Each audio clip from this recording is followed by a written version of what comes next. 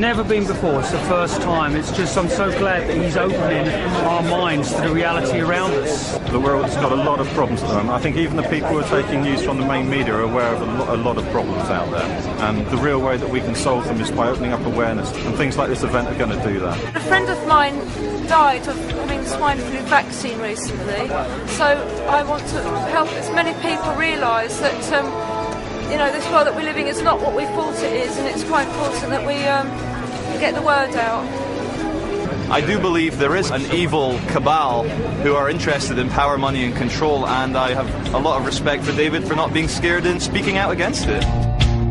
I admire him. I think he's very brave. I just want to see him doing his thing. I want David to tell us all, man. You know, I wanted to talk about the moon being a spaceship. I wanted to talk about the future, which he's so positive about. You know, with the what's coming and how humanity is gonna remember who it is. You know, and see that fork in the road where we actually stop believing all the mainstream education and media and start to wake up to the true magnitude of who we are and how we create reality. You know.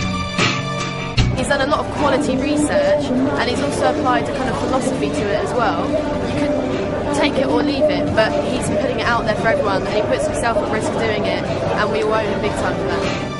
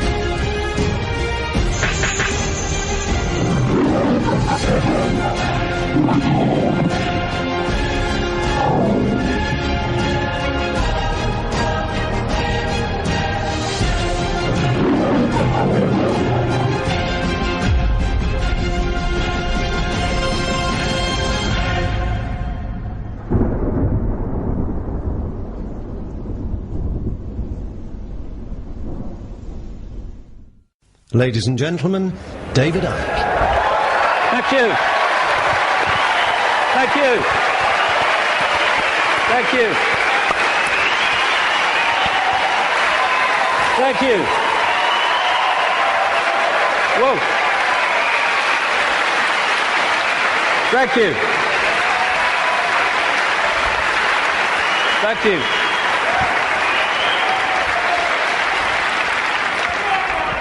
Good turnout then.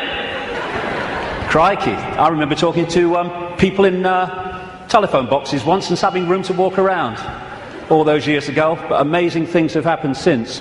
My thanks first of all to the extraordinary Linda for putting this event on, and Sean and all the team.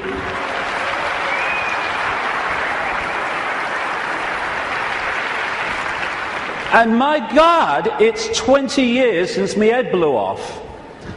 20 years on, I hope I've contributed one thing, and that is to let people realize that if you believe in something, if you keep putting one foot in front of the other and don't get caught in defending yourself or feeling sorry for yourself or falling for the fear that what other people think of you because you're saying something that's different, then if you keep putting that one foot in front of the other, you get somewhere. It's when you stop that everything stops. And if we believe in what we are saying, and what we're saying has validity, then eventually it will be shown to be so. But that process only plays out if we keep walking. And you realize over 20 years that whatever people are saying about you today, they'll say something else tomorrow, so don't get caught up in what they're saying today, whatever today is. Because the fear of what other people think is the state of perception that stops people making a difference. Because you can only make a difference in a world of uniformity if you operate outside that uniformity, and that's always going to get you laughter, it's always going to get you ridicule and condemnation. And we either want to make a difference and we take that on and say whatever, or we don't, in which case nothing changes. And when I look back at this last 20 years, I can see very clearly in my life what happens to all of us. You come into the world, and then you go through a series of experiences, and they seem to be random. They don't seem to be connected. Well, this is happening now, and that's happening then, and this is happening today. But when you look back, you see how it's been a journey of connected, often fantastically synchronistic experiences that are leading us in a certain direction. If we choose to go. If we don't choose to go, then we just run on the spot, which is where most of humanity is because of the way the system is structured. So when I look at the different aspects of my life, I see the chain of events that's led to now. I mean, this was me when I came into the world. I was bloody happy to be here, I was. Mum, Earth's a shitty place, I want to go home. And I felt like that as a kid, to be honest. But then my life unfolded, and I became a professional footballer. Have you seen them teeth? When I saw that bloody picture, I've seen them teeth. Last time I saw a set of teeth like that, it was winning the Grand National. But the football side of it, which just seemed to be, I want to be a footballer. Actually, because I ended up playing professional football with rheumatoid arthritis, not recommended by the way, I had an iron will to keep going whatever. And my goodness me, that came in quite handy a few years later. Then I went into television. What a bloody poser, look at him. I don't know, you should curl my hair then, you know. And thank you. It's been a long time since anyone did that to me. In fact, that's the first time, I think. And what that did was show me the inside of the media, shite, and also gave me a public profile which was going to lead to something later that wouldn't be ignored, although at the time I wish it was being ignored. And then I went into politics, you can call Green Party politics, and I saw politics from the inside, how it's just a game, how it's irrelevant to human life, and how people who were fighting with each other in the public arena weren't doing anything but that behind the scenes. And then, bang, 1990. For a year before 1990, when I was still in the Green Party, I felt this presence around me. Even when I was in a room alone, or especially then, I felt this presence around me, like I wasn't alone. And this went on for the best part, like I say, of a year. And it got more and more powerful, more and more tangible. Long story short, I tell the story in the books. I went by a series of synchronistic chances to see a psychic. Never seen one in my life before. And I just wanted to go along. I told her I wanted hands-on healing for my arthritis, which was true. But the real reason was, would she pick up what was around me?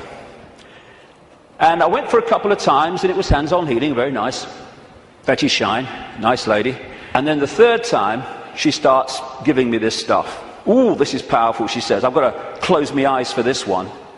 And in 1990, out came all this stuff. I'm presenting the snooker at the time. You know, I'm with the BBC still, and out came all this stuff. I was going to go out on a world stage. I was going to reveal great secrets. And basically, there was a shadow across the world that had to be lifted. There was a story that had to be told. And I was going to tell it, which, when I'm sitting with my bum on that little bench next to her in her healing room, sounded complete bloody craziness. But it's unfolded. And it's unfolded very quickly after that, where my life started to change. And I started to come across information that was pushing me in a certain direction. And then in the same year, or just after the same year, 1991, I went to Peru just on a whim, on intuition, and ended up having extraordinary experiences on a mound in Peru, just down from where that is. This is Siyustani, not far from a place called Puno in southern Peru. Over just out the shot there, on this mound, when this energy was coming in the top of my head, and I was shaking like I was plugged in the mains for about the best part of an hour. And after that, everything changed. It was like a dam bursting in my head, and suddenly concepts, information, perceptions were pouring into my mind. And for about 3 months, if you'd have asked what planet I was on, I would definitely have had to check. And that 3 months was when all this unfolded, what I call my turquoise period. When it was like a computer where you push too many keys and it freezes and says, can't process this, thank you, I'm shutting down. And that's what happened to me basically in that 3 months. And then, after that time, everything morphed back. And people were coming up to me in the street after all the ridicule, they're saying, you're just like the bloke I used to know. I thought they said you got mad. Well, I may have looked like the bloke that I used to know, but I wasn't. I was suddenly seeing the world in a completely different way, and I was asking the big questions. Who are we? Where are we? Why is the world as it is? And from that time, the puzzle pieces started to be handed to me in really synchronistic, amazingly synchronistic ways. One of the, if you like, psychic communications that came through Betty Shine said in 1990, sometimes he will say things and wonder where they came from. They will be our words. Another one said knowledge will be put into his mind, and at other times he will be led to knowledge. Well, all I can say after 20 years of experience since that time is that that famous advert in Britain, it does exactly what it says on the tin, is precisely what has unfolded since then. And that's how the information for all the books and everything has come. Another one was, arduous seeking is not necessary. The path is already mapped out. You only have to follow the clues. Again, it says, or it does what it says on the tin. Exactly that has happened. And it's this process of having insights and then 5 sense information, names, dates, places, documents, people coming to support that insight. That is what has been unfolding for 20 years. That's where the information has come from in the books. And it's been like some force has been handing me puzzle pieces in virtually the order easiest to understand them. And when you put the puzzle pieces together, the world looks very, very different when you connect the dots.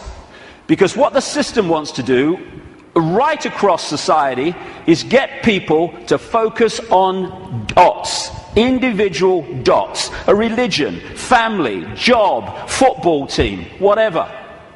There's nothing wrong with focus as long as you hold peripheral vision and you can see how your focus connects out into other things. That's not what the system wants. It wants that focus so you don't have peripheral vision.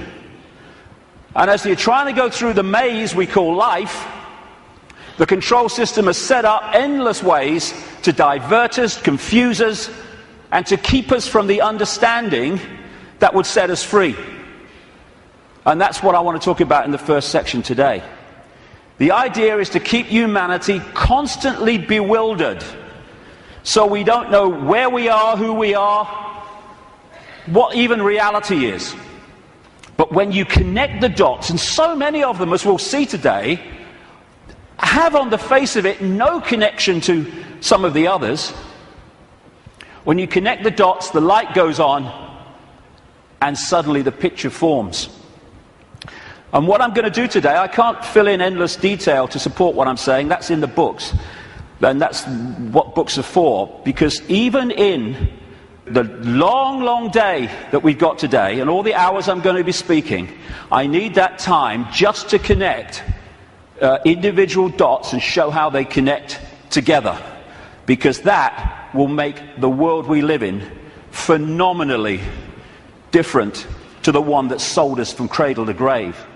The elephant in the living room appears when you connect the dots. When you connect enough, the elephant it's so blatant. But when the dots are unconnected, there's no elephant there, because you can't see it. And that elephant in the living room is that there is a multi-level conspiracy, and it is multi-level, to enslave humanity in like a global concentration camp. The trick is to make sure the slaves don't realize they're slaves, so they don't do anything about their slavery. Although as this moves and moves towards its goal, that is becoming more obvious. When I first started on this journey 20 years ago, the first few years, all the information coming to me in, like I say, incredible synchronicity of meeting people, seeing documents, coming across information, having experiences.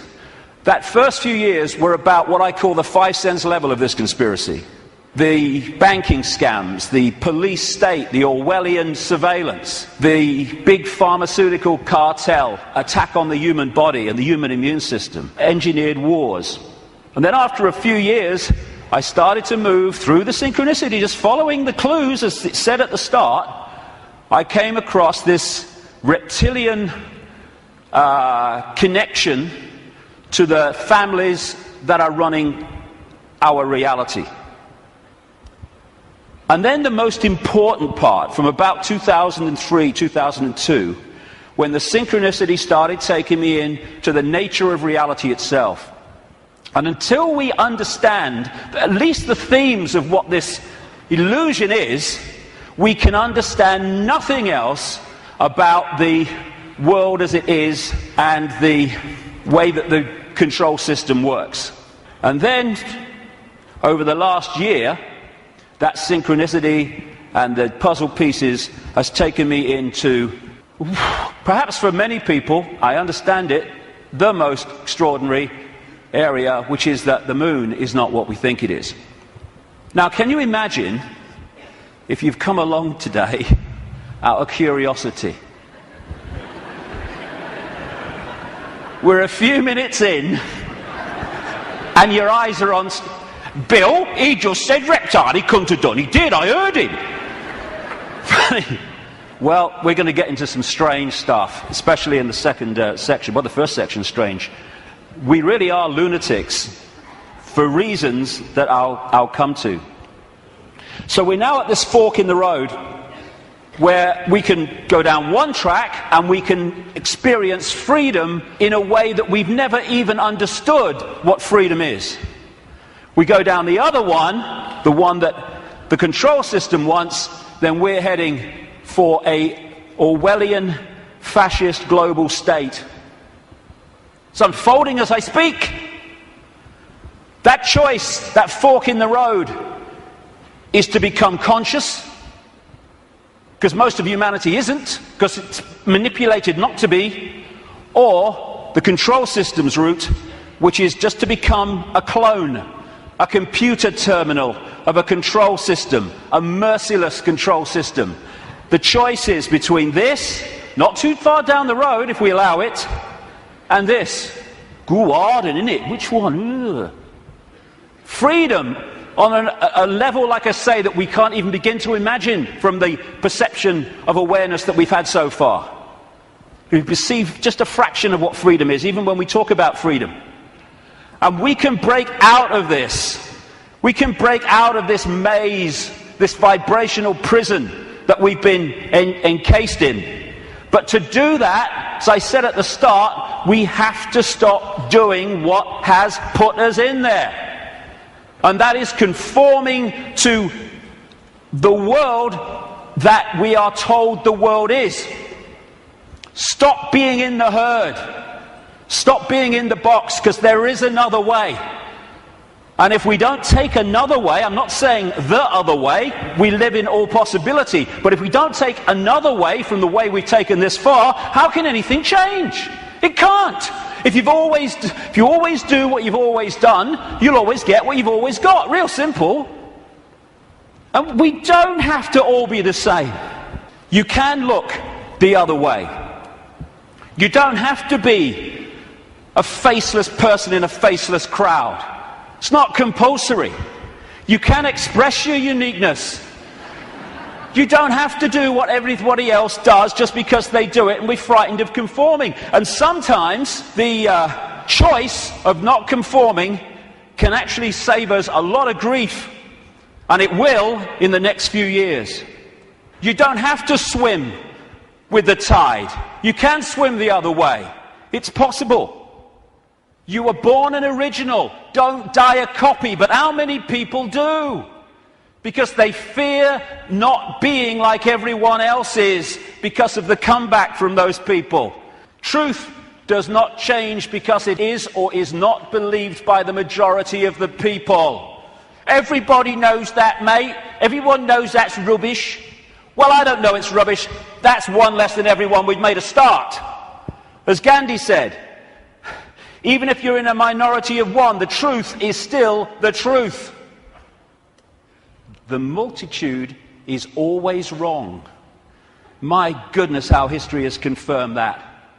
And this is the stadium on which it all plays out. The human mind. You cannot control billions of people physically. You can in certain small areas, yes, with your tanks and your bloody tasers and all that rubbish, but you can't do it to 7 billion. You have to control the way they perceive themselves and the world, and therefore through that make them behave the way you want them to. So if we're going to go down this route of freedom, first of all, we need to free our minds from the programming of a lifetime. Free our minds from the belief that what we're programmed to believe in schools is the truth about anything. It's not there to enlighten us, it's there to program us with a certain perception of reality which we carry through our lives, so we will be good little slaves based on who we think we are and what we think the world is. Free our minds from the diversions and the nonsense and, hey honey, she's after the car, quick. And while we're doing that, over here, the world is being orchestrated. Not for our benefit either. Free our minds from the belief that the mainstream media is interested in telling the people the truth of what's going on in the world. It's there to do the opposite. It's to tell us the version of reality the control system wants us to believe, so we will respond and react in the right way. Free our minds from the fake change people. I mean, crikey, is there a politician that's actually campaigning anymore that's not saying they stand for change? Change? Yes, I tell you what the change is. It's one guy claiming to be change, controlled by the same force that controlled the previous guy. Free our minds from the fake, fraudulent, false flag terrorist events created by the same control system that then tells you how the world must change to save us from the terrorism that they had covertly created. Free our minds from the front men for this control system, who are put up to frighten us into accepting changes in society, surveillance and control to save us from people who are front men for the very system that says, let me save you from him. Free our minds from the bullshit nonsense about human-caused global warming, which is nothing more than a way of introducing and justifying more and more controls and massive, massive increases in taxation, making fortunes for people like him. Free our minds from the idea that Big Pharma, the pharmaceutical industry, is in any way interested in human health. It's not about human health, it's about Big Pharma wealth and more.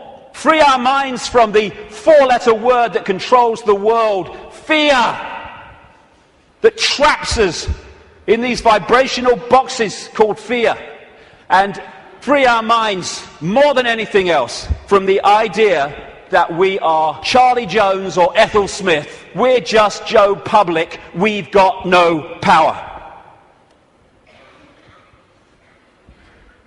The choice is to become conscious, to realize that Ethel Smith is an experience, not who we are, and choose not to be what the control system is fast trying to create. Since I started writing about this, in some detail 15, 16, 17 years ago about the control system. It's gone from its coming to daily experience. I think this is a symbolic picture myself. That plaque says, George Orwell lived here.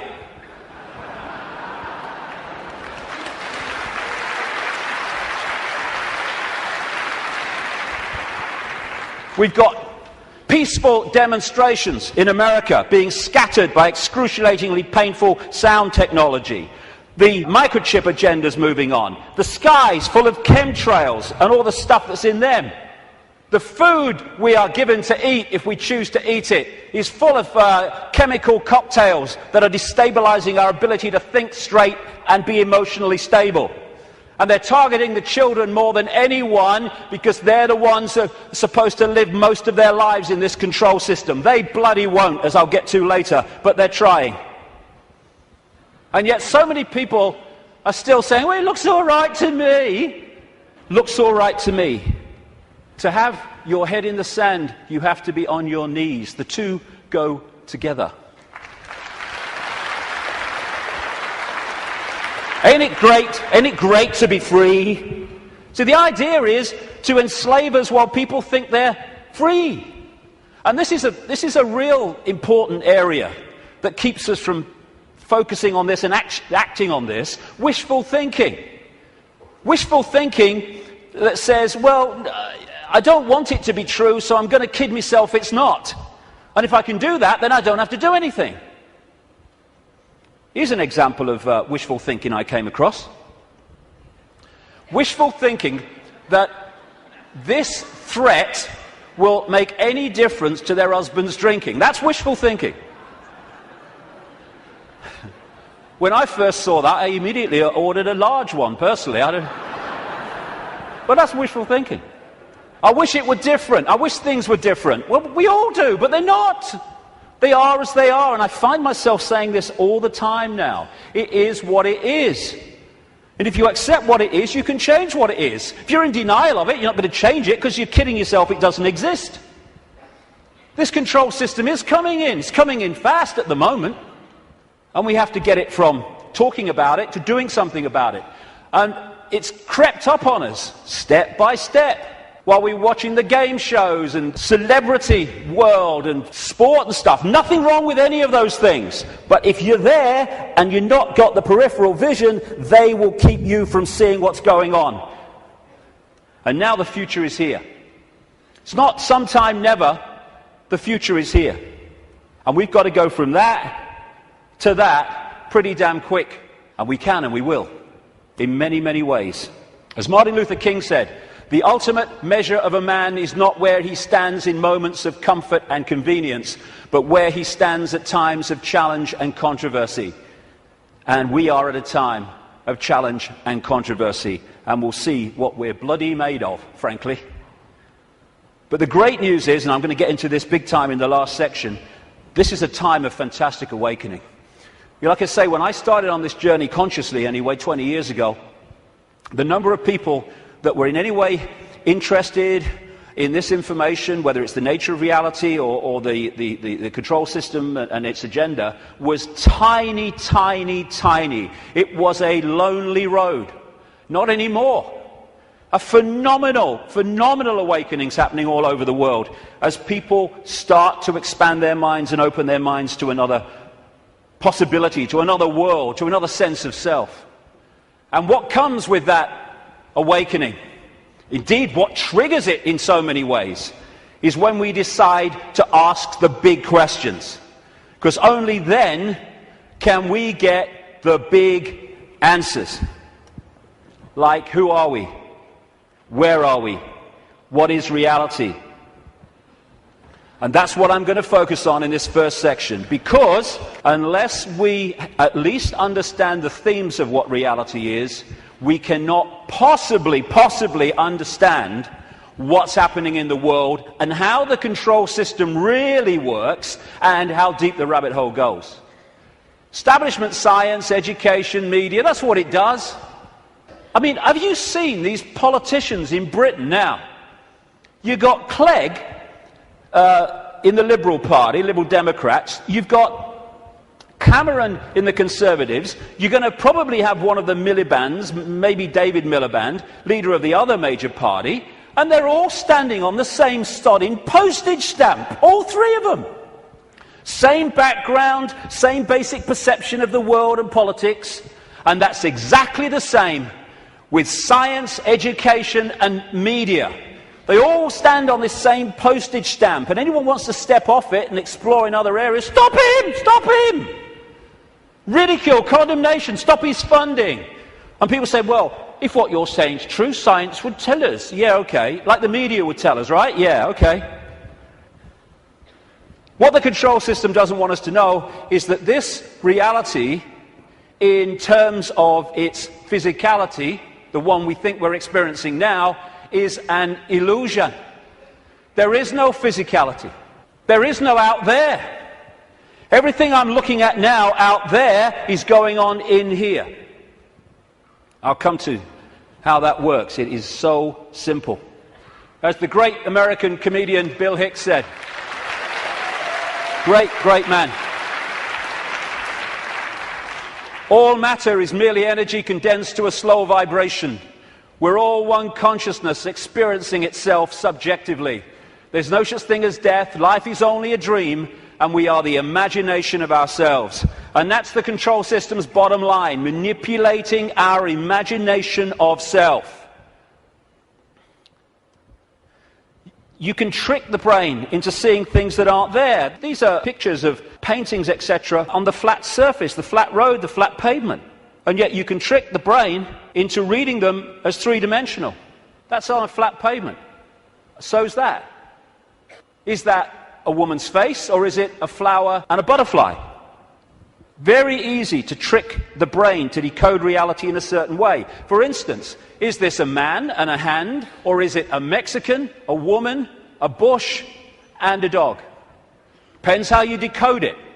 And the control system, en masse, is manipulating 24/7 the way that we decode reality, so we decode it in line with what suits the control system. As Einstein said, reality is an illusion, albeit a persistent one. And the reason it's persistent is because we live in a virtual reality universe.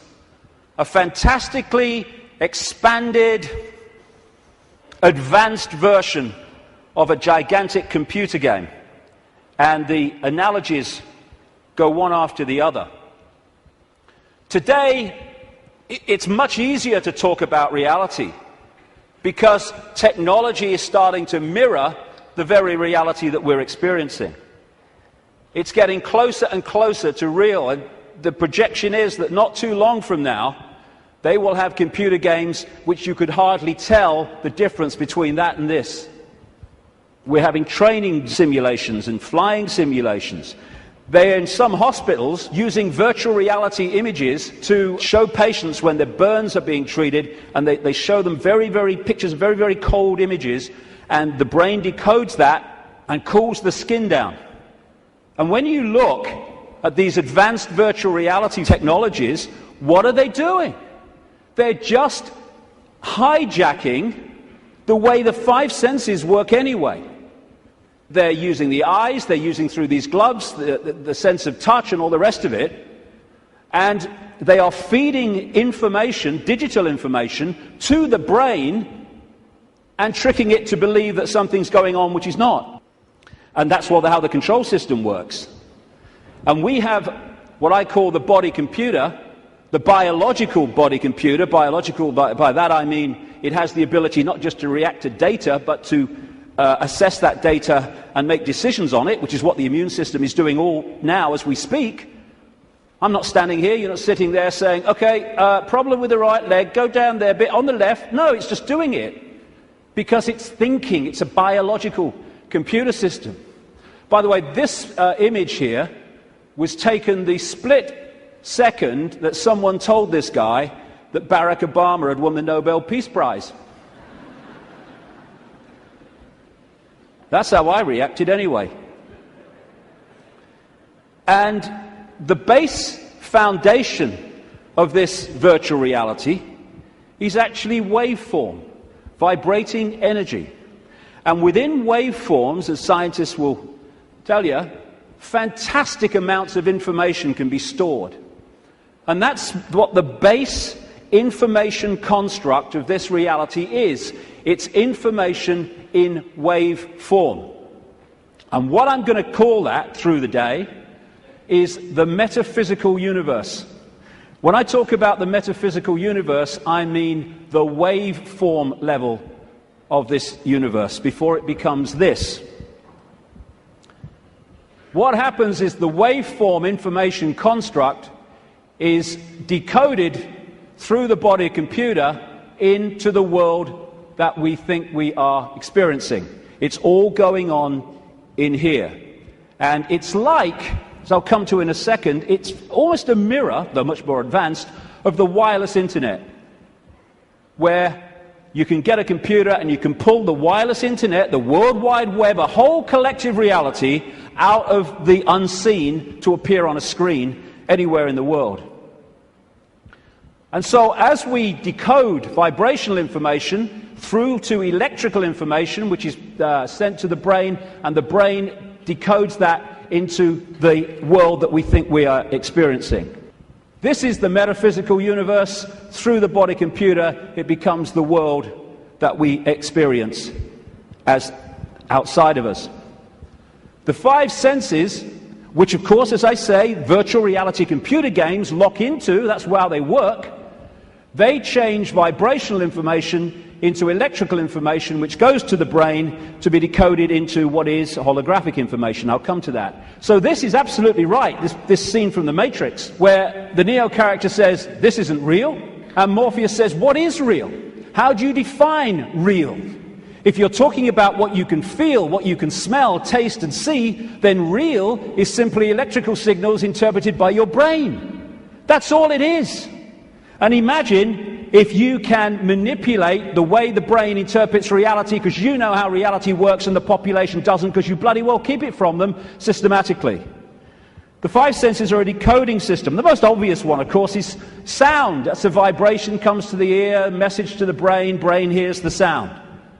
There is no sound until we've decoded it as so. Sound is just a vibration until we've decoded it. Sound exists in here. Same with taste. Electrical signals to the brain decodes it. This is how you can, through stage hypnotists, etc., get someone to eat a potato but taste an apple. Because you implant the belief here that it's an apple, and so the electrical signal with the potato code goes there, and it doesn't read it like that, it reads it as an apple. Even on that basic level, think of the potential for manipulating the way we see reality individually and collectively.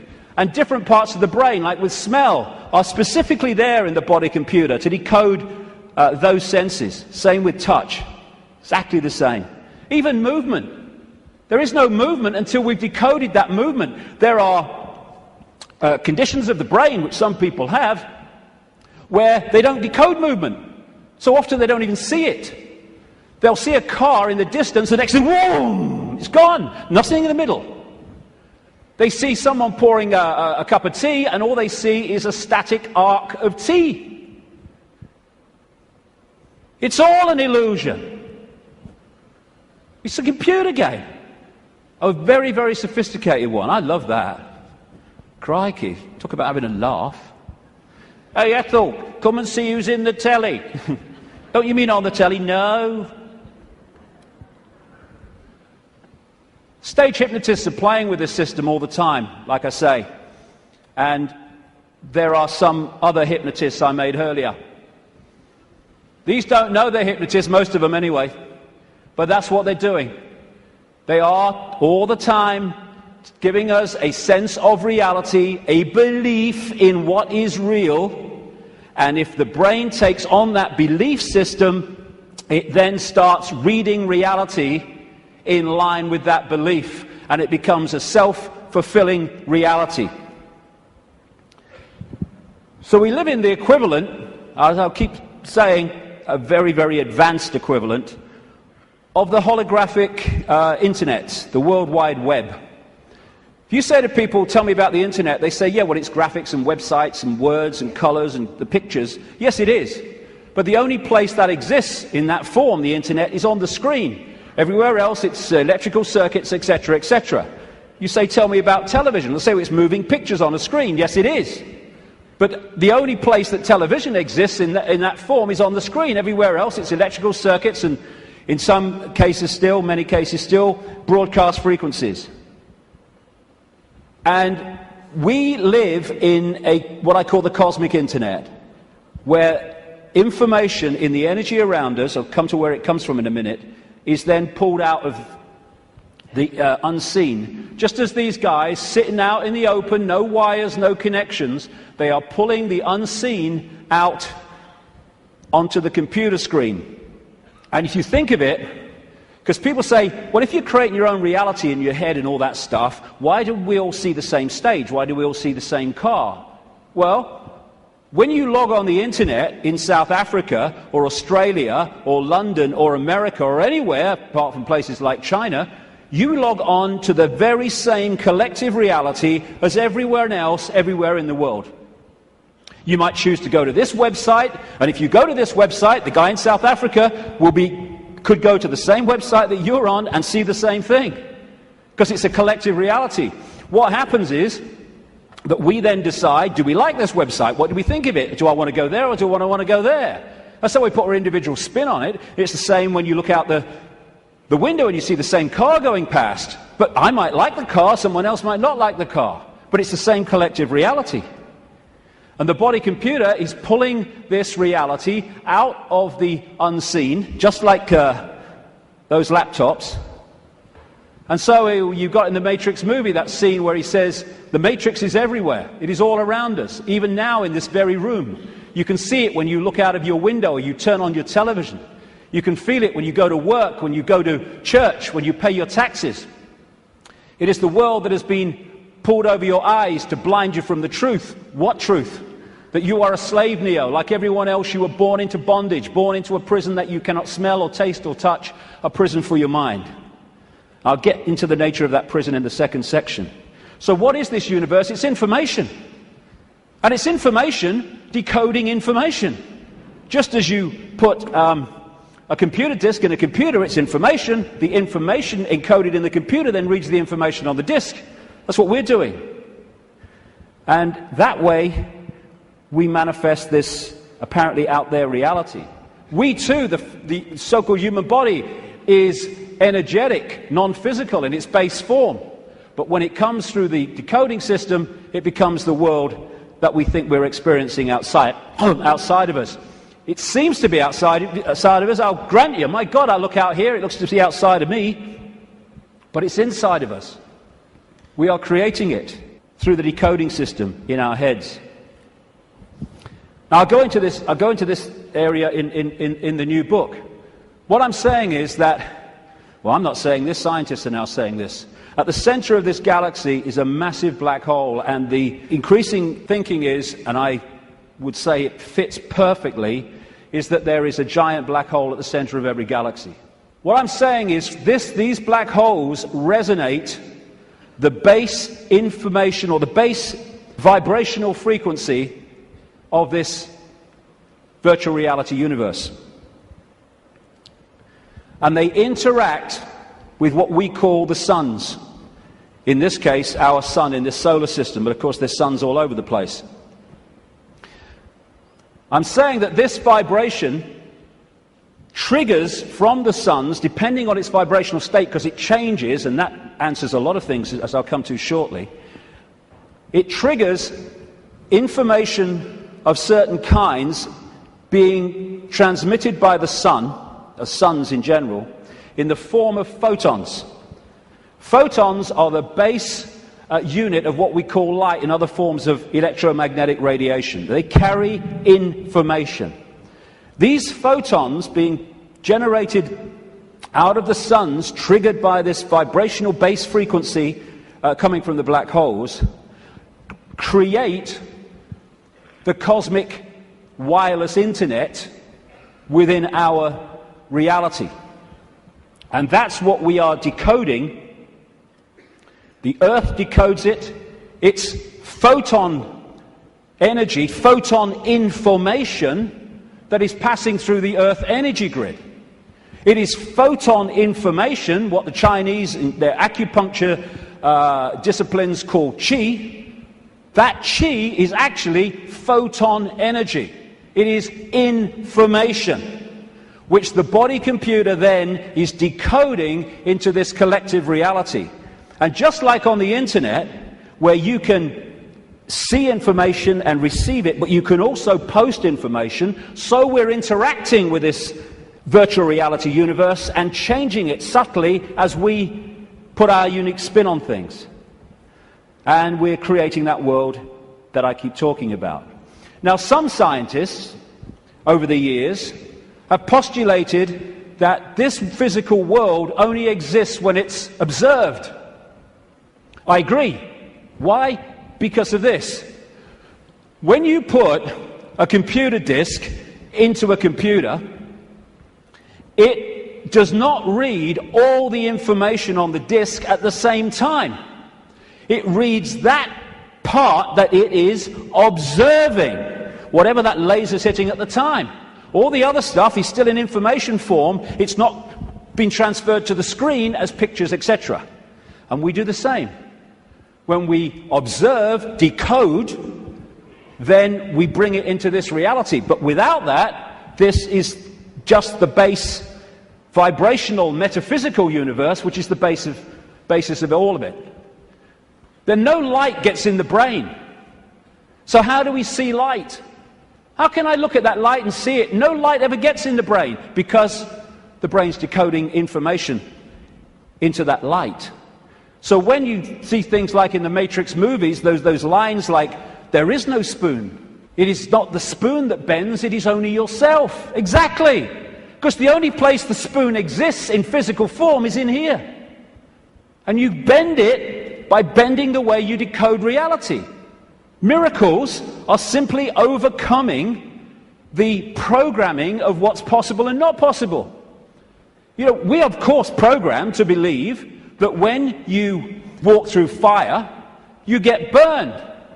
And if you walk through fire or hot coals with that belief, that decoding state, you'll burn your bloody feet. But as so many people have shown, if you can go into another state of consciousness and override that, you can walk across hot coals and not feel a thing. Why? Because an illusion cannot burn an illusion unless you believe it can. There are no miracles. There's just understanding how to manifest all possibility. And that understanding comes from the fact that we acknowledge, we understand that we are consciousness. Disembodied, no form awareness, having an experience. Like a Central American shaman said, we are perceivers, we are awareness, we are not objects, we have no solidity. We, or rather our reason, forget this, and thus we entrap the totality of ourselves in a vicious circle from which we rarely emerge in our lifetime. And that vicious circle is what the control system wants to keep us in, because then we're controllable. If we understand who we really are, what we really are, it's impossible to control by a bunch of control freaks. The body is the way our awareness experiences this reality. If I want to interact with this reality, which is a frequency range, I have to have an outer shell, we all do, that vibrates within this frequency range, because our consciousness is vibrating much too quickly. It's like Radio 1 trying to make connection to Radio 2. They're on different wavelengths. It's never going to happen. So we take on this outer projection we call a body, and therefore I can pick this up and interact with this reality. What the control system wants us to do is to believe that that projection, that vehicle to experience this reality, is who we are, because then we go from, I am all that is, has been, and ever will be, I'm Charlie Smith, I'm Ethel Jones, I've got no power. It's the whole bottom line of it.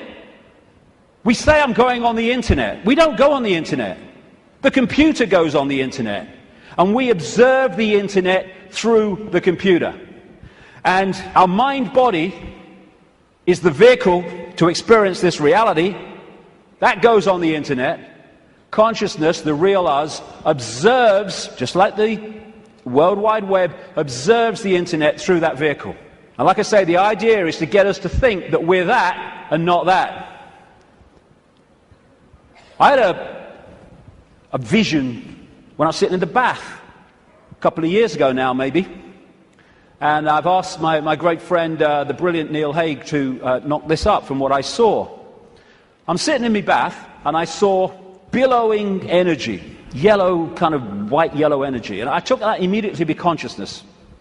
Then an eye appeared in the energy, the consciousness, and then a telescope appeared. At the end of the telescope was this reality, the Earth, the solar system, whatever. The last movement was for the telescope to morph into a human body.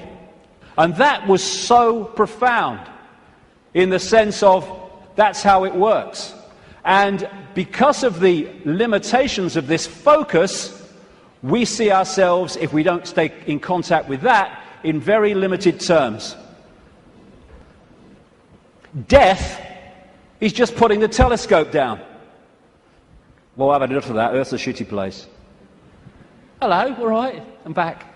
You never went away. The computer's here. We are observing through the computer. And I want to make the difference, because this will go through the day, the difference between consciousness and what I call the mind. Everything is the same energy in the end, because it's just one unified awareness I call the infinite. But it takes different expressions. Consciousness is the ocean. All possibility, all that is, all awareness. And the mind is like a frozen, denser expression of that, and therefore has great, great limitations in terms of awareness and perception compared with that. And one of the reasons is to interact with this reality, which is much denser than consciousness, we have to have a denser conduit, which we call the mind-body. Therefore, it has to be more limited than consciousness itself. This guy, Ramana Maharshi, a man who lived in India and meditated for most of his life on a mountain in India. I've actually been there. Nice place. He said, mind is consciousness which is put on limitations. You are originally unlimited and perfect. Later you take on limitations and become the mind. Or as Einstein put it, a human being is a part of the whole called by us universe, a part limited in time and space. He experiences himself, his thoughts, his feeling, as something separated from the rest, a kind of optical delusion of his consciousness. And that optical delusion comes from looking through the lens, the telescope. And what it does, and I keep saying the control system is structured exactly to do this, it puts us in a false identity. One that doesn't think all possibility, it thinks limitation, I can't, that's not possible. And if you want to control people en masse, you want them in that mode. I'm not David Icke. David Icke's my experience. It's a name for the experience I'm having at the moment. I am all consciousness, all awareness. All that is, has been, and ever will be, and so is everyone else in this room, everyone else in all the realities of this infinite world that we live in. We are all possibility. And that's our base state. I don't care who you are, what you've done in your life, what regrets you have, how successful you've been. Your base state is all possibility. And I've only taken psychoactive drugs once, well, 1.5 times. The main one was in Peru when I took something called ayahuasca in 2003. And for 5 hours, I had this voice, as loud as mine is now, took female form, talking to me about the illusory nature of reality. And when I came back out to Britain, it happened in the Brazilian rainforest, I started following up names, dates, places type information, what I was told. And it was extraordinarily accurate. It's amazing that mainstream science has sussed most of this, but doesn't realize it as, because all the disciplines don't talk to each other. When you connect the dots, you realize they've already established that this is an illusion. But that doesn't go down well because it's too close to the truth. And how I experienced that state beyond this world, beyond vibration, was as stillness and silence. And that's what all possibility is, the stillness and the silence. There was a great line that voice said to me when it was explaining the nature of reality. It said, if it vibrates, it's illusion. If it vibrates, it's illusion, because our core level is stillness and silence. I experienced that. Amazing feeling. There are no negative emotions, there's no fear, there's no worry about not making the rent and all this stuff. They've all gone in that realm. And people think of nothing. All that is, has been, whatever can be. That's all potential, all knowing. And everywhere and nowhere. People think that's a paradox. You can't be everywhere and nowhere, but you can in all possibility. In all possibility, everything is possible. So everywhere is nowhere, nowhere is everywhere. Everything and nothing. Again, not a paradox. All possibility is everything and nothing. And as I was saying, we think of nothing as nothing's there. There is nothing. But within the nothing, within the silence, is everything. Within the silence, for instance, is all possibility. And then when I start talking, I have pulled one possibility out of all possibility, which is manifest as vibration, my voice. And then I stop. It goes back into all possibility. We don't think that this building is defined by the nothing. We think it's defined by the something. But the something is only there, and this building is only in its form because of the no thing, apparently no thing, in between what we perceive as the something. The silence is, this is why when people are in silence, they go somewhere else.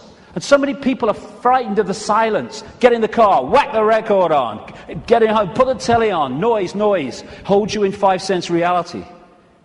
When people go into the silence, that's when they get their insights, because they're accessing other levels of themselves beyond the 5 senses. So out of the no thing comes the realm of form. This is something called cymatics. If you go on the internet, you can see it, videos of it, like YouTube. What they do is they put particles on a metal plate and they play sound across it. And it's incredible. It just forms into these amazing geometrical shapes just because of the sound. And when the sound stops, boom, it all goes back to all over the place. And then the sound changes and another form comes in. And these worlds of form, frequencies, vibrating frequencies, are created in this way, out of all possibility. And there are endless, infinite realms with different so-called laws of physics, different challenges, different experiences, all vibrating at different speeds and therefore able to share the same space. All of these different realms are sharing the same space that I'm sharing now, just as all the radio and television stations broadcasting to this city are sharing the space that I'm sharing now and the space that they're sharing with each other. So we live in a frequency range, and that frequency range is dictated by the range of frequencies that our body computers can decode. And it is extraordinarily tiny. We're virtually blind in terms of what exists. The vast majority of this universe is what scientists call dark energy or dark matter. And they call it dark not because it's pitch black, but because we cannot decode it. Therefore, it is not in our realm of experience. We have to work it out by its impact on things that we can see. And the electromagnetic spectrum is 0.005% of what is projected to exist in this universe. And visible light, which is the only frequency range that we can decode, is a fraction of the 0.005%. So this is it. Visible light. This is our world. And we look out and we think we can see everything. But we can't. We can see what we can decode. And therefore, we operate within a dimension, we might call it, and it's penetrated by other dimensions, which allows those other dimensions to interact with ours, which I'm going to get to in the second section, because that is fundamental to the control system. What we're doing is we are putting our focus of attention into this reality through the body computer, and therefore this seems to be the only world that exists. But the space we're occupying is teeming with life of endless varieties. So if we come into this world of mind and we hold a connection to consciousness, we are in this world physically, we can experience this. We're going to go to the pub, yeah, let's have a beer with you, yeah. But we're not of this world in terms of the point of observation. We are in this world, but we're observing it from here. We can see things here that this can't see. And that's why the control system has to keep us here. And a structured society to make that happen. To keep us in bewilderment by being only able to decode and experience reality through the five senses. And once you are in the five senses, and you're not getting inspiration, insight, intuitive knowing from higher levels of your consciousness, where do you look to get a fix on who you are, where you are, and the world you're living in? There. And who controls that? The control system that controls the media, politics, education, science. The idea is isolate us in the five senses, isolate us in body-mind, and then program the body-mind to see the world that suits the control system. Time and space are just information within the metaphysical universe fabric, the vibrational fabric, which we then decode into what appears to be time and space. There is no time and space. When you put a disk in a computer, it's got information on it. You put it in the computer reads it. On the screen, you see time and space, or what appears to be time and space. But all it is information on the disk being read by the computer and being put on the screen. That's what we are doing all the time. Time's an illusion. And my goodness me, if we fall for that, then we totally get encompassed by time, that time exists. You can say it's 1 o'clock, I've got to meet someone at 1 o'clock, so you're there at the same time, and synchronize that, but all along you know that it's just a construct. It's not part of you this time. Because no time is where consciousness operates. And if we operate completely connected to time, then by that very nature we're going to disconnect from consciousness, which is on another level of perception. Our time is just crazy. You cross an invisible line in the ocean, you go into tomorrow, you go the other way, you go into yesterday. There is only the now. That's all there is. People say, no, there's the past and there's the future. Well, okay. When you think of the future, where are you? You're in the now. When you think of the past, memories, where are you? You're in the now. These are constructs. These are perceptions. They're not real. Only thing that's real is now. Everything happens in the now. And the only moment we can change anything is in the now. And if we get pulled into the past, regret, I wish I had, that woman in 1953, or we get pulled into the future, oh my God, what's going to happen, outcome, what if, then we're getting pulled out of the only time that exists, and therefore our power to change things, to impact on now, is diluted. And we are absolutely dominated by time. What's the time? Oh my God, is that the time? Oh my goodness, what's going to happen? Are you going to get time? Oh, I'm late. And yet, the now is the only thing that exists, and time, like space, is a perception. It is part of the construction of reading. You could see time in a way like a disc, like a DVD. What you've seen in the film is your past, as you perceive the past. What you're looking at in the film at that moment you perceive as the present, and what you've yet to see in the film you perceive as the future. Yet all that information exists on that disc at the same time. Whip back a bit, you've gone into the past. Whip forward, you've gone into the future. And I've been talking for years about the time loop, as I call it. wrote a book with that title. And it's not really a loop, but it does can express itself like that in the play-out world of so-called physical reality. And we go round and round and round, and it comes back to the start. And we think we're going forward, but because we're only in it for a certain section, we think we're going forward. If we stayed with it, it will come basically back to the start. It's like a place of experience, and depending on what we wish to experience, depends on what part of the loop that we decide to experience. Because, as I said earlier, this vibration, and by the way, this vibration coming out of the black holes vibrates in the now. It doesn't move through time. It carries the encoded information that we decode as time, but it vibrates in the now. But it doesn't vibrate just the same forever. It goes through a cycle, a vibrational cycle, changes. And as it changes, it elicits different information from the suns, which we then decode. And as we do so, the world moves on, experience moves on through different epochs.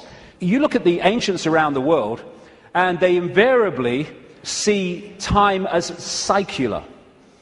You have, of course, the famous yugas in Indian belief, Hindu belief, where the world goes through different cycles. You have a golden age when everything is expansive and everything's fully integrated and connected. And then you have other yugas which are suppressed, and you have control, and you do not have the expansive awareness that you had before. It's a different kind of experience. And so as this vibration changes, it takes this reality through a cycle and then comes back again. This is where all these yugas come in. And what happens is the left half of the brain particularly decodes this information, which is vibrating in the now. It decodes it into a sequence. It's what some brain scientists call the left brain a serial processor. And it's this sequence that it puts the information in that appears to be the passage of time from past to future. The quicker it decodes it, the quicker time seems to move, the slower it decodes it the reverse. This is why, as Einstein said, if you're in the company of a beautiful woman, time can pass very quickly, but if you're in a dentist chair, it can pass very slowly, because your brain is decoding reality in a different way, putting it into a sequence in a different way. And so the time loop is actually just the decoding of this changing vibration, changing information. And again, if you can hold connection to out there, you can be in the world and not of it. If you're not, you're literally caught in the loop, and that's where most people have been for a very long time. Now, as I say, the body is a biological computer, and I'll get through this part pretty quickly because I've been through this before in talks and stuff, but it's very important to keep connecting the dots. So, the body computer is our vehicle to experience this virtual reality, consciousness to experience it. It's like, you want to go to experience another planet, you need an outer shell. As I said earlier, we need an outer shell vibrating within the frequency of this reality. And this is what makes racism so ludicrous, so insane, such a confirmation of ignorance. Because it's just a vehicle to experience this reality. And racism is the final confirmation that you are caught in five-sense reality and have not a clue of the nature of what we all are, racist and non-racist, and that is consciousness. Humans, we think we're humans. We're human. Humans are like a software program. We're not human. We're experiencing being a human. We are consciousness having that experience. As this article in the San Francisco Chronicle said, DNA is a universal software code. From bacteria to humans, the basic instructions for life are written with the same language. And there are four codes, A, C, G, and T, or in my case, G and T, G and T, G and T. I like that one. It's in my DNA. And how these codes are in relation to each other decides if the outer shell is a human, a mouse, a virus, anything. And it very much connects into those green codes on the computer screens in the Matrix movies. And the body computer, biological computer, has the ability to think and assess for itself, ticks every box when you go through it. The reason they're now talking about connecting the brain to desktop computers is because they are connecting two computers. One far more, infinitely more advanced, yes, but two computers. That's how it's possible. When the computer won't work, won't turn on, won't process, we say the computer's dead. You drop a computer from a top floor, it will smash and it will be dead. You drop a human computer, it will smash and be dead. Because that's all that happens at death. The computer dies. We don't bloody die. There is no death. We're consciousness, infinite consciousness. The computer goes into sleep mode just to tick over. We go into sleep mode just to tick over. We have antivirus technology in computers to seek out the viruses that are a danger to the computer's systems and what you might call health. We have a phenomenal antivirus system we call the human immune system, which does exactly the same. And when you have a virus system and a new virus comes up, they have to update it because it can't work out how to stop it, because it's not been programmed to. This is updated by reacting and then integrating that so that the next time that comes, it can deal with it. This is an enhanced photograph taken at the Necker Hospital in Paris when they put tracer dye into the acupuncture points and then photographed it. And the tracer dye went through these lines of energy in the body, the chi, the photons. And when you look at it, it's just like a motherboard. And interestingly, when this chi is passing around too slowly or too quickly, the body is ill in some way. And what acupuncture is about is using the needles and other techniques to balance out that flow of energy. And what happens when the information is passing around a desktop computer in less than optimal speed? You say, my bloody computer's slow today, and often it's slow because it has a virus. The brain is the central processing unit of the computer, which in a desktop is a microchip. It's the main processor of information. The DNA is the hard drive, and it's not just the DNA we see physically, because even DNA is just the decoded version of an energy field. We have an energy counterpart which we call the human aura. What we call cultures. I'm this culture, I'm a black South African, I'm a Hindu or whatever. These are different sub-softwares of the human software. This guy, William Sheridan, was in a New York hospital waiting for a heart transplant, and he joined an art therapy course. He was about as good as I am, and I'm a terrible, terrible artist. And this is what he was drawing.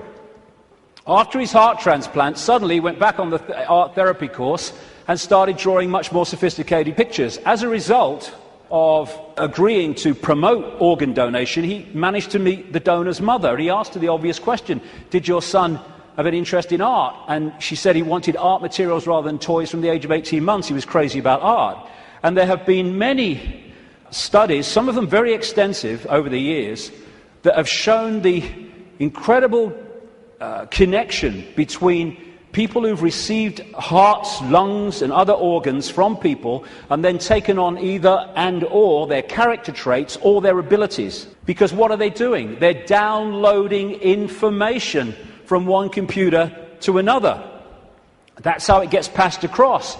Credo Mutwa, the great Zulu shaman in South Africa, told me that in the days when they used to eat people in Africa, one of the golden rules was that you must heat the person to a certain temperature, otherwise if you eat them, you become them. Same principle. We are led to believe that what identifies us with the body and what identifies us with the body being us is whether we're a man or a woman. Again, being a man or a woman is not what we are, it's the experience we're having. How can we be a man and a woman, or how can that be what we are, when you can change from a man to a woman through chemical intervention? It's changing the nature of the computer through chemical intervention. Freaky the chicken, who was in the papers a few years ago, started out life as a hen, laying eggs, then had a massive, for some reason, explosion of testosterone, and became a cockerel. Started chasing the chickens, the hens, and crowing at dawn. Grew a comb. How can male or female be what we are when that can happen? It's an experience for consciousness which is neither male or female because it's all possibility. This is from the BBC website. Scientists have been able to take control of flies' brains to make females behave just like males. Researchers genetically modified the insects so that a group of brain cells that control sexual behavior could be switched on by a pulse of light. The team was able to get female fruit flies to produce a courtship song behavior usually only seen in males. Just so you manipulate the computer. Why do birds suddenly start singing together when the sun comes up? I mean, is there someone with a baton? Go! Why did Freaky the chicken start crowing at dawn when the testosterone came in? It's a program. It's the same with emotions, where we think the emotions are who we are. But you can fundamentally change your emotional state through drugs, through chemicals, through things like mercury. Mercury in fillings can change your personality. Can change your personality by drinking the shite in food and drink, these chemical cocktails. That's what's happening to so many kids. How can even emotions, as we know them, be what we are, when chemicals can change the emotions that we have? It's to do with the way we decode reality. And we are receiver-transmitters of information. Like we're taking from the worldwide cosmic web and we're adding to it. And how interesting and appropriate that one of the great ways or great means of receiving and transmitting is through crystals, quartz crystals. And it turns out the human body is a gigantic liquid quartz crystal. The membrane of every cell, and we have trillions of them, is a quartz crystal, a liquid crystal. The Earth is a gigantic crystal. Every grain of sand, for goodness sake, is a crystal. And the Earth, too, is receiving and transmitting information within this cosmic web. DNA is a receiver-transmitter of information, and it's made that way. This is an article on DNA. From the characteristic form of this giant molecule, a wound double helix, the DNA represents an ideal electromagnetic antenna. On one hand, it is elongated and thus a blade which can take up very well electrical pulses. On the other hand, seen from above, it has the form of a ring and thus is a very magnetical antenna. We are receiving and transmitting all the time through what we think is the body computer. And the energetic auric field connects into us through what we call chakra points, from a word, Sanskrit word meaning wheels of light. And these connect into what we call the physical body through the endocrine system of glands, two of which include the pituitary and the pineal gland, which together make up what we call the third eye. The ability to get out there through the sixth sense. It's like that Muse song says, if we could flick a switch and open your third eye, we would know that they'd never be afraid to die. Words to that effect. Exactly, because we'd be out there. Now, anything that can shut these down holds us in five-sense reality and stops us from breaking out into the greater self. That's where they want us, and that's where they've got so many people, the vast majority, in that state, in a false identity. The world looks so solid, I grant you, but it can't be. It can't be, even though it seems to be. And if you bang your head on the wall, again, like walking through the fire, believing you're going to get burned, bang, you'll bang your head. But it can't be, because the world is made up of atoms, and as quantum physicists have shown, atoms have no solidity. How can something which is basically empty space make up a solid world? It can't. The reason it appears to is because the information in the waveform metaphysical universe is decoded through into apparent solidity. Again, it's just the way we decode reality that gives it form. We take information from a disk, we put it on the screen, it seems to have time-space solidity. But it doesn't. It's just information being read, and that's exactly what's happening to us. The reason it appears solid and it appears three-dimensional is because we live in a holographic world. We see holograms, you can buy them in the shops, where they appear to be three-dimensional, but actually they're not. It's just the illusion of the way they're made. And how they make them is they have a laser, part of it goes across the object they want to photograph, another part goes directly onto a photographic plate, and then the part that's passed across the object goes onto that plate, and they collide. Those two parts of the laser collide, and they create, here we go, a waveform. We call it in holographics an interference pattern. It's like dropping two pebbles in a pond, and then the waves they create collide, and that is a waveform representation of where those pebbles fell, how heavy they were, how high they fell from, etc., how big they were, etc. And this is what the waveform, again, looks like on a holographic print. It's information. It seems to be nothing. It looks like a fingerprint, appropriately, actually. But what is it? But you fire a laser at that, and suddenly a three-dimensional, and the best of them, a very solid-looking image comes up. This is we create our reality. It's holographic. This guy is in an Australian city, I think it was Melbourne, but he was projected as a hologram onto a stage in Adelaide. This is one that CNN did. So we are creating a holographic version of this information, just like a hologram does, in our heads. That's where it comes from. It's this construct.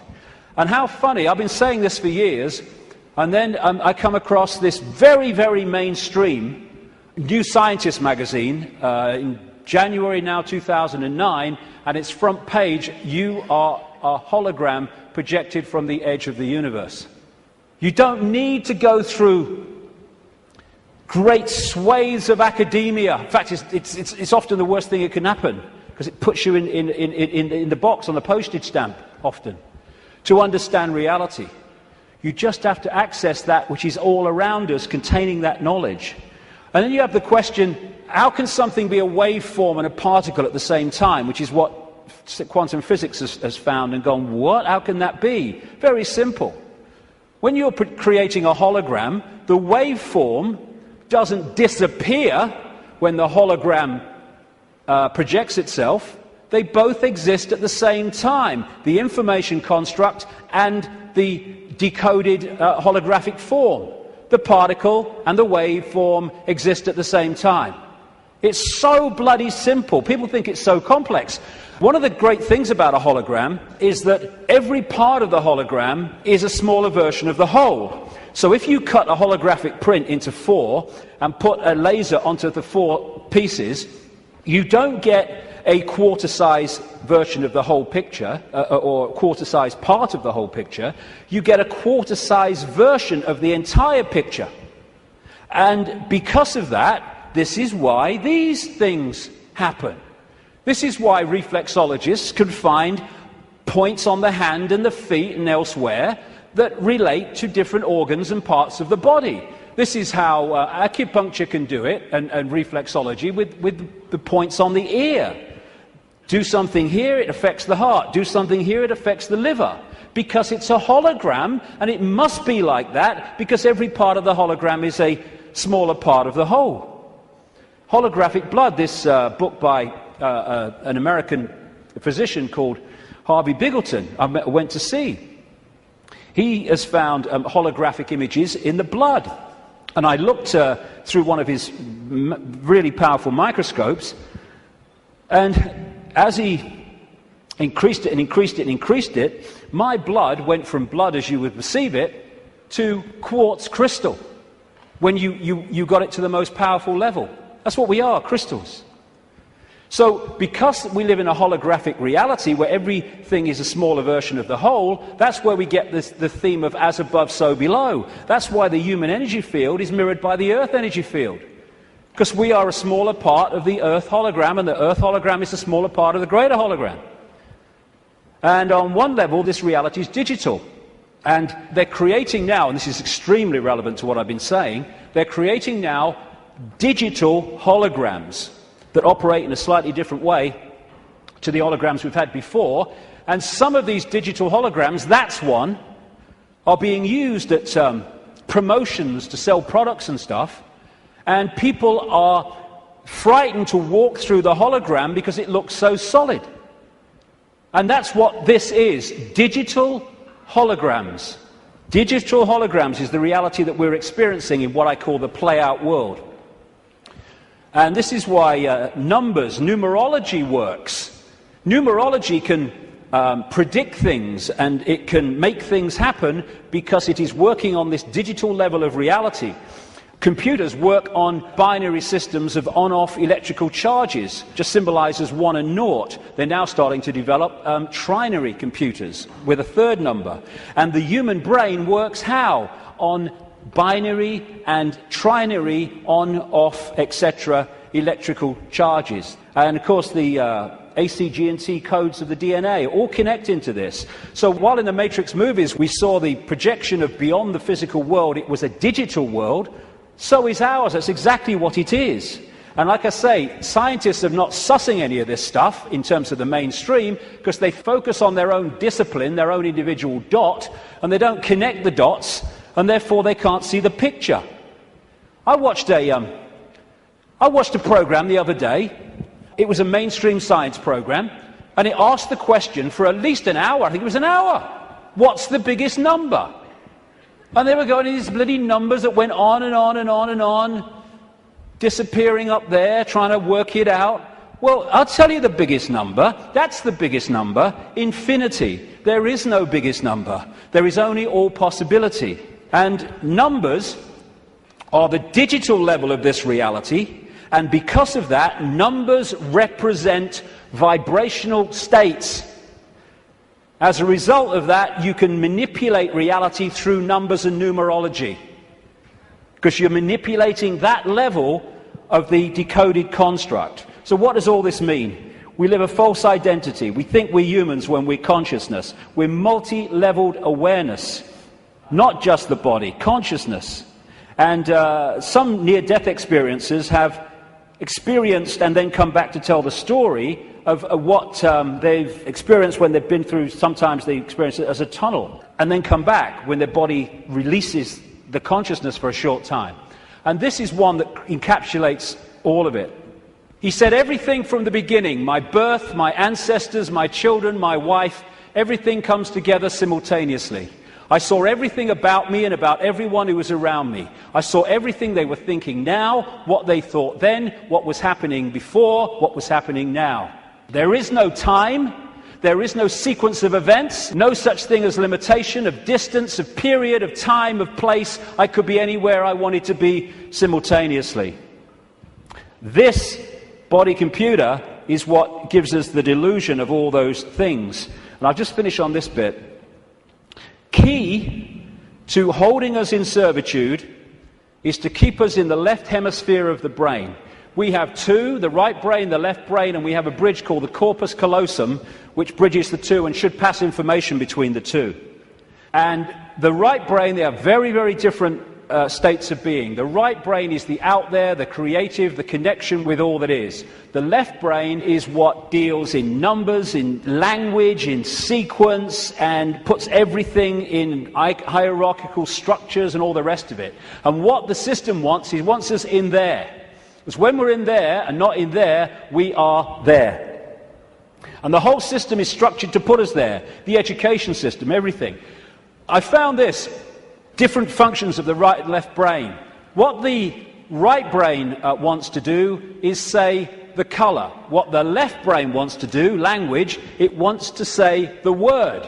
And it's interesting when you try to go through these and say the colour, how difficult it is for many people to say the colour instead of the word, to say green instead of what the left brain wants, which is yellow. And the functions of the two are massively different. This lady, a brain scientist, neuroanatomist called Jill Bolte Taylor, became well known when she had a stroke in the 1990s, I think it was. And she had a stroke in the left brain and stayed awake for most of it, and therefore experienced what was happening. First of all, she got onto an exercise bike trying to overcome how she was feeling, and she looked down at her hands, because this left brain decoding system's now not working, and was not decoding reality as it normally did. She looked down, and she saw not hands, she saw claws. As this went on, she could no longer see a division between her and anything else. Everything just joined as one infinite field of energy consciousness. And she said it was just bliss. Nirvana, she called it.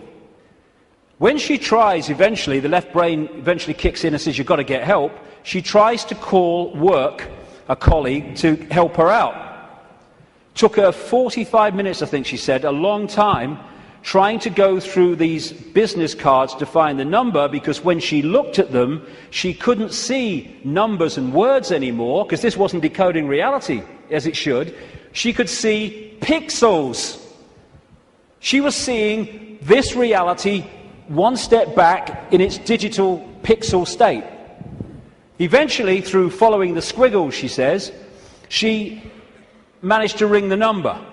And when the guy, he must have said something on the other end, like, hello, all she heard, she said, when he picked the phone up, was woof, woof, woof, woof.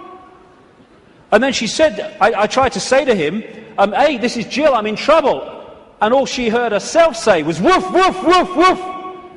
Because the vibration was not being decoded by the left brain, the language part, into words that we can understand. And what the system wants to do is to put these firewalls up, called education, science, politics, media, peer pressure, to keep the right brain out of it. And this is fundamental, because these things are all part of the defense mechanism, keeping us in left brain reality and out of right brain infinity. Now, some people, they call them autistic savants, like this man, Stephen Wiltshire. They access the right brain potential in ways that other people don't. And this is why they're capable of fantastic achievements. This guy, Stephen Wiltshire, was taken up in a helicopter over London by the BBC for half an hour with nothing except his eyes, and then came down and drew London from the air with incredible accuracy. Why? Because he was accessing that infinite potential that left brain people, most of people in the world, don't. This guy, Daniel Tammet, another autistic savant, has again achieved incredible things, because he was challenged once to learn Icelandic in a week, and it's an incredibly difficult language to learn. I mean, none of the media were using on their news reading, were using the real name of that volcano in Iceland, were they? Because they could bloody pronounce it. This guy went back on television a week later speaking Icelandic. And his Icelandic teacher said, he's not human. Yes, he is! It's the human that we once were and will be again.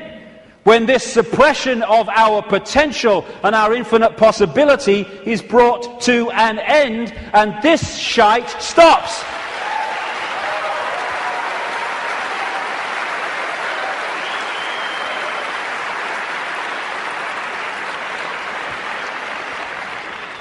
We worship the intellect. Oh, he's got a great mind. Oh, he did this at Oxford. Oh, he's gone to Harvard.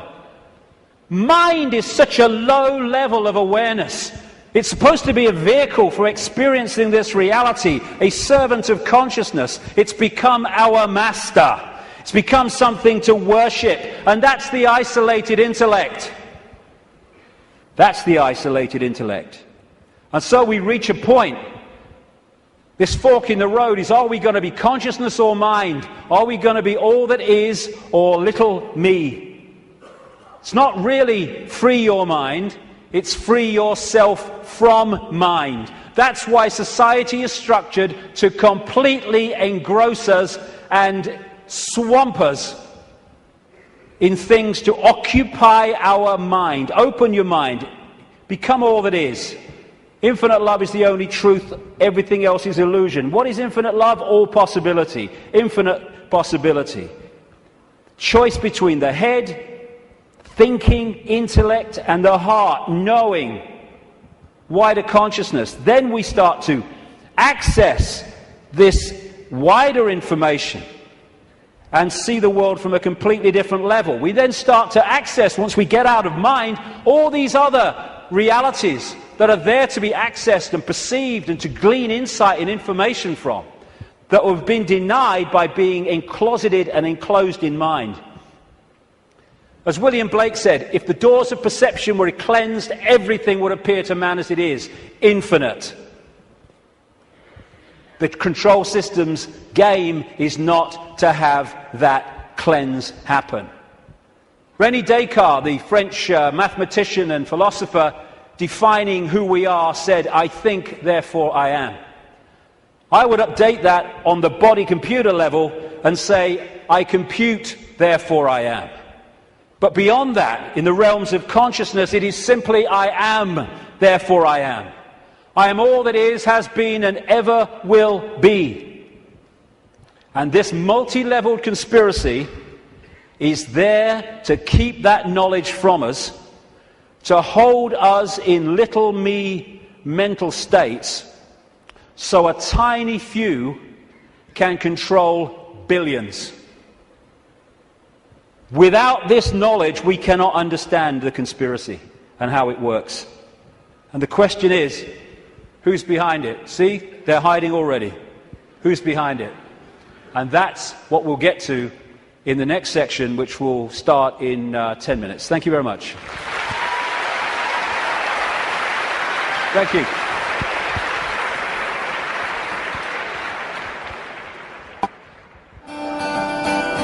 Love will set you free. Love will set us free. Love will set you free. 'Cause you can't manipulate peace and harmony. It's a spiritual revolution. It's a spiritual revolution. It's a spiritual revolution. It's a spiritual revolution.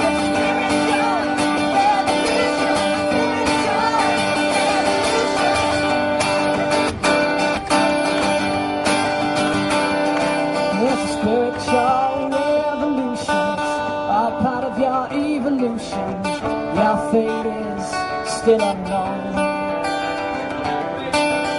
So wake up, my friends. The future now depends on you. So please lead us home.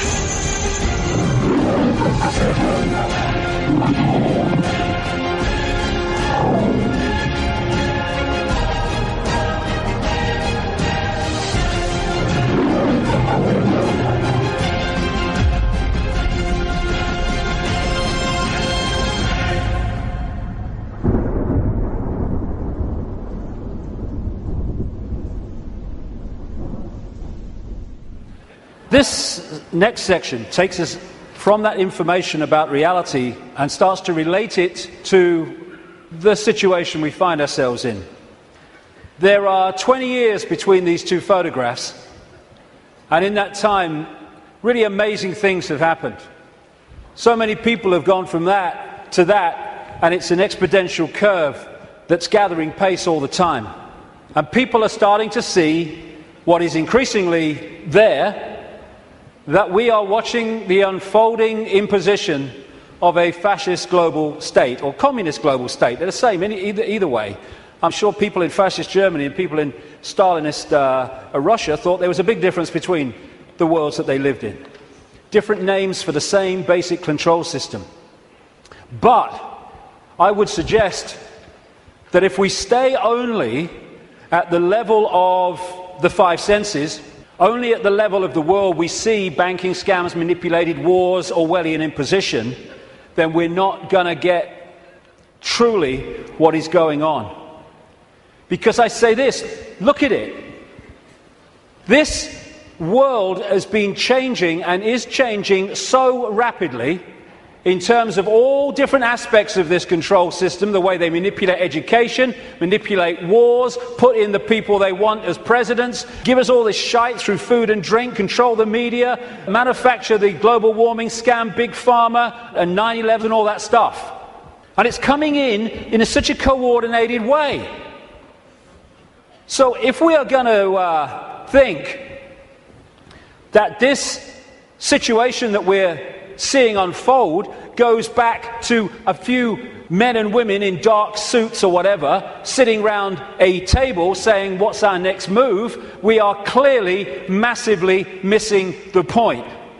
And the vast majority of people who over the last few years have started investigating this, they will not go any further. They will not go any further because A, their belief systems won't let them, often their religious belief system, but also they are fearing what other people will think about them if they go into some of these areas I'm going to go into now. What people make of it is up to them. My right to say it is up to me. So yes, it's not just people sitting around a table somewhere in the world discussing the next move.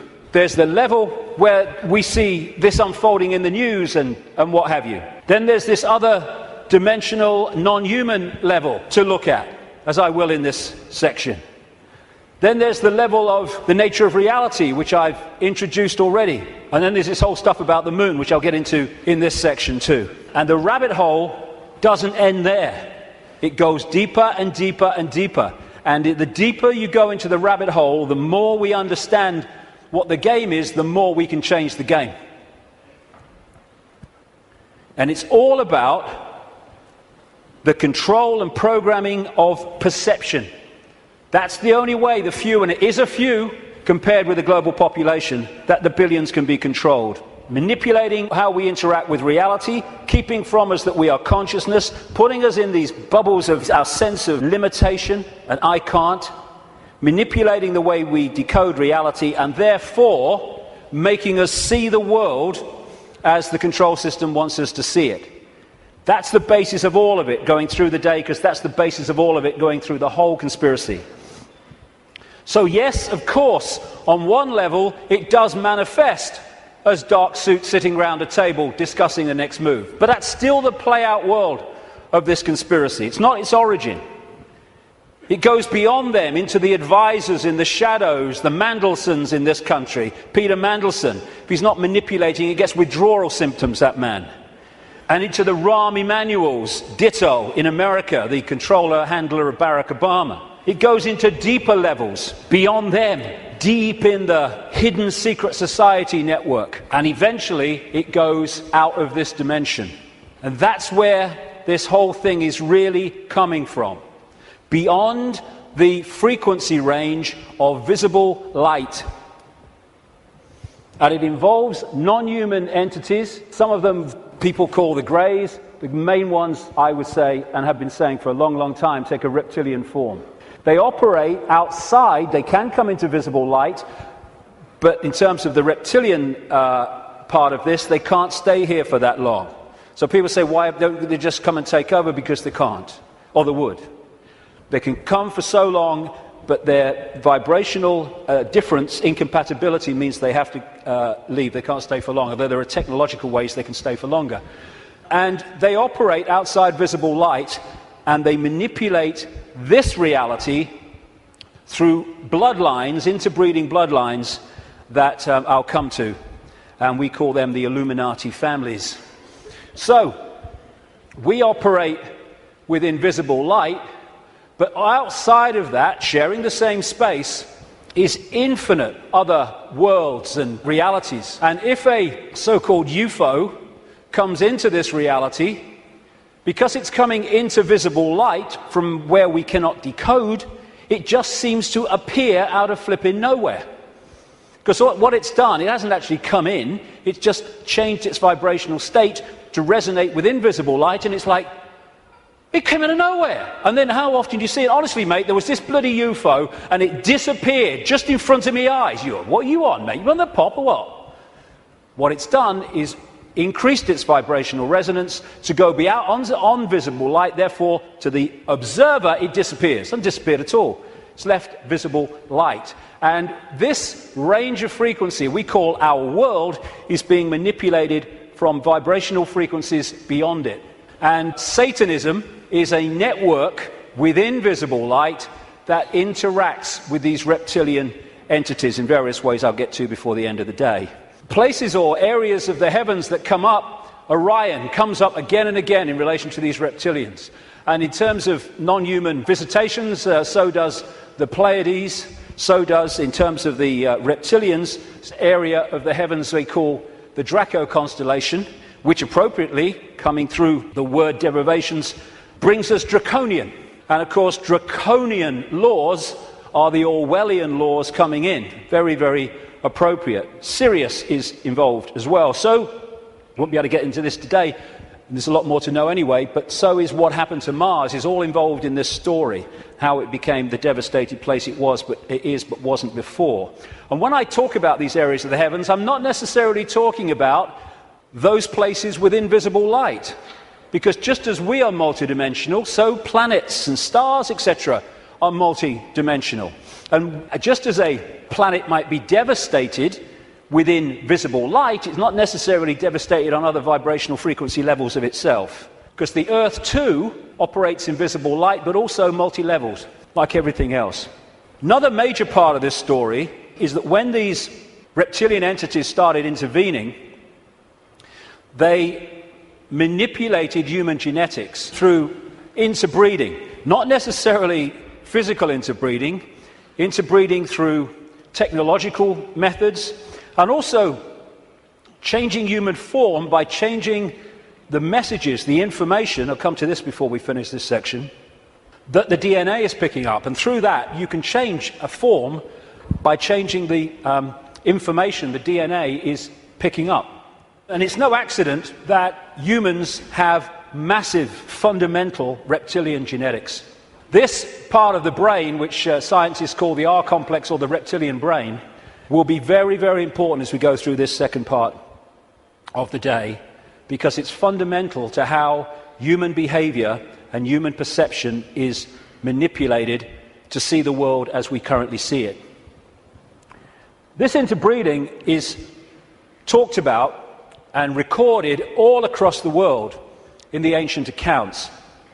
Of course, I guess because it's the Bible, the best known is this section from Genesis.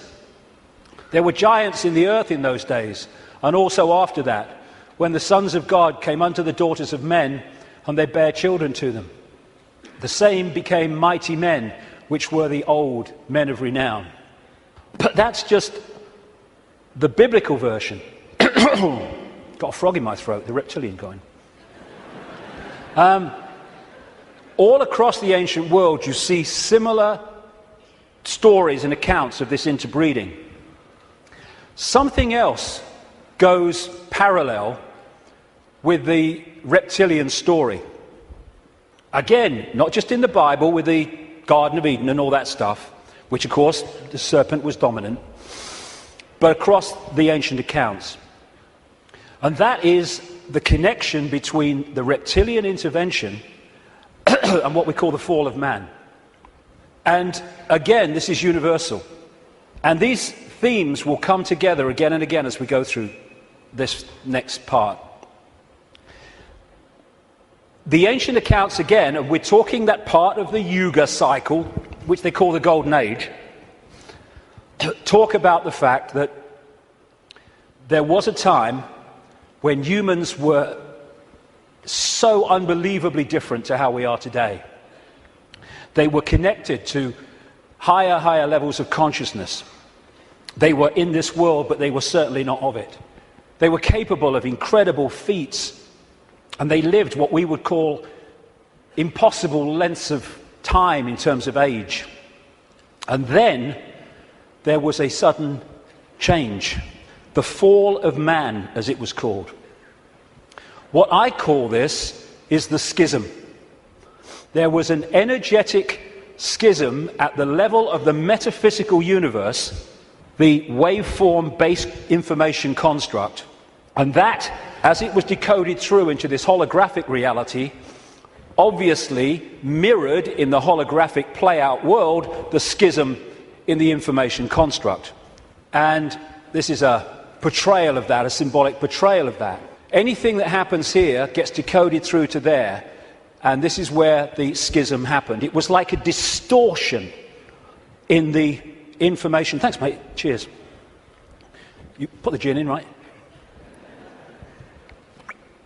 It was a distortion in the base information construct, and I'll be coming to how that happened. There were many consequences for this, and one of them was there wasn't just a schism in the energetic level of the world itself. There was a schism was passed through into human personalities. We became distorted also from the magnificence and harmony that we were before. And we went from that to this. And we're now at the point where we're coming out of that. And there was also genetic manipulation to stop us accessing ranges of frequency that we did before. This is a major reason, not the only reason, but it is a major reason why scientists call 95% of human DNA junk DNA, because they don't know what it does. This is the reason, not the only reason, but a major reason why we only use a fraction of our brain's capacity. This is why billions of cells in that bridge, the corpus callosum, don't seem to be doing anything. They've been switched off.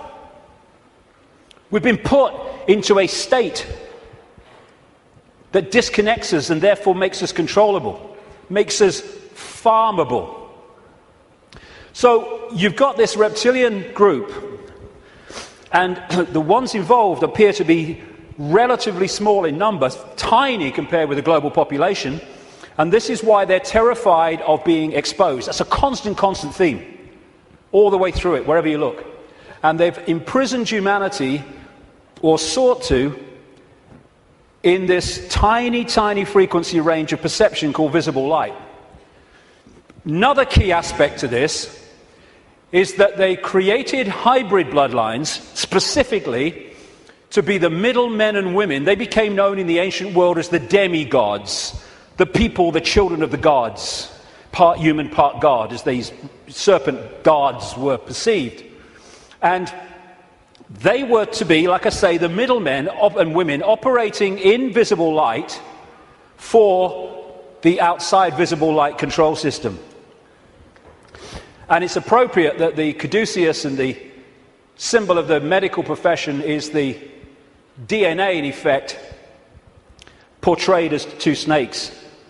Because to these reptilian geneticists, who were far ahead of where we are in public arena in terms of genetics and understanding, the DNA is a software program. And so they manipulate it for their own means. And this is crucial to understand the world that we live in. One seriously important aspect to this DNA, this hybrid DNA I'm talking about, is that it has eliminated what we call empathy. The ability to decode the emotion of empathy. Empathy is the fail-safe mechanism of all behavior. If I can empathize with the consequences for others of my actions, that limits and balances my actions. If I have no empathy because I cannot empathize, then there are no limits. There is nothing that won't do. 3,000 dead on 9/11, who cares? Who cares? That's what we're dealing with. And this is vital to get across. If we look at this information on the basis of thinking I wouldn't do that, so they wouldn't do it, then we're going to miss the plot completely. Because it's not like that. No, you wouldn't do it. They would, and have no emotional comeback whatsoever. The reason for the interbreeding, the hybrid, is vibrational compatibility. These hybrids have a greater infusion of reptilian DNA than the general population, although we have a lot. And therefore, the resonance is sympathetic to the resonance of these entities operating just outside visible light. And through this resonant connection, like two radio stations talking to each other. The possessing entity outside of visible light can control the thoughts, actions, perceptions of the intermediary, the demigod. And of course, the theme of possession is as old as history, right up to the present day. We look at these people. All these pictures are by Neil Haig, by the way. Anything that looks like this. Great, great, great friend of mine, great artist. And this image symbolizes the fact that he looks at him with invisible light and he sees George Bush. Nothing else. What people don't see, because it's outside the frequency range of their decoding system, is there are entities around these people who are actually controlling these people's thoughts, actions, etc.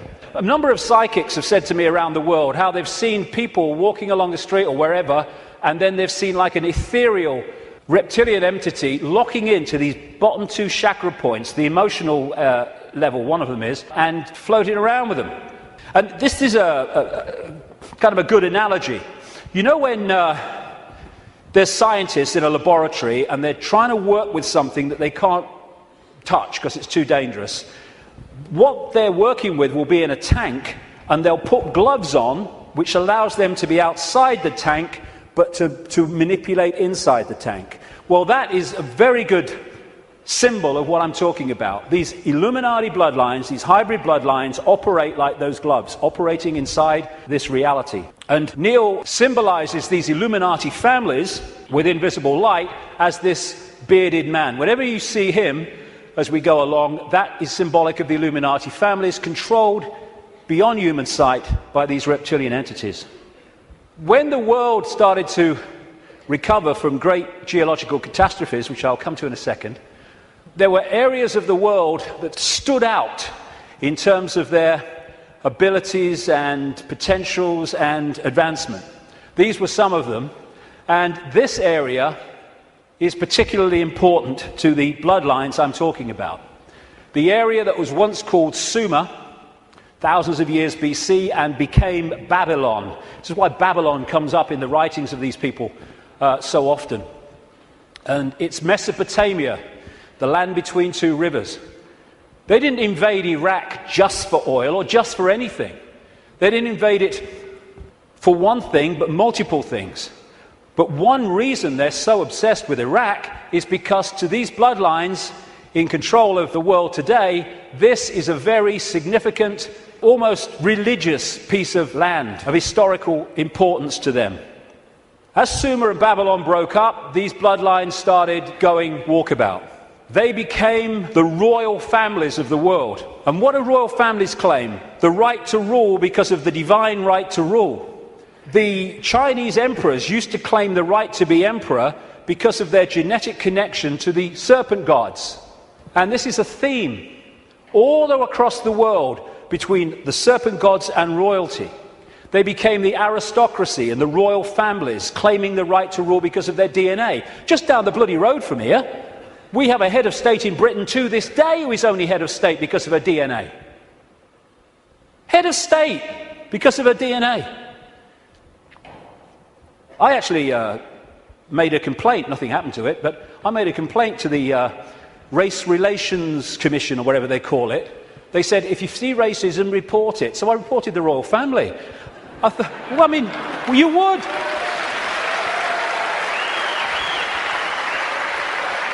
You would. Because they go, racism, we must stop racism. All these bloody politicians go, well, get down to Buckingham Palace then. You're saying you can only be head of state, not only if you're bloody white, effectively, but if you only come from the same bloody family. Ridiculous. Anyway, it's always been and it still is. And so these aristocratic and royal families moved on. Eventually, when the people started to rebel against overt royal control dictatorship, these families, some of them stayed in the royal families overtly, and there's still some around, like ours. But these families moved into politics, into banking, into business, and became the dark suit, but they still perceive themselves as royalty, as special because of this genetic connection to the serpent gods. And through the British Empire, the so-called Great British Empire, and the other European empires, as these bloodlines moved up into Europe from the Middle East, etc., they exported these bloodlines all over the world. And we saw them in power in what we call colonization. But there's two types of control. One has a finite life, one can go on forever until it's exposed. The one that has a finite life is a dictatorship that the people under dictatorship can see, touch and taste. Communism, fascism, apartheid. People know where they stand and eventually, therefore, they will rebel against it because they know what they're dealing with. The greatest form of control is a control you can't see. Prison without the bars. You can't see the bars because you'll just sit there. People do not rebel against not being free when they think they are. And that's the idea of replacing the colony control with another kind of control called freedom. So what happened is, as these colonies, like the United States as it became, etc., and all the others around the world, as they were given independence, what was left out in those countries were the bloodline, under different names, the secret society network that manipulates the bloodline agenda, and those countries have gone on being controlled ever since. But because they have the ability to have a vote every 4 or 5 years, they don't realize they live in a tyranny.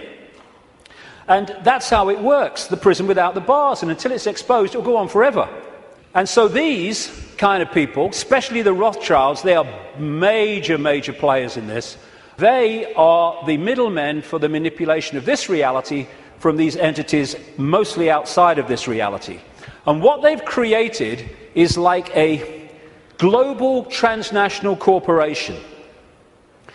What you have with a corporation is you have a headquarters somewhere in the world, and then in each country you have subsidiary companies of that headquarters, that central point.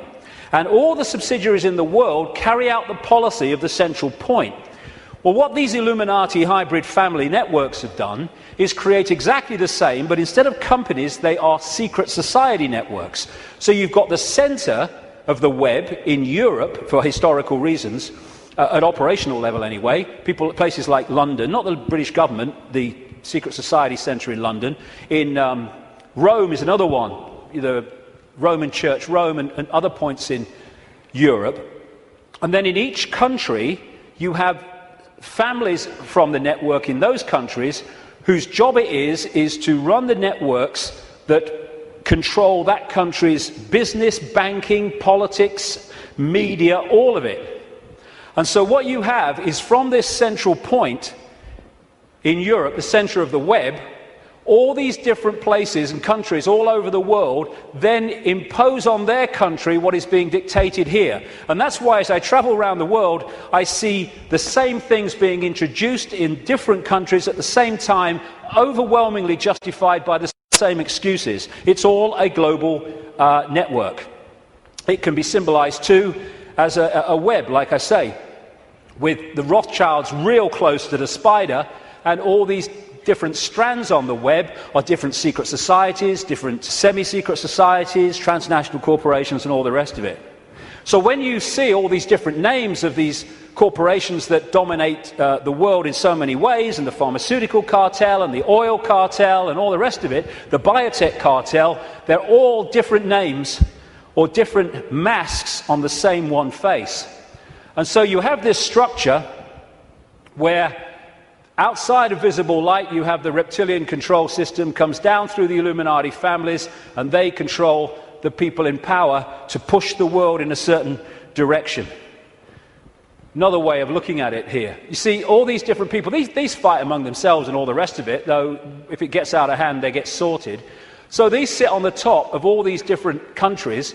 They control these different areas of their societies, and the people are then played off against each other. These buggers don't go to war, they tell these buggers to go to war. And if we stop going to bloody war, game over. But we do. Ridiculous. That's part of becoming conscious.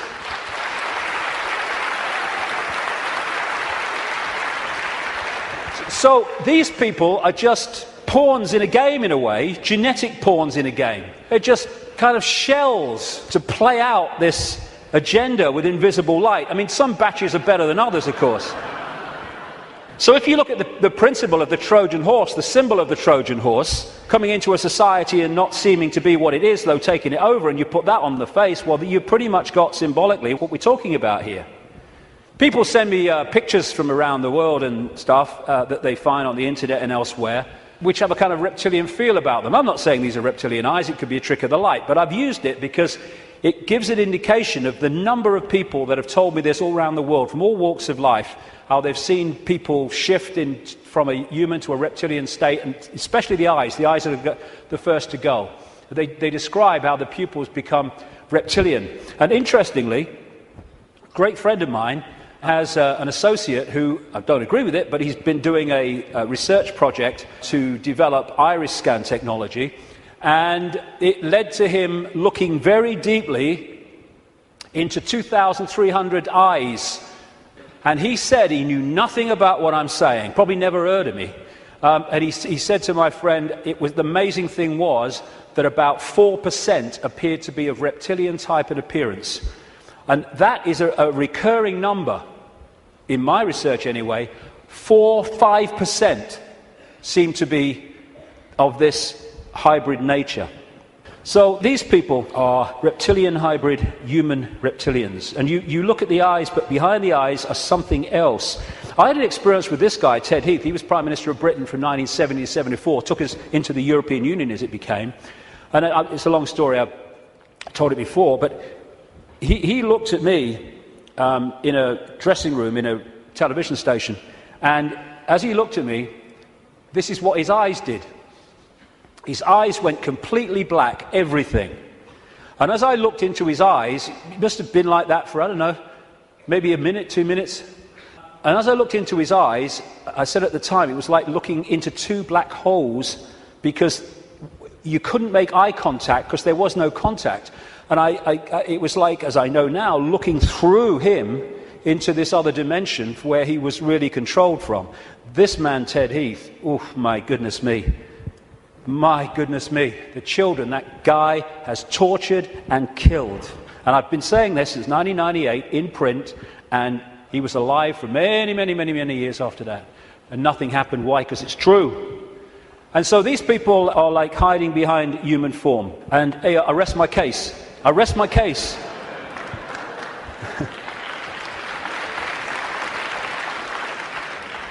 Ooh, you look tasty. And this lack of empathy in this hybrid DNA explains why these guys do what they do. Now, when you open your mind, instead of saying, well, it's not possible, it's ridiculous, when you open your mind and say, okay, I'm not going to just accept this stuff, but I'm going to flow with it and see where it goes, you find that this stuff I'm talking about is absolutely in your face when you bring it from the subliminal to the conscious. The oldest form of religious worship in the world has been taken back 70,000 years to an area of the Kalahari Desert in South Africa, and it is worship of the serpent or worship of the snake. This man, Reverend John Bathurst Dean, wrote a book, a very, very good book, 1933, called Worship of the Serpent, in which he studied serpent worship around the world. This was his conclusion.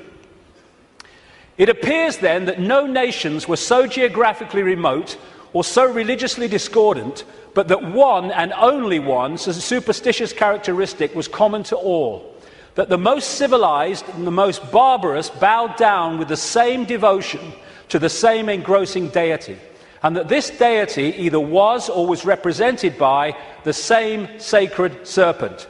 It appears also that in most, if not all, the civilized countries where this serpent was worshipped, some fable or tradition which involved its history, directly or indirectly, alluded to the fall of man in paradise, in which the serpent was concerned. What follows then, but that the most ancient account respecting the cause and nature of this seduction must be the one from which all the rest are derived, which represent the victorious serpent, victorious over man in a state of innocence, and subduing his soul in a state of sin, as he would call it as a reverend, into the most abject veneration and adoration of himself. Like I say, wherever you go, it comes up. You find obvious representations of the serpent gods. These were found in graves of the Ubaid people that preceded Sumer in what we now call Iraq. These were the Nagas, the shape-shifting reptilian people of Asia. The Druids used to worship a serpent god called Hu. If you play that word through, Hu-man becomes serpent man, appropriately. The Egyptians used to worship serpent gods and represent their pharaohs as a result of that in this way. You had the cobra coming from the headdress there. You had the cobra head gear itself representing the snake. You had the belly of the cobra. The cobra is a constant common symbol of this serpent race. In Central America, you had Quetzalcoatl, the feathered serpent god, and the Mayan version of it was Kukulkan in places like Chichen Itza. Of course, right across Asia, Japan, China, etc., the very most dominant symbol of that part of the world is the dragon, which comes from this worship of the serpent gods. Folklore is full of serpent stories and what have you. When I first met Credo Mutwa, a long time ago now, he contacted me when I was going around South Africa, the Zulu shaman, the official historian of the Zulu nation, because he'd read in a book called The Biggest Secret that I'd introduced this reptilian stuff for the first time, and he said, Mr. David, how do you know? How do you know about the Chitahuri? And I didn't know about the Chitahuri. Tell me. And he told me the story of African history where the Chitahuri, which translates as children of the serpent or children of the python, had taken over the world in the very same way that other parts of the ancient world described it. This is a painting that he did of one type of this Chitahuri from ancient and modern accounts. And he showed me this called the Necklace of the Mysteries. It says a necklace, it's very, very heavy, copper, and it goes on your shoulders. How he keeps it on his shoulders, I'll never know, it's so heavy. And he uses it as the historian of the Zulu nation, the symbols hanging from it, to tell the story of Africa and the world in general. And pride of place on the front is a non-human entity with a willy in come and get me mode and a human woman. And I said to him, what's all that about? And he said, this is symbolic of the interbreeding of the Chitahuri and humans to create these hybrid bloodlines, these children of the serpent. And then I asked him, oh, by the way, that's copper now, but in the original, and this Necklace of the Mysteries, by the way, is mentioned in accounts 500 years old, and Credo reckons it's about 1,000 years old, and it has a flying saucer on it, very clearly, a flying saucer hanging from it, which the storytelling says that's how the Chitahuri came here. Anyway, this is copper now, but it used to be gold. Someone stole it, and they couldn't afford to put gold back, and that takes us to North Africa and Egypt, and the base story of the Egyptian myths, and that's the golden penis of Osiris, which all relates into this golden bloodline, this special bloodline.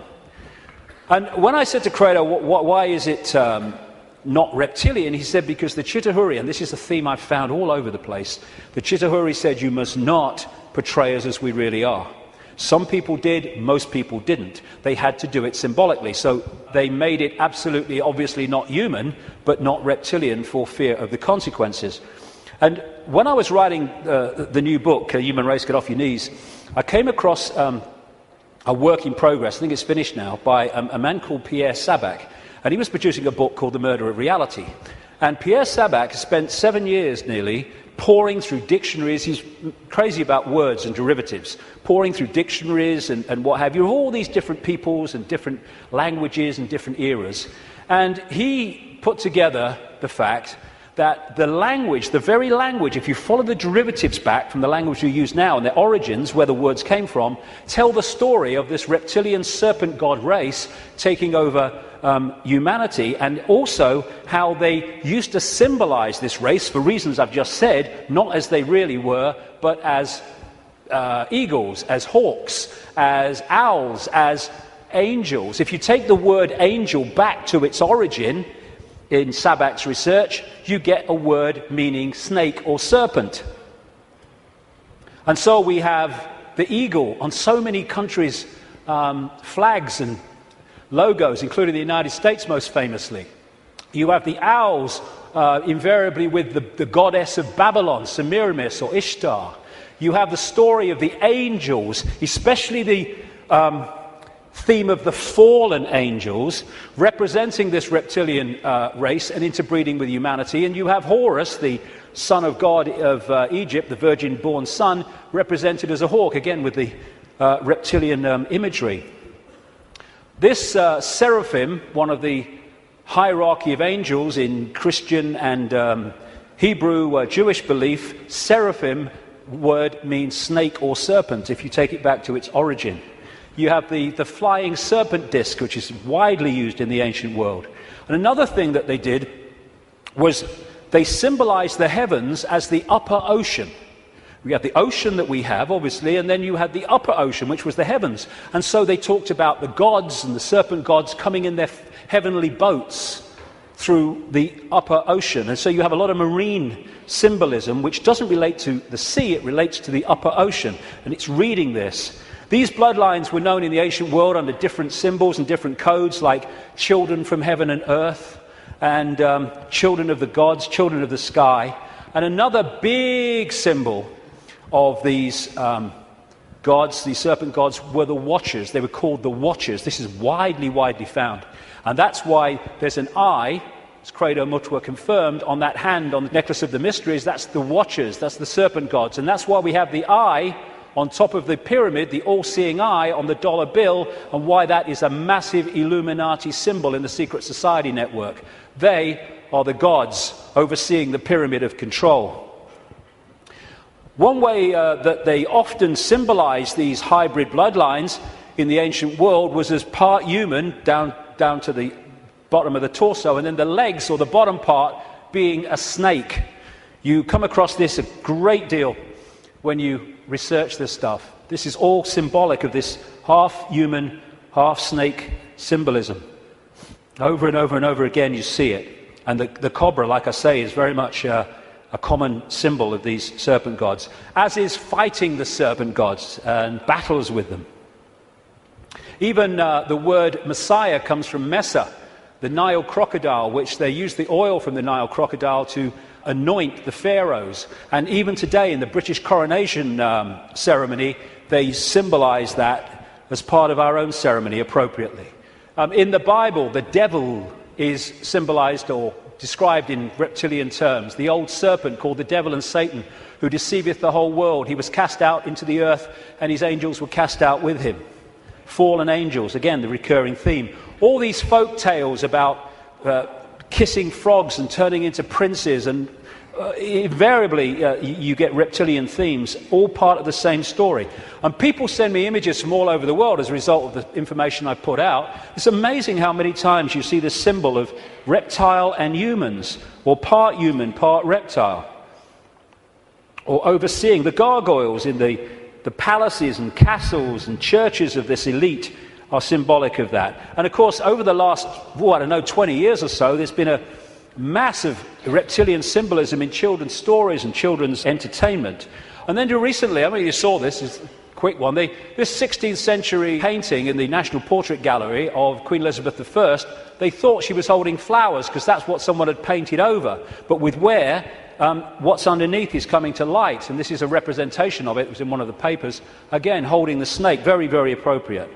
And these aristocratic families, which became the hybrids, again used reptilian, dragon, and all these other serpent images on their various coats of arms and what have you.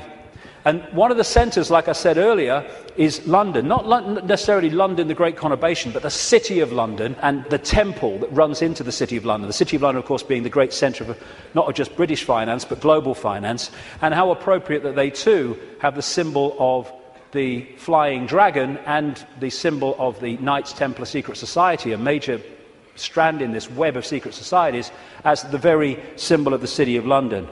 You pass these as you go into the city, of course. Another theme you find with images around the world is of serpents eating humans. And not nice, it isn't, of course, but they do eat humans. When these reptilians come into visible light, they use humans as their food, like humans use animals, cattle, sheep. And then you'll see the recurring theme all over the world. This is in Central America, the Mayan area. This is a painting by Credo Mutua from South African myths of the serpent gods, the Chitauri, eating humans. And this is Alfa Romeo. What's he doing there? What's he bloody doing there?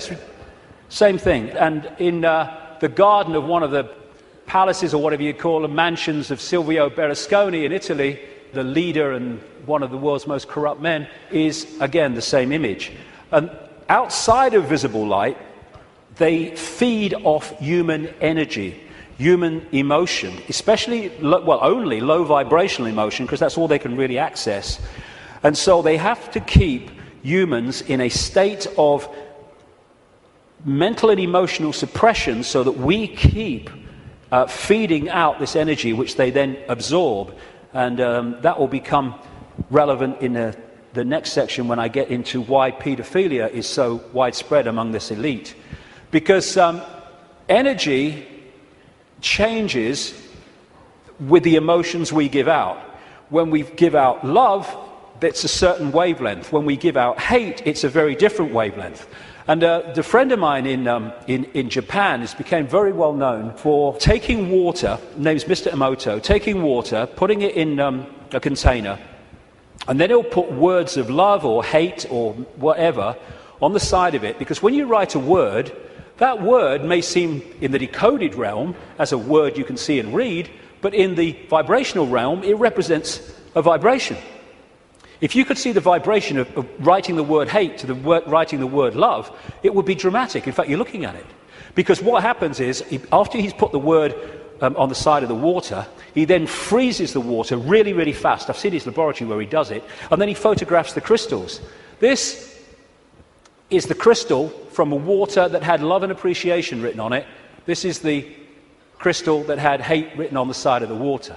And he's done whole books about this stuff with all these pictures in it. And this is the energy that these entities absorb when they're outside of visible light, which is most of the time. And therefore, they have to keep us in a state that keeps producing that. All this vampire stuff, because they drink human blood with invisible light because it carries the human genetic code and allows them to hold their vibrational compatibility with this reality for longer before they have to get the hell out of it. That's why they drink so much blood. And then there's this thing about shape-shifting, where, I've had a lot of, laughter and ridicule, so what's bloody new about this? And people say, well, you can't go from a solid body to a solid body and back again. And I'm saying, do you know? I agree with you. Of course you can't. But that's not what's happening, because there is no solid body. It's all happening as a decoding system. There is no solidity. So what shape-shifting is you have a situation like this, and the front dominating from our perception of observation energy field is the human one. So we look at George Bush or somebody, and we see a human. But sometimes, especially at times of high emotion, this shift can happen where the reptilian field comes forward.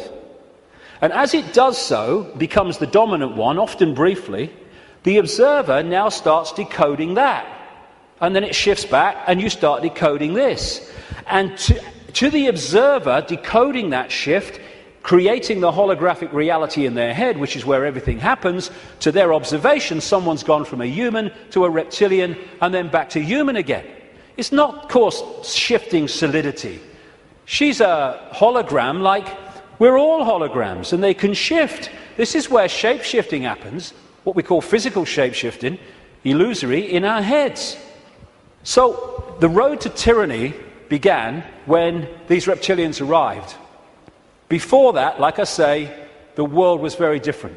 The golden age, the time when humans were just extraordinary before the suppression. And then came this energetic schism, this distortion in the information construct, which got played out into the holographic world as, on one level, as massive geological events, with volcanoes and storms and what have you, and of course symbolized by Noah and the Great Flood, though there have been many of these, not just one. And Noah is simply a biblical version of much, much older stories that tell exactly the same story of how the earth turned over, how there was a massive flood, tidal waves, what we would call today tsunamis, how there were great geological catastrophes and upheavals, and basically the world was, certainly the society that went before, was destroyed. It was a blank sheet of paper. And in this distortion, humans lost the power of the connection they had to higher levels of awareness. And this happened. We went from being part of the field, knowingly so, and to being taken over and suppressed by this reptilian race. Because once the blank sheet of paper was created by the geological catastrophe, and why that happened I'll come to not very long from now, the earth started to settle down, and when it settled down, then everything started to be rebuilt, but in a very, very different, much lower level than it was before. And there was the genetic manipulation too. And in China, unlike most other countries, you can't access vast tracts of the internet because the computer system has been firewalled off to stop Chinese people accessing that area of the internet that the authorities don't want them to see. What happened as a part of this intervention, I kind of mentioned it a little earlier, is that human genetics were manipulated to do exactly the same to us, to firewall off us from the level of reality that we could access before.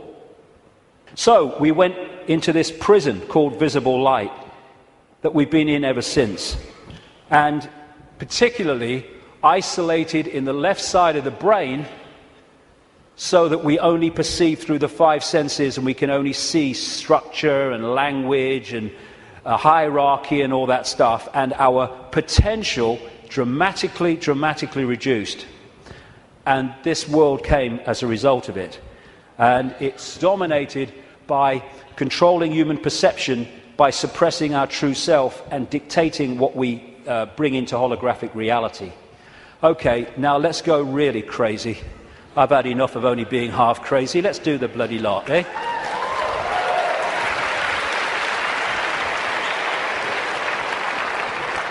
What I want to say before I go into this is this. One of the most profound ways that people are controlled is to limit their sense of possibility. Your sense of possibility becomes your sense of what is possible. Now that's an obvious thing and it's a truism, but often we miss what's in front of our eyes.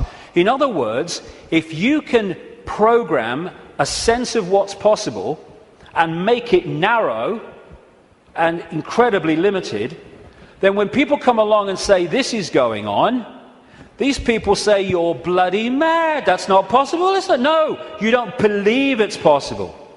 Talking to some of the insiders that I have over the years, and talking to other people who've done the same, there is a feeling among some of them that these entities technologically, and I keep emphasizing there's not that many of them compared with humans, and so therefore they have to keep out of sight, and it's one of the reasons, the major reason they want to cull the global population, because it's out of hand from their point of view. Or stick around, it's going to be out of hand a bit more very soon. But they reckon, some of them, that this technology that these people are working with, these entities are working with, is like 10,000 years ahead of where we are. But that's a bit of a misnomer, because there's a line, like a Rubicon, of awareness of how reality works. And when you're this side of it, you are in a state of tremendous limitation. But once you cross it, and by realizing the nature of reality that I've been talking about today, suddenly you can move very fast in terms of your ability and your potential and all the rest of it. But while we're here, they reckon we're there about 10,000 years ahead. So we're dealing not with what we can do, but with what very advanced technological entities will do. Not spiritually advanced, intellectually, technologically advanced. What happened was that I was writing this latest book, and I sat down one morning. I've had one or two thoughts about this before, but they've come and gone. But I sat down one morning at the computer to start writing, and it was like, I've had this so many times in my life, in the last 20 years. It was like an energy field descends upon me, and suddenly I just knew the moon was not what it seems to be. It wasn't the heavenly body, the natural phenomenon that we believe that it is. And from that moment, information started to come to me in the five-sense world, pointing to exactly that. Again, we come back to that line 20 years ago. Knowledge will be put into his mind, and at other times he will be led to knowledge. This combination has been constantly repeating, and it gets more and more powerful. First I get an insight out of nowhere. The moon's not real. Where's that come from? And then suddenly it starts. I went on the internet, and within 2-3 minutes, I was expecting to find nothing. I just put on a few words indicating the moon's not real in the sense that we think it is. And bingo, within 2-3 minutes or less, I'd found this book, Who Built the Moon, by two researchers who've written other books. One of them an investigation into Freemasonry. And this book details the extraordinary anomalies relating to the moon. And they came to the conclusion, and I absolutely bloody agree with them, and a bit more than that too, as I'll come to later, that this is what we're looking at. The geometrical connections and everything, and the mathematics and the relationship between them in terms of size and position is just mind-blowing. And what I'm suggesting, and I'm not alone over the years at this level of it, though I think I might be alone at the next bit, that I'll come to in a second, or a few minutes. I've been there before, I don't mind. Is that the moon is actually a hollowed-out planetoid by a very, very advanced race, and it was brought here to take the Earth over. And what they do, this seems to be a modus operandi. They bring these moons in, and as they bring them in, they fundamentally affect the Earth. I mean, the Earth is at the spin it is, and is at the angle it is, because of the moon. Massively so, anyway, because of the moon. So when they come in, bingo, things change, and the society that was there before ain't there anymore. And then gradually they take them over in ways that I'll come to. So when the moon came in, and again, it's so important to come back from the holographic world to the base construct. We see a solid moon, yes, in the play-out world. But back here, it is an energetic construct in the metaphysical universe. And as it came in, and other things that happened, which I talk about in the book, it created this distortion in the information construct of the waveform information base of this universe. And as it did so, it was played out here in all this catastrophe and stuff that I talked about and the ancients talk about. It was played out as this great geological catastrophe and the great flood and all the rest of it. And what is a common theme that they talk about, the ancients, in relation to this? The earth turned over. And you think, how the freaking hell can the earth turn over? Well, what happened? What happened when the moon came in, the earth turned over? It's at an angle that it is today because of the moon. And so the distortion brought an end to the world that was there before, and we basically went back to rubbing sticks together because of what happened. And that distortion was played out in the human mind, the human perception, the human psyche, and we completely changed our perception of the world and who we are, where we are. So in Who Built the Moon, like I say, I do recommend it, the way it looks at the anomalies and everything, and the connections between these three bodies. And these mathematical, geometrical connections only apply to these three bodies in the solar system. They don't play out against the other planets, just these three. And the moon is so perfectly positioned that because of where it is, when we have an eclipse, it is the same size as the sun. That's why we have the eclipse. And the authors of Who Built the Moon say this: the moon is bigger than it should be, apparently older than it should be, and much lighter in mass than it should be. It occupies an unlikely orbit and is so extraordinary that all existing explanations for its presence are fraught with difficulties, and none of them could be considered remotely watertight. When you go on and you say, where'd the moon come from? You get this story.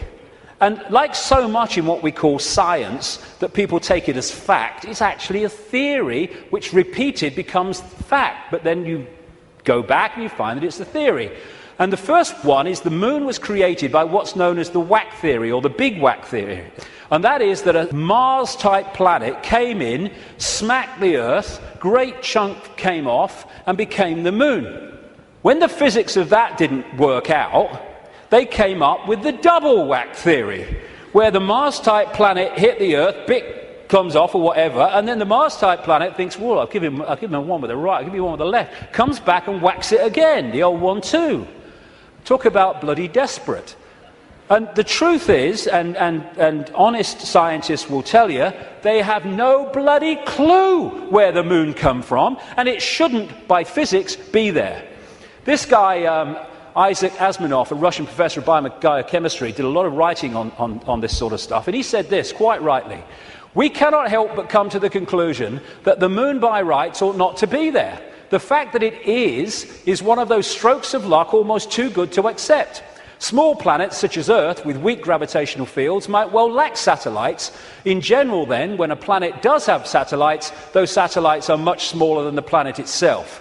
Therefore, even if the Earth has a satellite, there would be every reason to suspect that at best it would be a tiny world, perhaps 30 miles in diameter.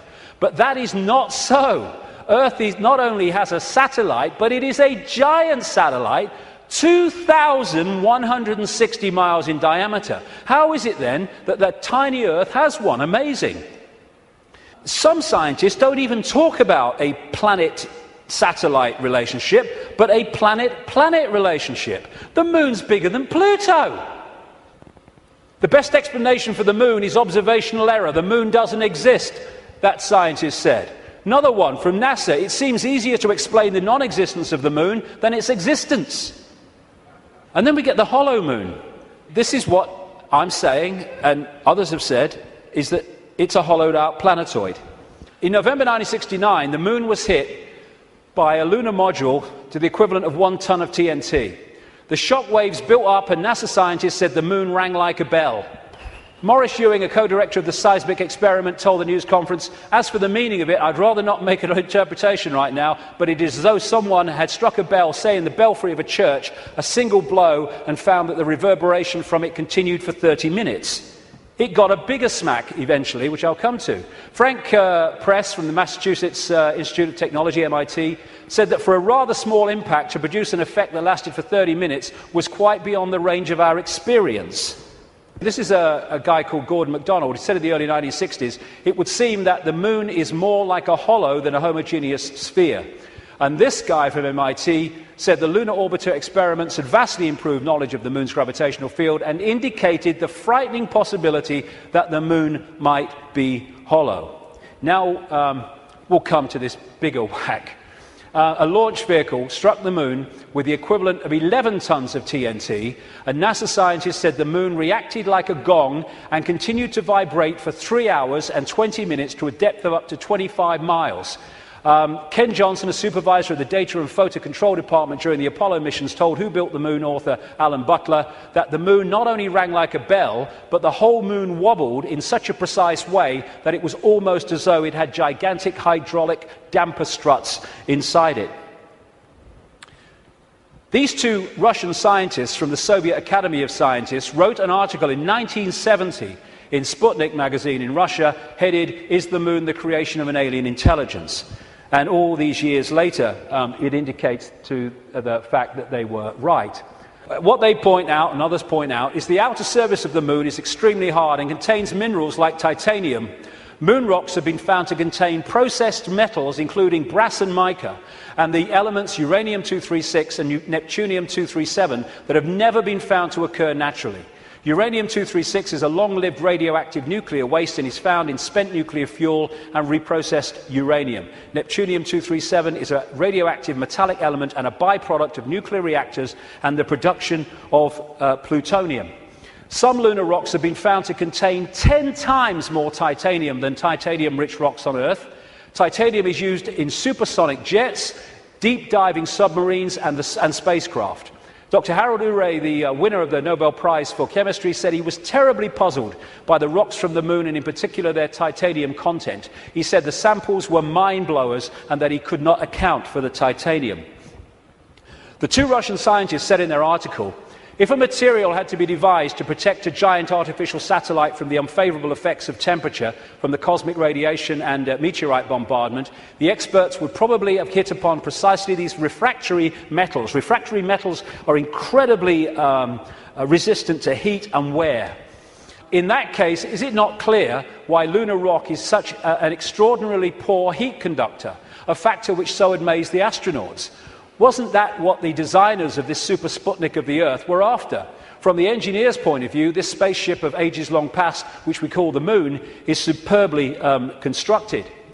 They say it's a hollowed-out planetoid, and they say if you're going to launch an artificial Sputnik, then it is advisable to make it hollow. At the same time, it would be naive to imagine that anyone capable of such a tremendous space project would be satisfied simply with some kind of giant empty chunk hurled into a near-Earth trajectory. It is more likely that what we have here is a very ancient spaceship, the interior of which was filled with fuel for the engines and materials and appliances for repair work, navigation instruments, observation equipment, and all manner of machinery. In other words, everything necessary to enable this caravel of the universe to serve as a Noah's Ark, appropriate, of intelligence, perhaps even as the home of a whole civilization, envisaging a prolonged thousands of millions of years existence and long wanderings through space, thousands of millions of miles. Naturally, the hull of such a spaceship must be super tough in order to stand up to the blows of meteorites and sharp fluctuations between extreme heat and extreme cold. Probably the shell is a double-layered affair. The basis is a dark armouring of about 20 miles in thickness, and outside of it some kind of more loosely packed covering, a thinner layer averaging about 3 miles. In certain areas where the lunar seas and craters are, the upper layer is quite thin, in some cases non-existent. And as this scientist said, the Moon is made inside out. In other words, what's on the outside should really be on the inside, and that supports the idea of a hollowed-out planetoid. So, when I started to put this together, and there's a lot more of this in the new book, I then called the oracle in South Africa, Crater Mutwa, and I found Zulu legends to be incredibly accurate with their symbolism. And this is the thing, symbolism. You get these anthropologists and people, they go around and they look at these shamans and these ancient stories, and they take the blooming things literally. Now, like I said earlier, we now have the tools which make it easier for us because technology is mirroring reality, therefore we have the analogies. When these ancient stories were put together, they didn't have that. They had to try to get their point across in simple ways that people of that time could relate to. So they used symbolism. So when I read around Crater Mutwa, I didn't tell him anything that I'd put together or come across or thought. I just said to him, can you tell me any Zulu legends about the Moon? And he said, yes, we consider the Moon to be an egg. Now, when you take that literally, you say, the Moon's an egg, the anthropologists, the primitive people you know. But no, they symbolize it as an egg for a reason. And this is what he said. The legends, the Zulu legends, say that the Moon was brought here hundreds of generations ago by two brothers, Wawani and Umpanku, who were the leaders of the Chitahuri. They were known as the Water Brothers and had, quote, scaly skin like a fish. Now, this story relates almost exactly to the stories found on ancient clay tablets in what is now Iraq, Sumerian accounts of the Anunnaki, a non-human race, I would say reptilian race, that came to the Earth in the same way that other parts of the world, in the ancient world, talk about. And the Anunnaki, according to these accounts, were led by two brothers called Enki and Enlil. And at least one of them, Enki, was symbolized under another name too as in relation to water, exactly the same as this. Zulu legends tell of how Wawani and Umpanku stole the Moon in the form of an egg, and this is why they symbolize an egg, not because they're primitive, from the great fire dragon and emptied out the yolk until it was hollow. They then rolled the Moon across the sky to the Earth and caused cataclysmic events on this planet. Zulu legends also say that the Chitauri threatened to move the moon if humans didn't do what they said because of the devastation that would cause. What the two scientists said about this 2-3 mile outer kind of protection, followed by a 20-mile impregnable layer, explains one of the anomalies of the moon, which the craters are pretty much of universal depth. Even though the scale of the impact and the size of the crater can be massively different, the depth is about the same, really, within a very short ratio. And that's, the scientists say, because it goes into the outer layer, the kind of buffer, but it can't go further than this inner protection layer that is impregnable. This guy, Don Wilson, wrote a book in the 70s called Our Mysterious Spaceship Moon. And these are some of the anomalies that he lists, and there are others that can be explained by what we're talking about. Why the moon is a freak world, too big and too far out to be a natural satellite of Earth. Why the moon has such shallow craters. Why some moon rocks are older than Earth and as old, at least, as the solar system. Why the moon seems inside out. Why the moon vibrates like a huge gong, transmitting tremors great distances around and through itself. How the moon can produce so many contradictions of data and findings. And I think it was in 2001, there was a series of people who spoke at the National Press Club in Washington who were insiders of government projects and space projects, etc., who came out to give evidence on things that they saw and were covered up and have never come to light. And one of them was this man, Sergeant Carl Wolf. He was a precision electronics photographic equipment engineer based at the Langley Air Force Base in Virginia. That's the CIA Air Force Base. One of the planes in 9/11 flew out of that and never got there, weren't meant to. But what he told at the press club was that he was called across to part of this base where they were putting together what they called mosaics. As the craft were flying over the moon and photographing it, they were taking different photographs and piecing them together to complete the landscape. And they had a technical problem, so he went over to try to help them out with it. And then a guy there who was working with his mosaics showed him something of interest. And this is what he said at that presentation in Washington. Then he pulled out one of these mosaics and showed this base, which had geometrical shapes that were towers. They were spherical buildings, they were tall towers and things that looked somewhat like radar dishes, but they were large structures. If I compare it to what I have seen now, because I do have photographs that have artifacts in them that are similar to what I saw, they're massive. And this is a thing, you think about the moon, massive. This is a thing that comes up.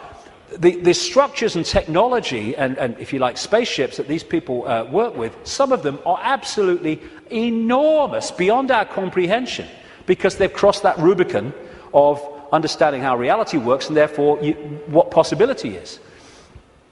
Some of these structures are half a mile in size. They're huge structures. Some of the buildings seem to have very reflective surfaces on them. A couple of structures that I saw reminded me of cooling towers at power generating plants. They had that sort of shape. Some of them were just very, very straight and tall with a flat top. Some of them were round. Some of them looked like Quonset huts and with a dome, a kind of like a greenhouse.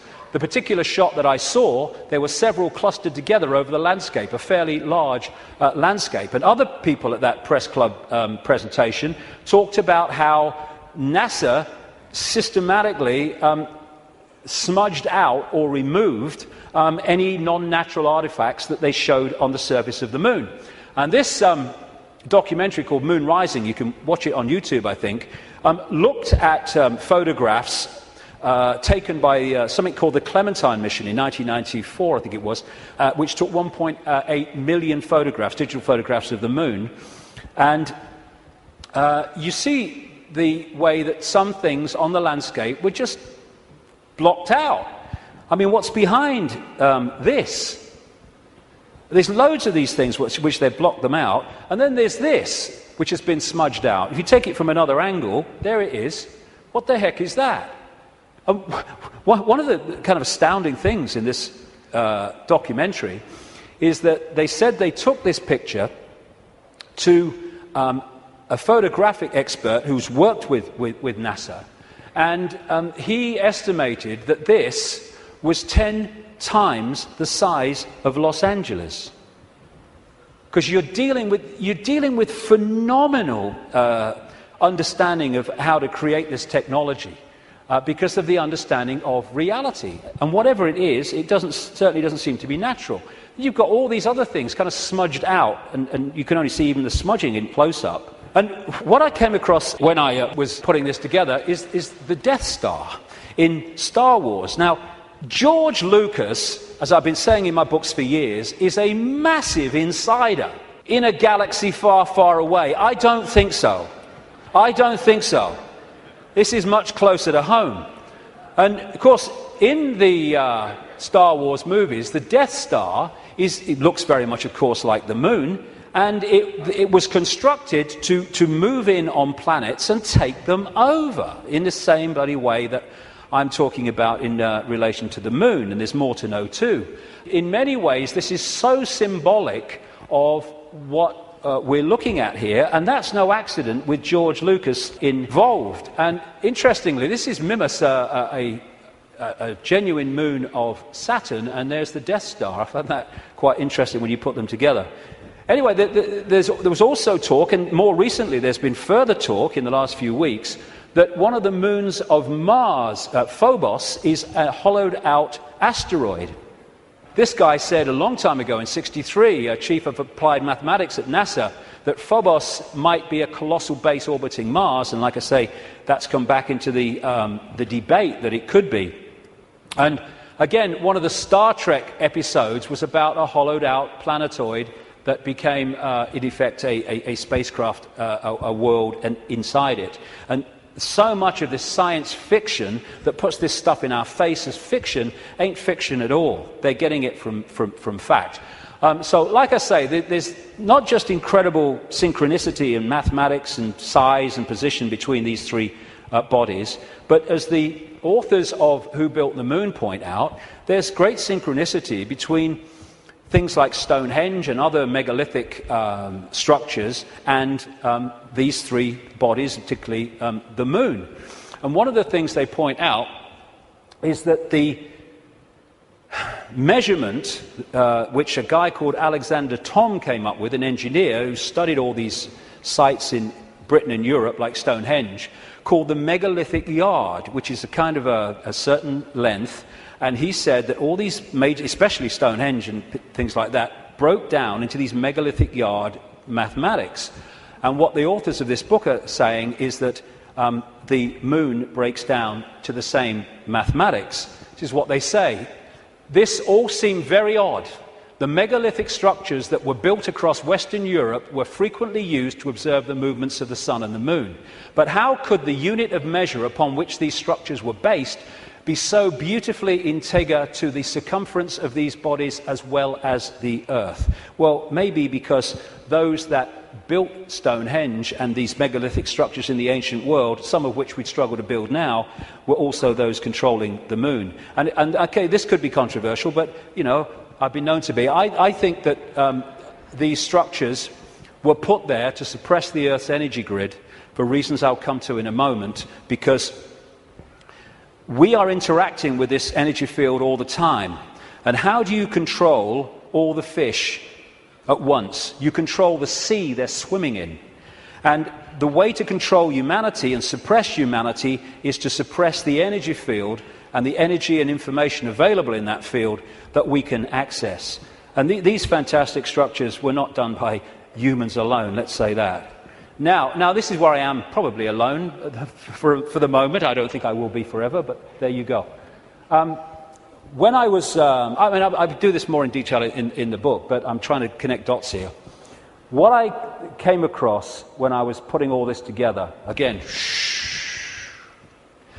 was something I've termed the moon matrix. The first section today is absolutely crucial to understanding how this can work. The moon matrix is a broadcast frequency coming from the moon, which has, in effect, hacked in to the human body computer and to the virtual reality universe in general, and has created a sub-reality within the wider virtual reality. Because, I keep saying it, but it's important. We see the moon as physical, but actually its base construct, like everything else in this reality, is waveform information. And I would say, and of course I think this is going to become more obvious as the years pass, I would say the moon is actually not just what we've talked about so far, but it's an interdimensional portal through which entities and energies can come out of one reality through into this one. It's their means of entry. Its position, so perfect, as you'll see if you read not just my new book, but Who Built the Moon. Its position in relation to the moon and the sun is so perfect because that has an effect on creating this sub-reality. I'm saying that this frequency is broadcast from the moon and has created a sub-reality which we are constantly decoding, and that the genetic manipulation of humanity, so widely described by the ancients, was to take this body computer and tune it in, connect it to this frequency range I'm calling the moon matrix. This is Neil Haig's concept of moonopoly. This is the world, the structure that we are experiencing. This box, recurring, round and round, limited world. And I am suggesting that we are being massively influenced. In fact, we have been turned into a hive mind by these broadcasts, which are holding us in a sense of limitation, to the point where it operates as a default mechanism. Soon as you start to awaken, if you don't keep it going and stick with it, then you'll default back, because the pressure of this moon matrix is pushing us into this tiny sense of limitation. So what virtual realities do is they basically hijack the five senses and get them to decode the information in the computer game and take it into reality. I'm saying that this moon matrix has done exactly the same, and it is part of the modus operandi of how planets are taken over in this way.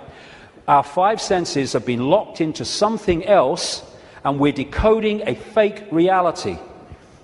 Basically, we are connected to this symbolically, which is a hive mind, which is why we are so herd-like when we weren't before.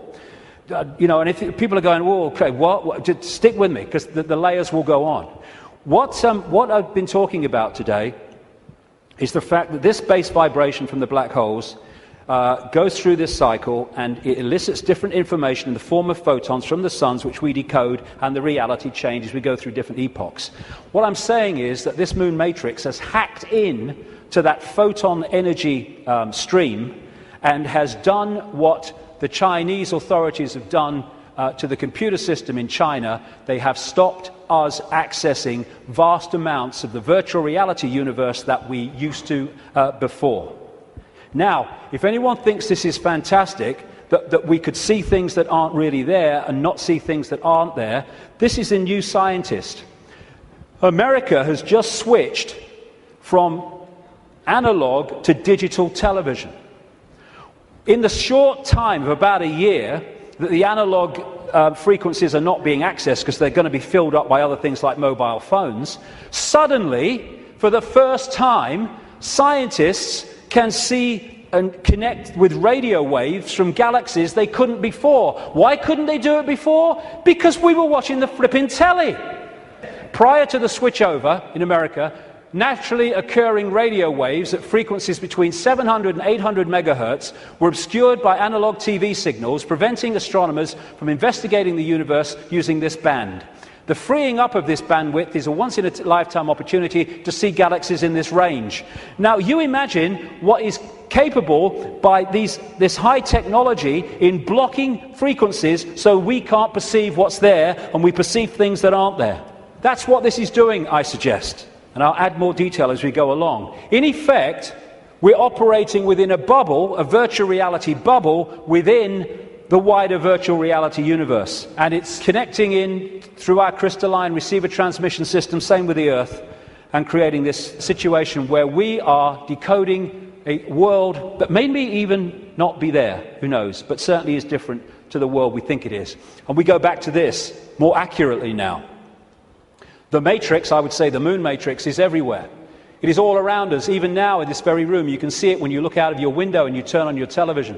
You can feel it when you go to work, when you go to church, when you pay your taxes. It is the world that has been pulled over your eyes to blind you from the truth. What truth? You are a slave, Neo. Like everyone else, you were born into bondage, born into a prison. You cannot smell, taste, or touch. A prison for your mind. I would say that prison for your mind is the moon matrix, which has put us in a vibrational prison that we can only break out of by becoming conscious and therefore vibrating beyond the walls of the moon matrix, which is a frequency range.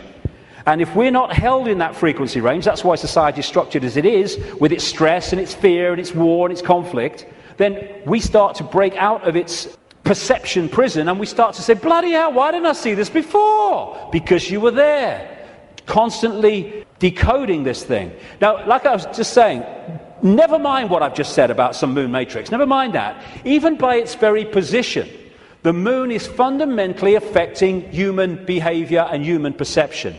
Because the moon is affecting the Earth tilt, the Earth spin, affecting the Earth oceans, therefore it's affecting us. We're 60-70% water, we must be affected by it.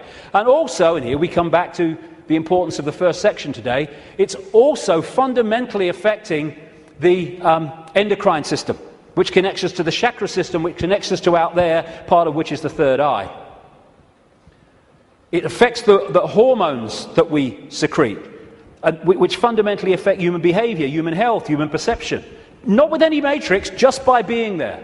And it fundamentally affects this, the pituitary and the pineal gland that give us the sixth sense ability to see beyond the five senses. And what it has done, it has shut down, in so many people, on purpose, the third eye, which in our previous pre-domination mode, we used to perceive vast areas of reality beyond which we can now. Moonth comes from moon. The moon, of course, as it goes around, fundamentally affects our perception of time. We have moonths because of the moon. It's a monarchy. It's a hybrid monarchy. And one of the major ways they control us, seems to be a modus operandi again, is money, controlled by the Rothschilds. Now, I saw a film some years ago called They Live. It was a B-movie, and it was not just produced and directed, he wrote the music, every bloody thing, by a guy called John Carpenter.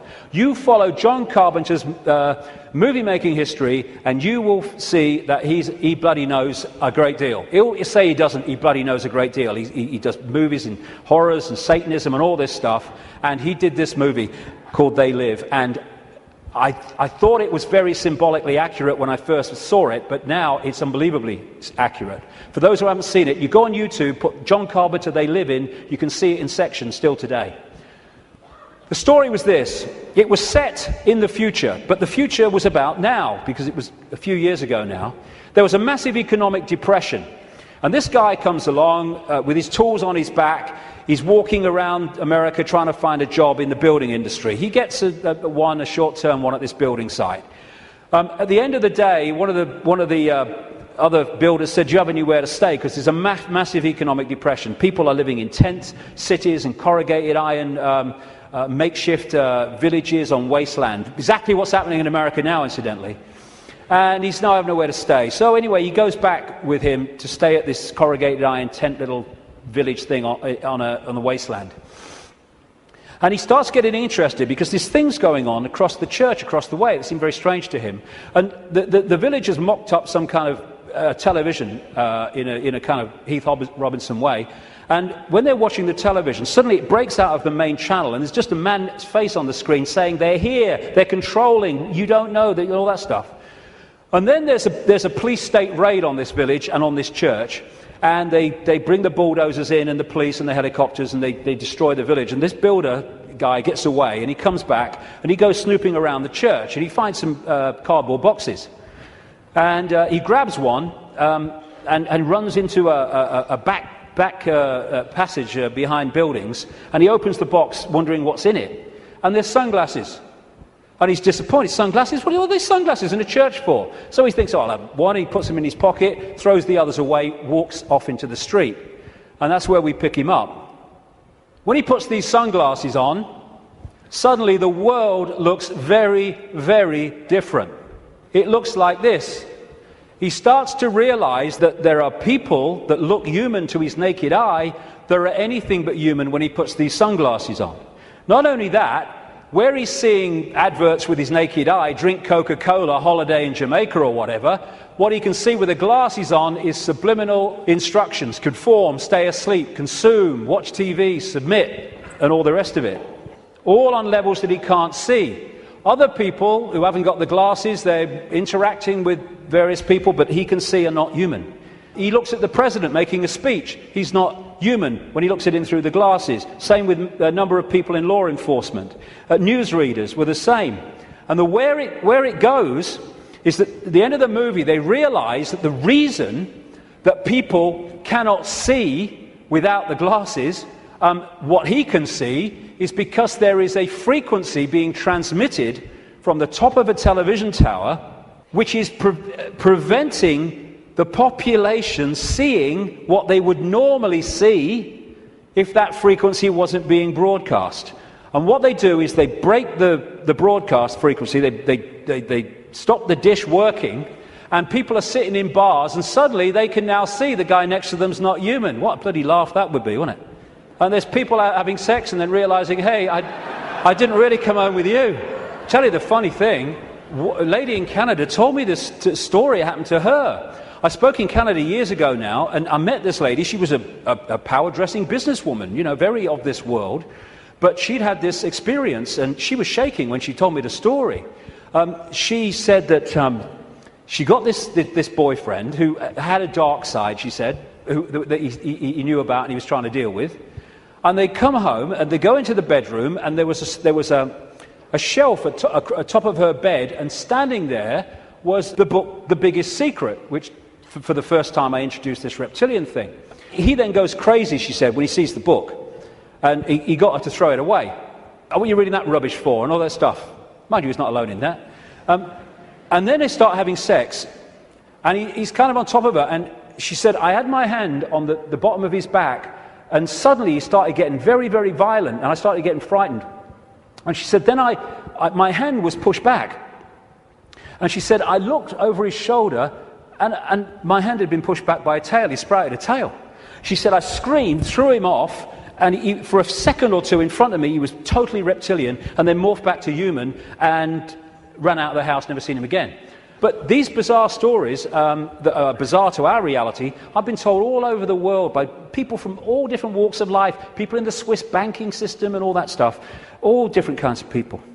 So this frequency is that equivalent of that broadcast dish on the top of that TV tower, which was stopping those people in that movie seeing what they would normally see.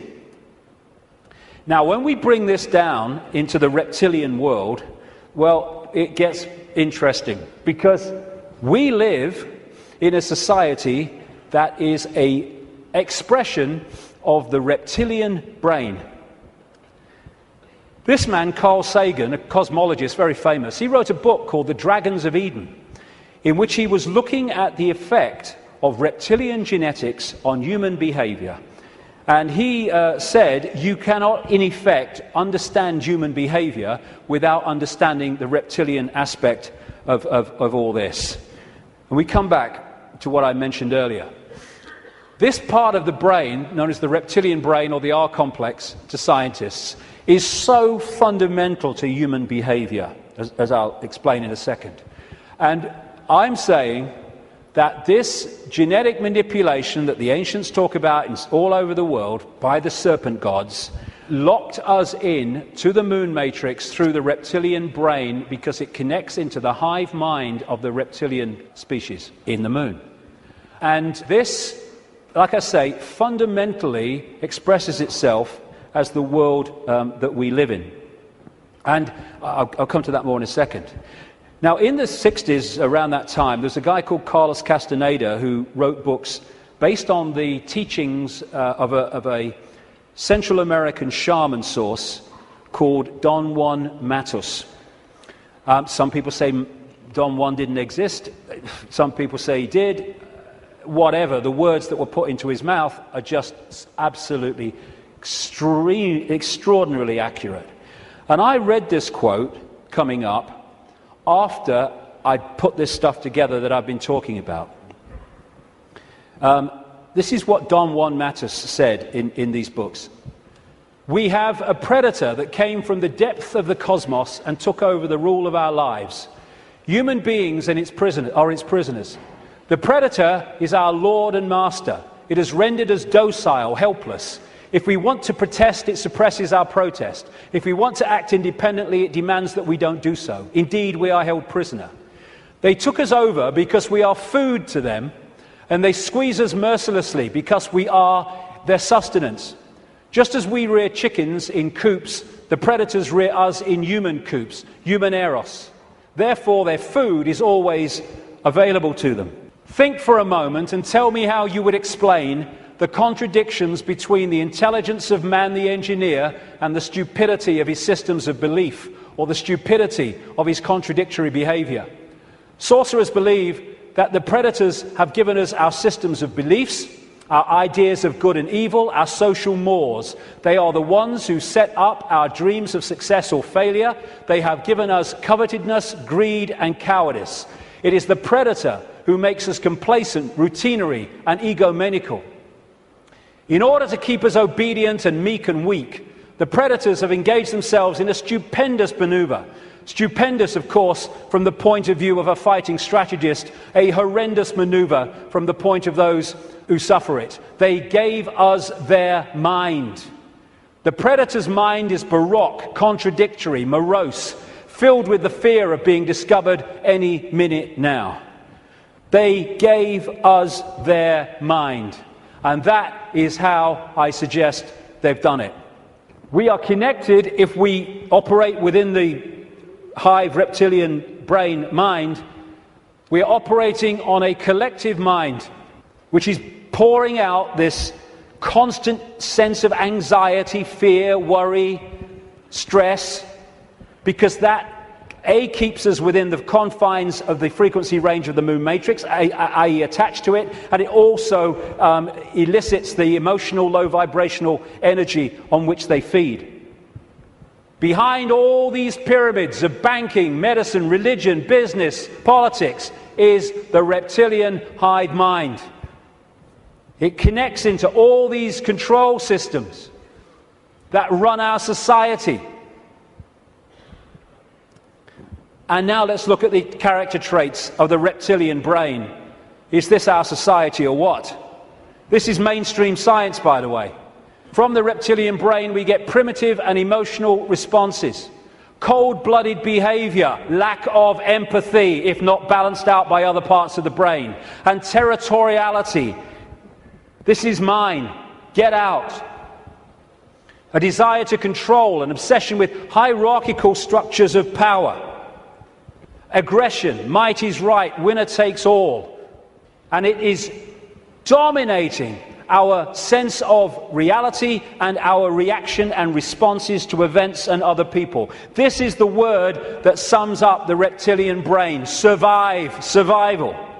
It doesn't think, it hasn't got the ability to think, it reacts. That's why it can react so fast. There are good things about it. When you're driving along in your car and someone walks in front of you, what rams the anchors on immediately, without thinking, instantly, is the reptilian brain. But when that starts to impact on other parts of our behavior and our lives, then it becomes a very negative thing indeed. It is the reptilian brain and its fear of not surviving. It's always scanning the environment for threats.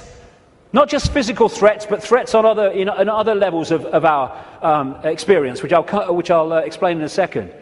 And therefore, the targeting of the reptilian brain and the constant triggering of it is what gives us this constant fear, this constant stress, worry that goes on. in all areas of our lives. Will I meet the rent at the end of the month? Oh my God, will I lose my job? Oh my God. And the more that we can be put in fear, here we go, the more we operate in the reptilian brain. That's why we're constantly given reasons to fear and to be anxious. Be afraid, be very afraid. The big bad monster's coming as soon as we've invented him. And when he's gone, we'll have another. Terrorism! Ah! Global warming! Ah! Swine flu! Ah! The economy! Ah! I don't look like her! Ah! I don't look like him! Ah! Constant reasons to fear.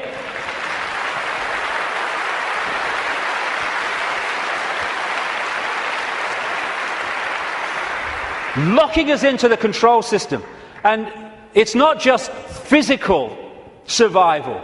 It's survival of status, of power, of reputation, superiority, intellectual preeminence. Acquiescence to a hierarchy and authority is another aspect of the reptilian brain. I know my place. And you know, when you put information out that challenges the status quo view of scientists and academics, they react vehemently. Why? Because the reptilian brain's kicked in. Survival of their reputation, survival of their belief system.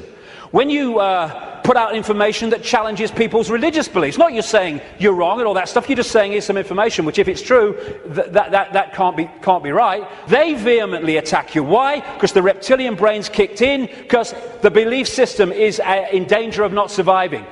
Fear of money. Money is fundamentally reptilian brain. Two polarities of it. One, fear of not surviving, fear of not having enough to pay the rent, to eat. And on the other hand, you can get so locked into the reptilian brain, and this is what the hybrid bloodlines do, that you equate survival with far more than is necessary to survive. So you get people, especially in these bloodline networks, who have got more money than they could spend in 100 lifetimes, but they get up with the sun every morning to go and earn bloody more. It's an obsession, it's an addiction, and it's connected to the reptilian brain, which fundamentally drives our perception of reality. Don Juan Matus again. I know that even now, though you never have suffered hunger, you have food anxiety, which is none other than the anxiety of the predator who fears that at any moment now its maneuver is going to be uncovered and food is going to be denied. Through the mind, which after all is their mind, the predators inject into the lives of human beings whatever is convenient for them, and they ensure in this manner a degree of security to act as a buffer against this fear. Sorcerers of ancient Mexico reasoned, here we go, that man must have been a complete being at one point, with stupendous insights, feats of awareness that are mythological legends nowadays. And then everything seems to disappear, and we now have a sedated man. What I'm saying is, what we have against us is not a simple predator. It is very smart and organized.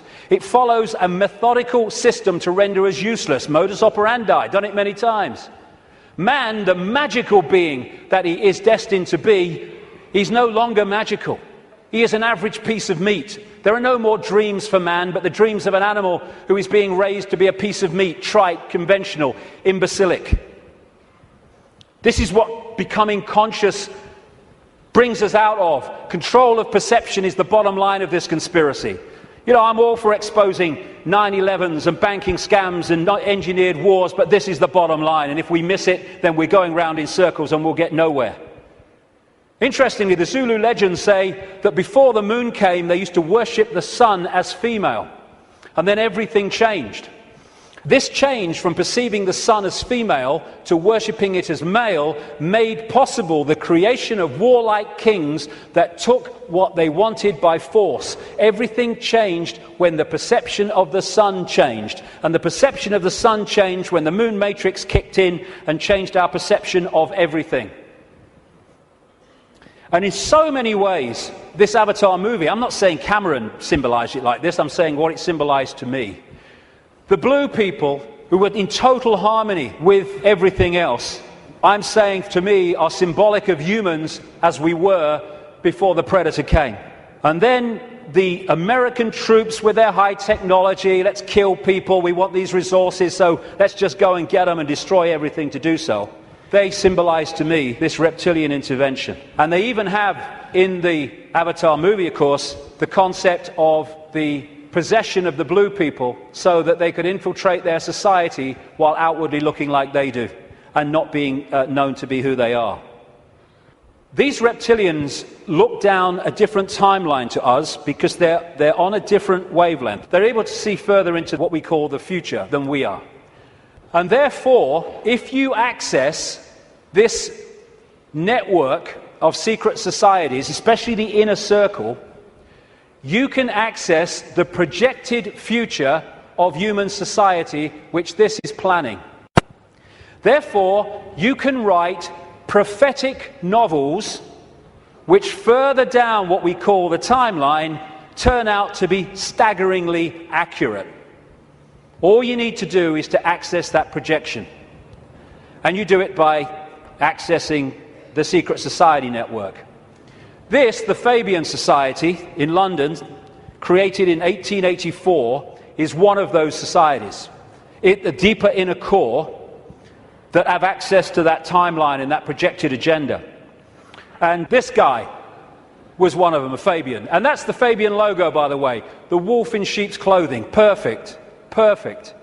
It created, in effect, the Labour Party in Britain, and it influences massively the left, not only the left, but what we call the left centre of politics, not just in Britain, but in other countries. Australia too, for instance, very, very powerfully. When people have said to me in the past, you know, what's planned, I've said to them, well, you can read two books and see it, just put them together. George Orwell's 1984 and Aldous Huxley's Brave New World. This was published in 1948, this was in 1932. Put the two together, this talks about the drugs and all the rest of it, and the mind control, this talks about the sort of police state. Put them together, you got it. They were incredibly prophetic. I've been saying for years they weren't novels, or their source wasn't novels.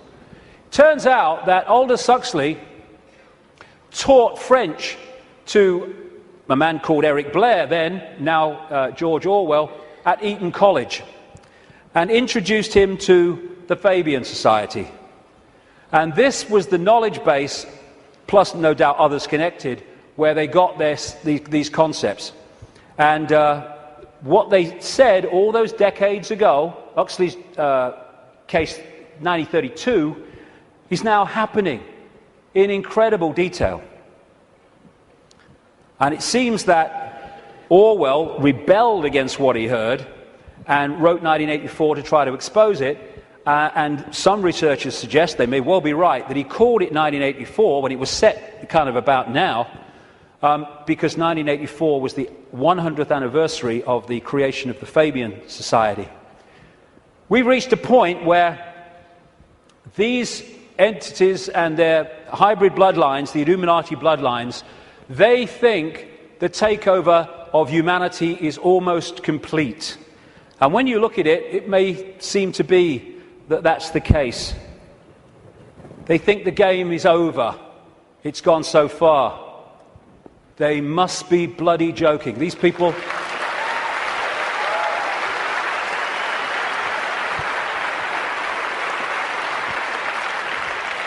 These people are in for the shock of their lives in the next few years. The shock of their lives. Because they can access so much, but they can't access beyond that. And they think the game's over because it seems to be here, but they can't perceive there. And when that comes in here, and it's very close to doing so, game over. Well, we've come a long way, haven't we? And what we're going to do now then is have a break for, say, 45 minutes, and I'll come back and look at the world as it is now and what's happening. Thank you very much. Thank you.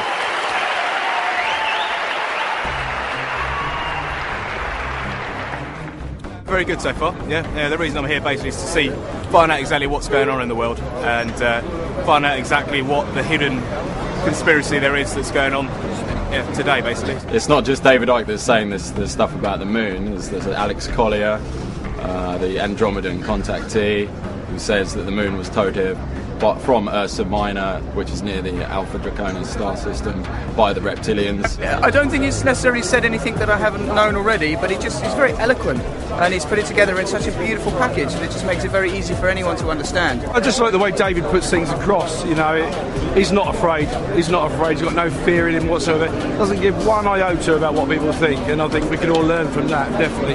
Ever since I was little, I've always thought that something was wrong. The way that society, because I believe that reality and the system that we live in are two completely different things. I've found it very difficult to concentrate in school because I was always told what to believe. It was very structured, and whenever I used to ask why, nobody could ever give me an answer. And it seems that David Icke seems to give those answers and opens up your perception to new possibilities. Some concepts of it I can agree with, definitely with the controlling aspect of it, because there's got, like, when you look at the controlling thing, there's got to be a way how they're really keeping us controlled. So I would say with that aspect of it, yeah, I do agree with it. I have read and I have seen many videos, and I think he's great because there is a lot of truth in everything he says, and there will be a lot of changes from now on. I admire what he's doing. I think he's got a lot of courage to step out and enlighten a lot of people about what's going on in the world that the majority of us don't really understand or know about. So he's, I give him a thumbs up, really.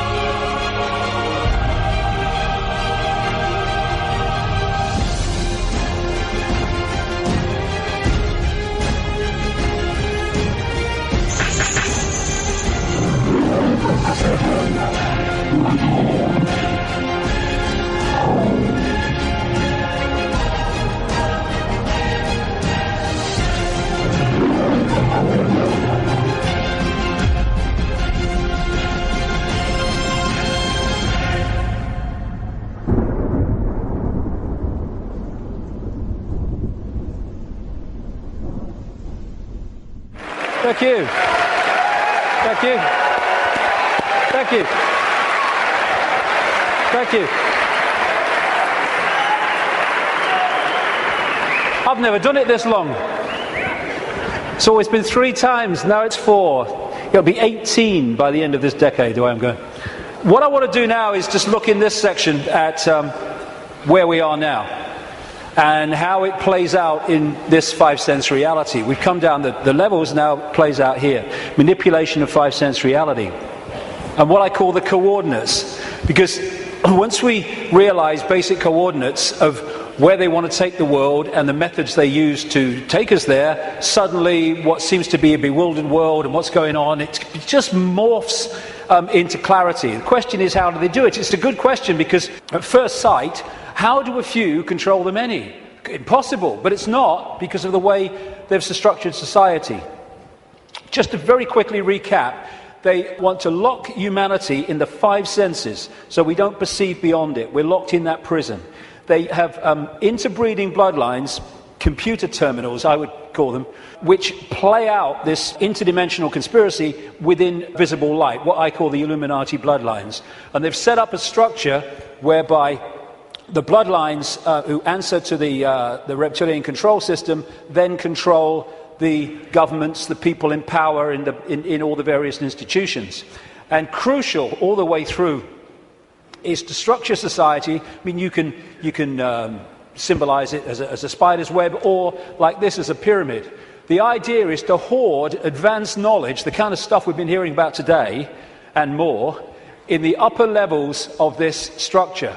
this pyramid within pyramid structure, compartmentalized pyramid, where the few at the top are the only ones that know how it all fits together.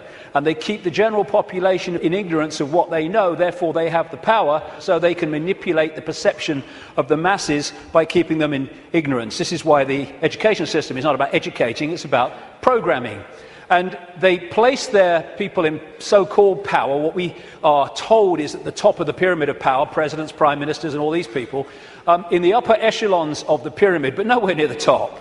The real people in power are behind them, in the shadows, and these are the conduits, the presidents, the prime ministers, and all the rest of it, for bringing that agenda into the public arena as changes in laws and legislations and the structure of society. So they compartmentalize all these different pyramids within pyramids, so that in the end, the banking system is encompassed by a pyramid. I mean, a bank's a pyramid in itself, all hierarchical pyramids, but then the banking system is encompassed by a pyramid, and at the top of that are the same families, most notably the Rothschilds. Same with the businesses. The transnational corporations are compartmentalized pyramids in and of themselves, but they go into a bigger pyramid which encompasses all the transnational corporations. So at that point, they are one corporation, just as at that point, all those banks are one bank. Same with politics, education, all these things. And people in this part of the pyramid here, they go to work, they're not trying to manipulate anybody, they're not trying to create a fascist Orwellian agenda and global state. They just want to go about their careers, earn money, go on holiday, provide for their families. But they don't know how their apparently innocent contribution individually connects with other apparently innocent contributions around the system. When you connect them together, you see it's anything but an innocent direction that it's taking the world. And that's how they keep what's going on in the hands of the few. This is Neil Haig's representation of that. This is the general population, and these are the kind of dark suit administrators of the system until you get up here to where the control system is. And most even here won't know that exists. Oh, I've just got this order from on high, I don't know where it's come from. Well, maybe we ought to bloody ask, instead of just doing it. And again, it can also be symbolized as the web, where these various strands, they're secret societies, semi-secret organizations, which go out and connect all these apparently unconnected countries, institutions, media organizations, banks, etc. And this Illuminati network, symbolized as the bearded man, spews out all these people who apparently appear to be random. To run for president needs cuckoo land amounts of money. Where do they come from? It comes from here. Where does that money come from? And therefore, you have two people put up for president who are there because of the money provided by this network. Therefore, they've chosen not only who it's going to be, but they've sorted out what the policies are going to be in return for that money. And this is what they do. We think we're choosing our leaders. We're not. It's a myth. And so this structure that I showed you earlier comes into this, where these leaders are put into power to carry out the agenda of the control system, which is why when parties change, whatever they've said in opposition goes out the window and they start acting like the party in government previously that they were criticizing. The common denominator is whoever gets in power basically introduces the control system, and whoever's out of power opposes the control system verbally, which means that you have the illusion of choice when whoever's in power unfolds the agenda. So there is no choice. It's a myth. And they control these institutions and play the people off against each other, divide and rule, both within countries and between countries, keeping everything in a constant state of confusion and conflict. And that's the key. Manipulating confusion and conflict is child's play. Manipulating harmony, manipulating respect between each other is a nightmare. So they have to keep the world in constant states of conflict. Now, when you bring it down to an individual country, as we come down this structure, this is what you find in every country. You had in America, it's a wonderful example, but it plays out all over the world. During the Bush years, Republican, that administration was controlled by a group of people known as neocons, neoconservatives, including all these people like Richard Pearl and all the rest of it. And over here, you have what I call, anyway, the democons. This is a network of people. I put Kissinger in the democons because he's an advisor to Obama at the moment, but he spends most of his time with the neocons, Kissinger. He just goes with whoever's winning. And the democons are a group of people that control the democratic administrations. But the democons and the neocons are controlled by the same force once you get to here. So people think, oh, I voted Republican this time. Oh, I'm going to put the Democrats in because I like that Obama. Got a nice smile. And what you're doing is voting for this, whatever. And that's what's happening in this country. Same thing. And so when people say Big Brother Bush or Big Brother Obama, no, it's not. These are just puppets. Dance. I said dance. When I say jump, I mean Olympic high jump record. This is the thing. You take one mask off, you put another mask on. And because it's a different mask, we think it's a different administration, we think controlled by different forces. No, no. And what you have is the movie playing out in the public arena, people who appear to be in opposition to each other when they're controlled by the same puppeteer. And once you look beyond the movie, that's when you start to see what's really happening in the world. So the cards are moved around in line with an agenda for the constant, incessant centralization of power. And it's done with people who, I keep coming back to, have a DNA with empathy deleted, which means anything goes in pursuit of this agenda. And the people are misdirected, diverted by the way society is manipulated and controlled, increasingly so with more and more laws affecting the fine detail of our lives, so that we spend so much time surviving and rushing around, we don't lift our head up and see what's going on. So puppet people are essential to the few controlling the world. And when we cease to be so, and it's happening more and more, then this will be over. Humans have been put into this round and round and round circular lifestyle where 1 week leads into another week and another week, just a repeating cycle of action and work and sleep and eat and work and sleep and eat for so many people. And this is the structure that they're moving towards. Why? Because when you're the few and you want to control the many, you have to centralize decision-making.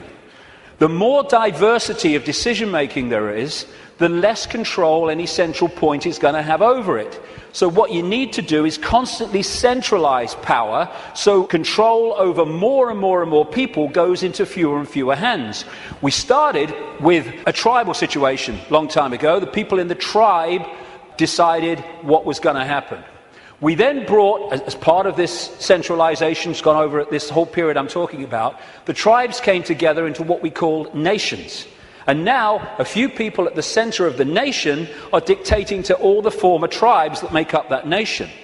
We're now well into the next stage of that, which is bringing nations together under unions like the European Union, so a few people at the center are now dictating to all those nations, which are made up of all those tribes before.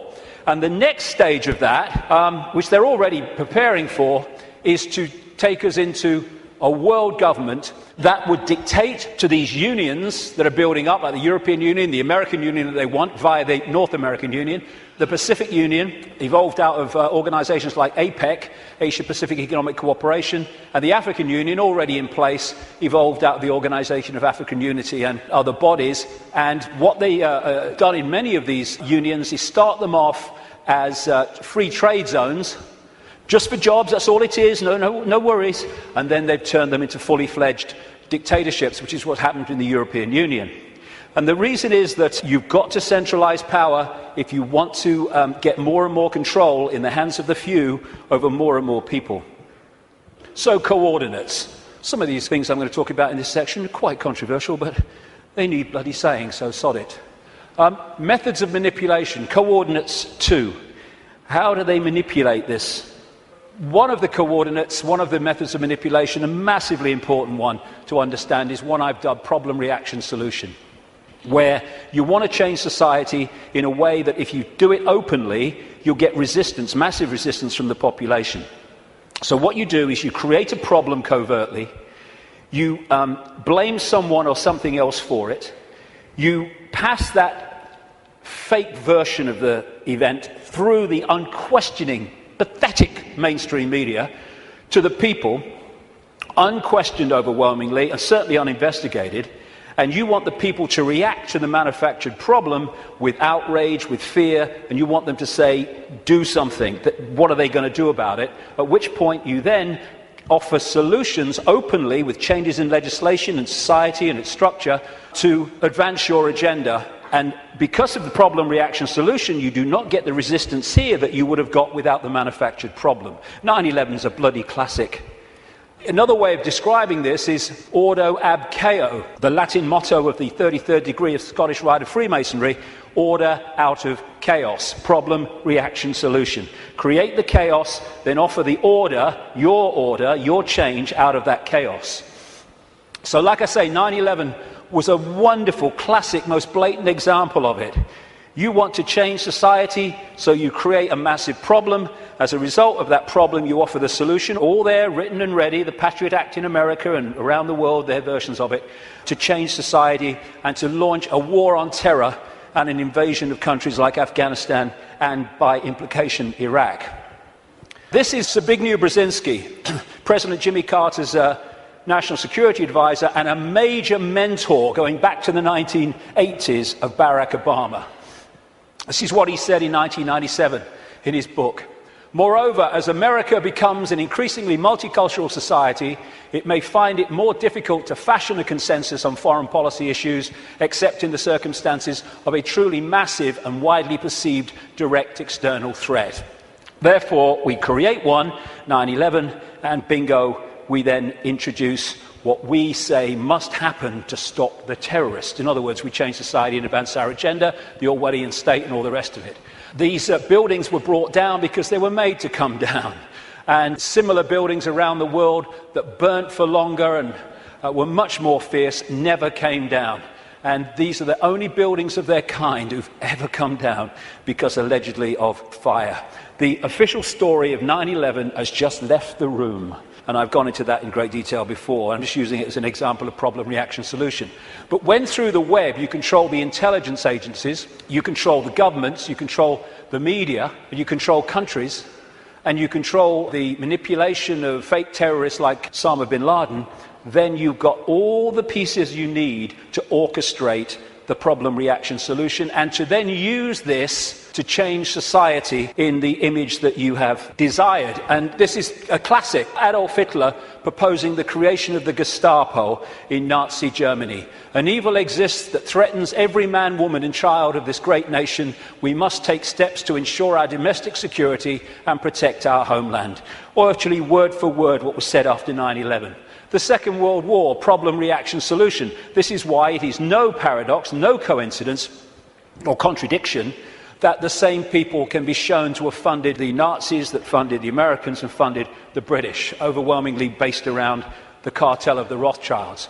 They created Nazi fascism, they created Soviet communism and the capitalist world. They brought them together in conflict, the second conflict in a very short time, and afterwards the world was exhausted mentally, physically, emotionally.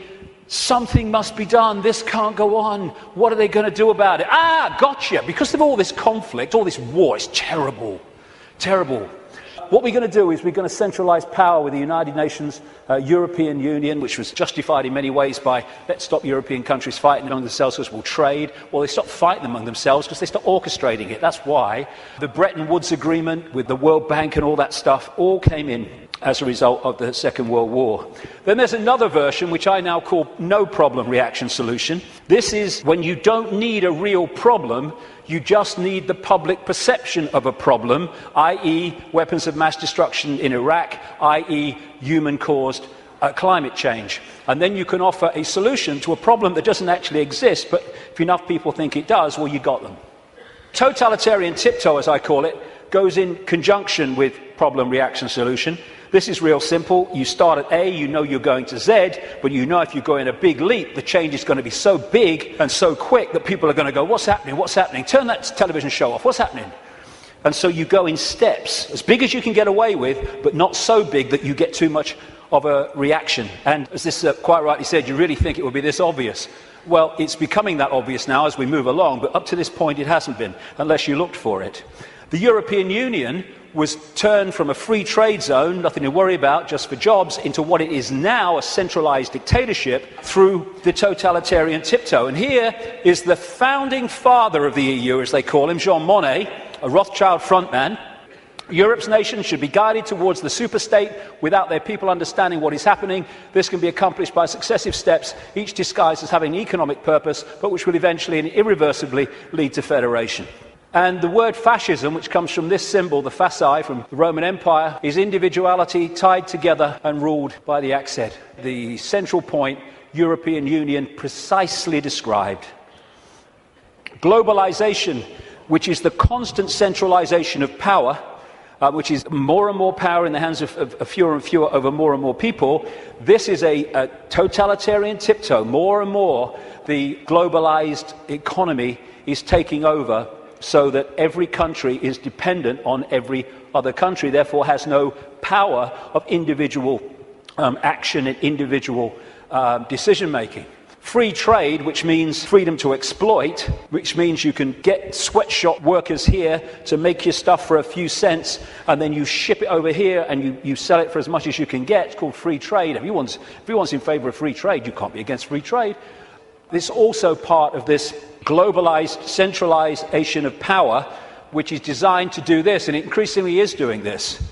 It means that if you're dependent within your country or your community on things outside of your influence, then everyone is dependent on everyone else, therefore has no self-sufficient ability to make decisions in their own lives and their own communities and their own countries.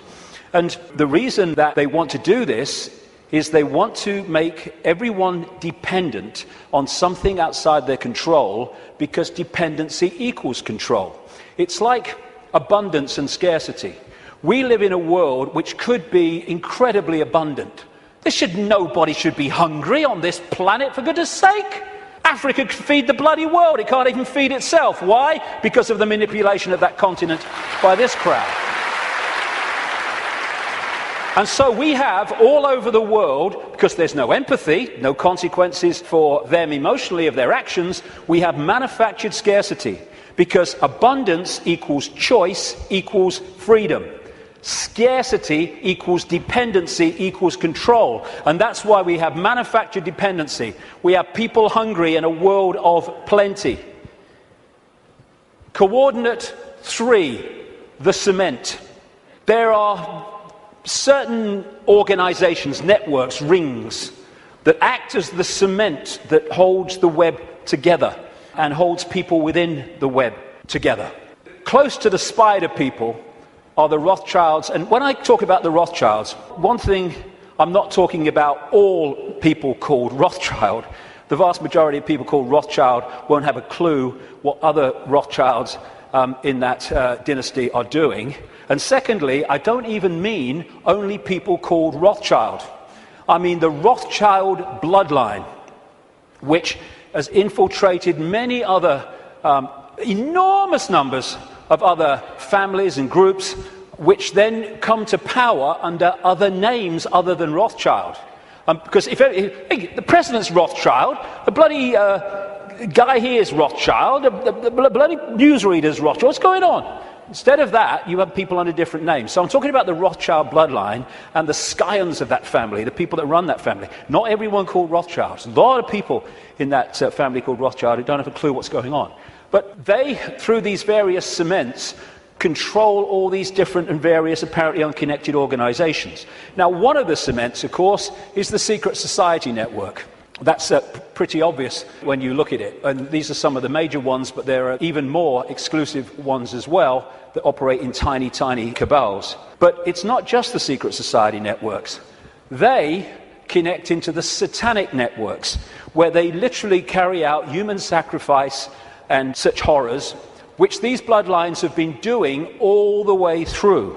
Now, no one has a problem with the fact that then primitive ancients used to sacrifice people and torture people and all that stuff, but that was at one time kind of acceptable because it was the way they did things. As it's become unacceptable, it's still gone on, same bloodlines involved, but it goes on secretly, obviously.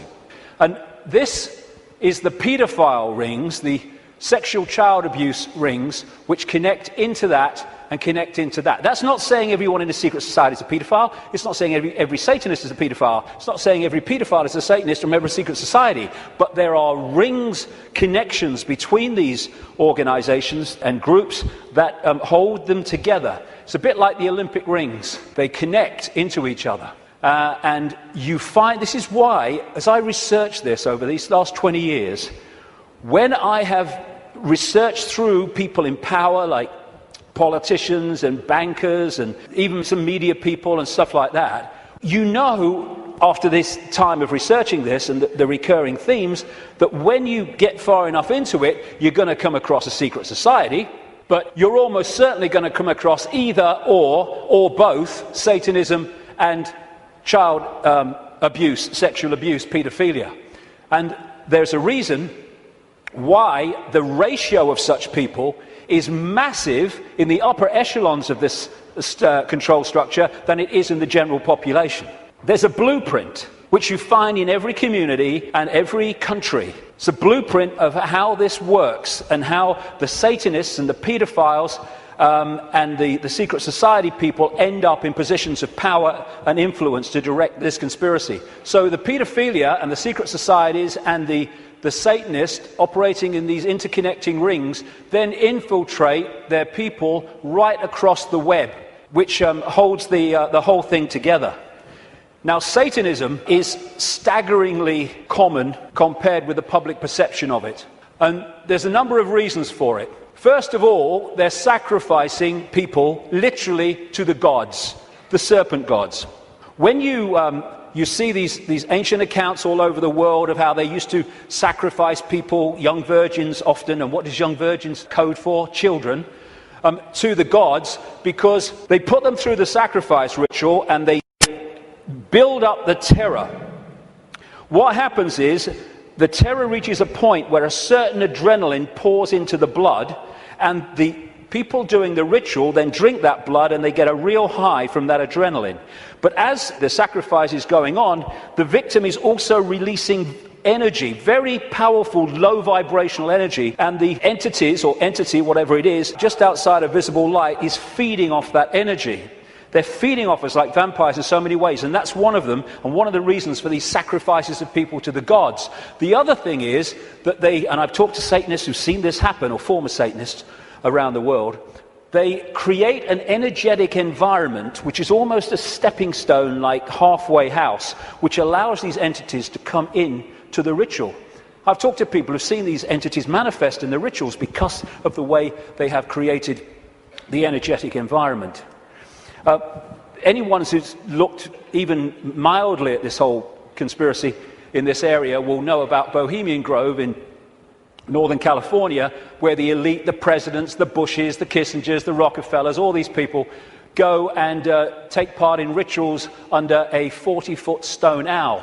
And from what I am told by people who've been there in a victim state, they, in smaller groups, because it's 2,700 acres of redwood forest, actually do sacrifices there too. And all these people are involved with their satanic gods and all the rest of it. But it happens all over the world, and it happens in a sequence on certain days. You know, we've got a situation with Halloween where it's now like bloody Christmas. If people only knew what happens on Halloween, what happens across Beltane, May Day and all that stuff, to kids all over the world, in extraordinary numbers, there would be no celebration of Halloween.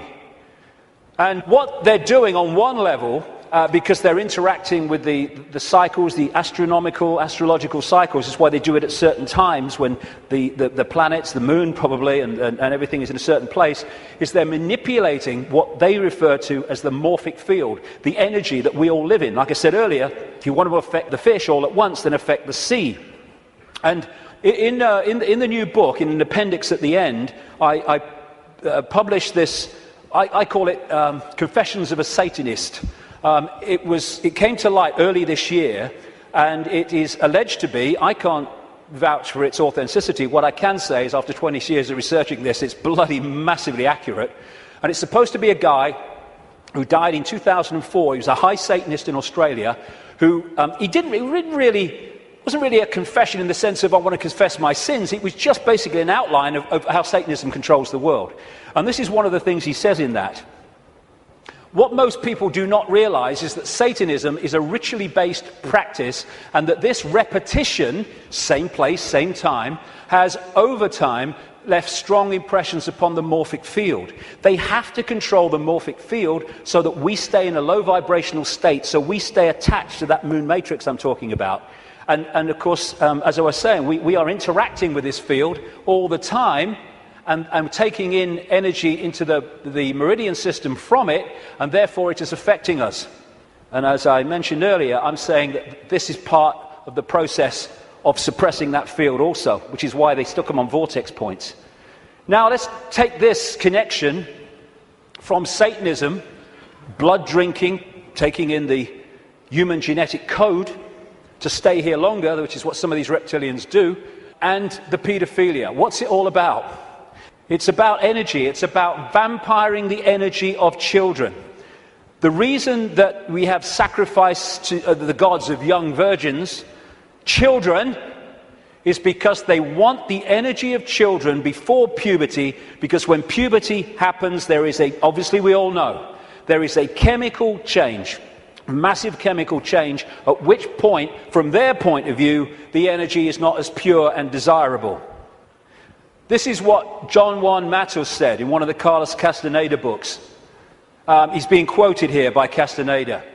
Matos is the he. He explained that sorcerers saw infant human beings as strange luminous balls of energy, covered from the top to the bottom with a glowing coat, something like a coat of plastic adjusted tightly around the cocoon of energy. He said that glowing coat of awareness was what the predators consumed, and that when a human reached adulthood, all that was left of that fringe awareness was a narrow fringe that went from the ground to the top of the toes. That fringe permitted mankind to keep on living, but only barely. And that, although the pedophiles won't realize that, although the elite ones will, is what the paedophilia is all about, and why it is so rampant in the upper echelons of this control system. Because while the paedophile is sexually abusing the child, symbolically here, it is connecting into the energy field of the child. This is why they have anal sex with children so much, even girls. It's because they're connecting in to the lower chakra, the base chakra, and they're drawing that energy out, or the possessing entity is drawing it out and feeding off it. This is why pedophiles tend to be overwhelmingly possessed people, because the possessing entity drives the lust for sex with children, and then when it happens, they draw the energy off it, drawing the child's life force out. And politicians in this control system, again, this is why paedophilia is rampant among the political classes. This is what the Satanist confession said as well, that Australian guy. Politicians are introduced by a carefully graded set of criteria and situations that enable them to accept that their victims, children, will be our little secret. Young children sexually molested and physically abused by politicians worldwide are quickly used as sacrifices. In Australia, the bodies are hardly ever discovered, for Australia is still a wilderness. In countries that are not a wilderness, they control the mortuaries and the crematoria, where they get rid of children who they want rid of because of what's happened. And it is rampant. I keep using that word, but it is. People don't realize. What happens is, people think or relate the number of children that go missing every year to the number of times we see a story on the news that a child is missing and everyone's trying to find them. That is the tiniest tip of the iceberg. Hundreds of thousands of children go missing in America every year. I've rung the states, because they don't have federal figures, tell you how many cars went missing federally, but not children. And they said, you've got to ring the states. I rung a load of states years ago now. I said, how many children go missing every year? How many children went missing last year? And I added the figures up. Never seen this on the news, hundreds of thousands. Some of them are found, some of them have explanations. Not all, nothing like. And what happens is that you have the cover-up. There are so many stories where the story of this Satanism and this child abuse starts to come to light, and immediately the lid goes on because the system controls the various aspects that can keep the lid on. This is just one example. There's endless numbers around the world. The Franklin cover-up. It was an investigation by this guy, John W. DeCamp, who was former state senator in Nebraska, and he started investigating this guy, Lawrence King, a major Republican who sang the American national anthem in 1984 and 1988, I think it was, at the Republican convention.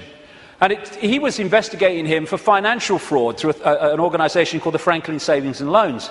But then he discovered that he's running a pedophile ring and providing children for the biggest names in America. And he wrote this book, The Franklin Cover-Up, Child Abuse, Satanism, again, they go together all the time, and murder in Nebraska. And what happened? Some of it got into this Washington Times, a mainstream newspaper, the connection to the Reagan-Bush administration, but most of it was totally covered up. I've been writing in my books now since 1998 that Father George Bush is a notorious paedophile, child torturer, child killer, and serial killer of adults as well. Said it on American radio. Still waiting for a response.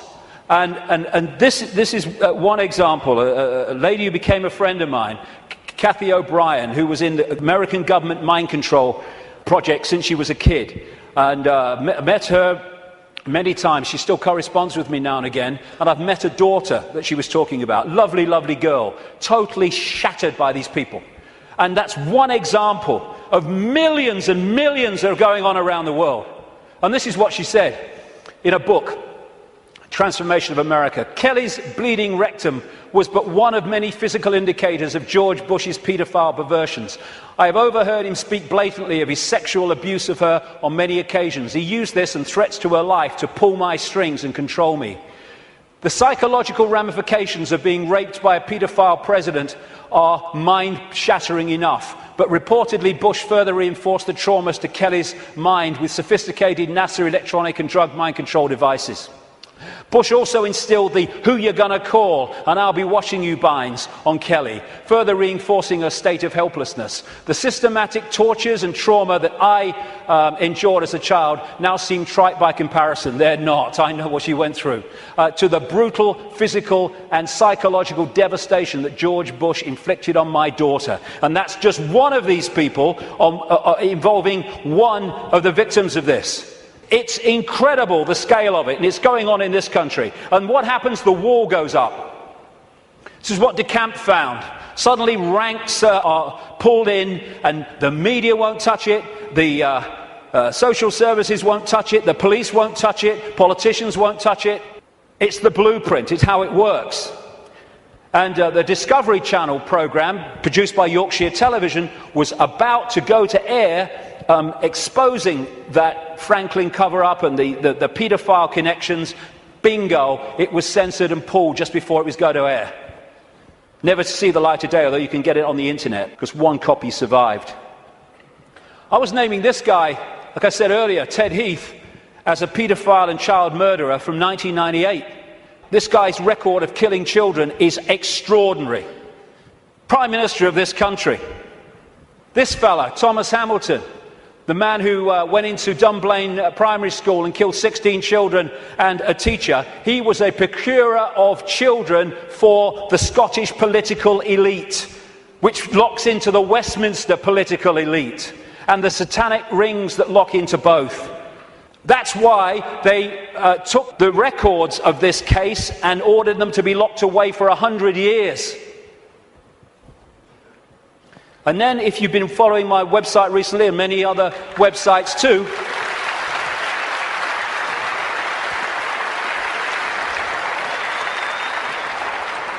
here you have the classic blueprint again. Everywhere you go, same blueprint. This girl, Holly Gregg, Down syndrome girl, her mother Anne, and Robert Greene, a fantastic guy who's been helping them and committed so much of himself to this, when Holly started saying what had happened to her, being raped and abused by the Scottish elite, suddenly the wall went up again. And Robert was arrested. He's been treated appallingly by the police, the Grampian police in Scotland. Grampian area of Scotland, by the way, notorious for Satanism. And he's now basically been told what he can't say, and he can't name people and all the rest of it. And the case is ongoing. The media won't touch it, though maybe that might be changing, we hope. The Scottish law network or establishment will not investigate it. The police won't investigate it properly. Anne's brother, Holly's uncle, was blatantly murdered when he had seen Holly's father abusing her, and therefore had the ability to tell the truth and tell the story. He ended up murdered.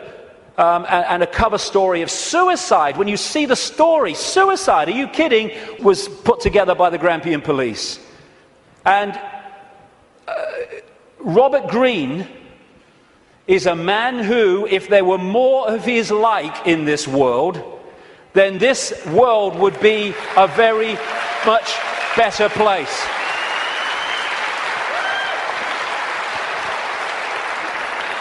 And Robert's actually here today, so thank you, Robert, very much for all you're doing.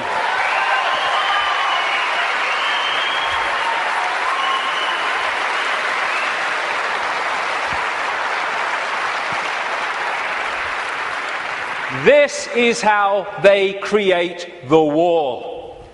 You have again the pyramid system. Social services is a pyramid, a hierarchical pyramid. The police is, lawyers are, judges are, politicians are, the media are, all of it. The medical side, the doctors, the coroner's offices, they're all part of these structures. And up here, they all eventually fuse into the same group, the same ring of people, controlling force. And what they do is they put in these pyramids people in the positions of power who are in the ring, or in the club. You do not have to control everybody in social services to stop investigations or to enforce investigations to take children away for no good reason. You just have to control the level of social services that makes those decisions. And of course, once you're in a position in these pyramids where you are hiring and firing, what you do is you hire people of like mind, and after a period of time, then a lot of these people are in these organizations at different levels. You don't have to control every policeman. There's so many genuine policemen in this world, but they don't get into the positions of power overwhelmingly. The Geese guys do. And therefore, they dictate whether something's investigated or not, or whether someone is targeted to pin them with a charge that is completely unjustifiable. Same with the media. You control that. We're not covering that story. Politicians, oh no, I'm not talking about that. I'm not investigating that. Oh no. This is how it's done. This is David Berkowitz, the son of Sam, multiple killer in New York, who from prison after he was convicted said that he did it, yes, but he was part of a satanic ring that was with him. And he said this, quite rightly: Satanists are peculiar people. They aren't ignorant peasants or semi-literate natives. Rather, their ranks are filled with doctors, lawyers, businessmen, and basically highly responsible citizens. They are not a careless group who are apt to make mistakes, but they are secretive and bonded together, the cement, by a common need and desire to mete out havoc on society. It was Aleister Crowley who said, "I want blasphemy, murder, rape, revolution, anything bad." And now we're having, around the world, not least in this country, but America too and other countries, we're having the state stealing our children on the most extraordinary scale, with the most extraordinary excuses. There was one lady who came to light, not many do compared with the ones that are going on, because of the secret family courts where this stuff goes on in secret and can't be reported. Or they say, oh, it's to protect the children. No! It's to protect the paedophiles and the Satanists. That's what the secrecy is for.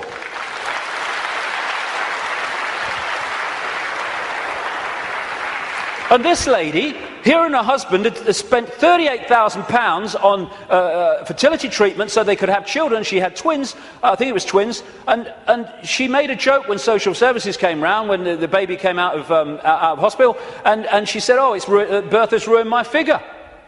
They took her children away. And then when she furiously resisted, they said, the mother has anger problems, which are a danger to the child. It's unbelievable the number of children that have been taken away from their parents for no reason. This guy, Tim Yeo, a Conservative MP, just before the last election, said in Parliament, using parliamentary privilege, he accused his local council of kidnapping a 9-week-old baby from parents. But it's the tip of an iceberg, and a gathering iceberg. All over the world, like I say in the book, I've looked at America as well, it's happening there. And what did Aldous Huxley, the Fabian prophet in Brave New World, talk about?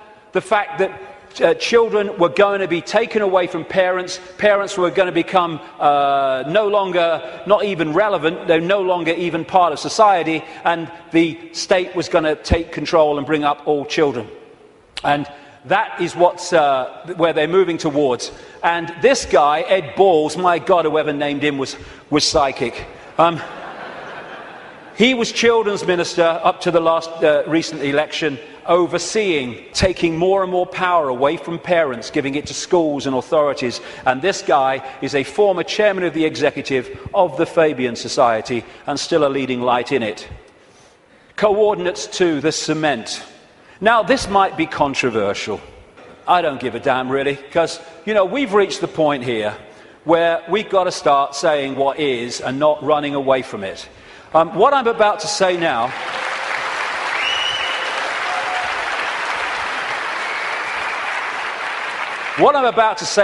virtually no one else, there are some, and some that, you know, some of them are characters I don't really would like to spend an evening with, to be honest, and some are. But most people, the overwhelming majority of people in what we call conspiracy research, won't touch this subject, right? Well, I'm going to bloody touch it because I'm sick of it. And I'm sick of people being frightened and intimidated into not touching it. Thank you.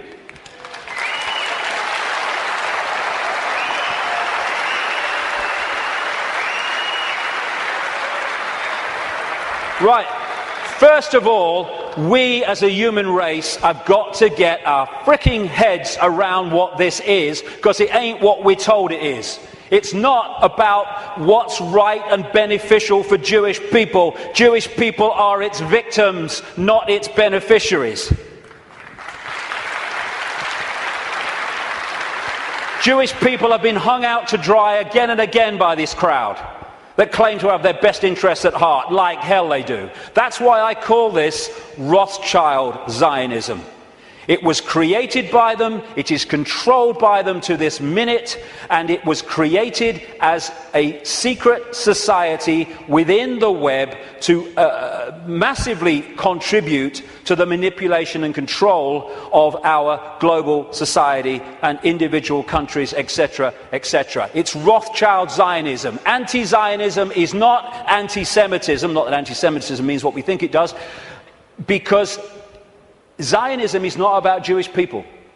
Even in its play-out way or world, it is a political system, a political philosophy. At its core, it is a secret society putting its agents in places of power. One of the very few things that Joe Biden, Vice President of the United States, has ever said, which is true, is you don't have to be Jewish to be a Zionist.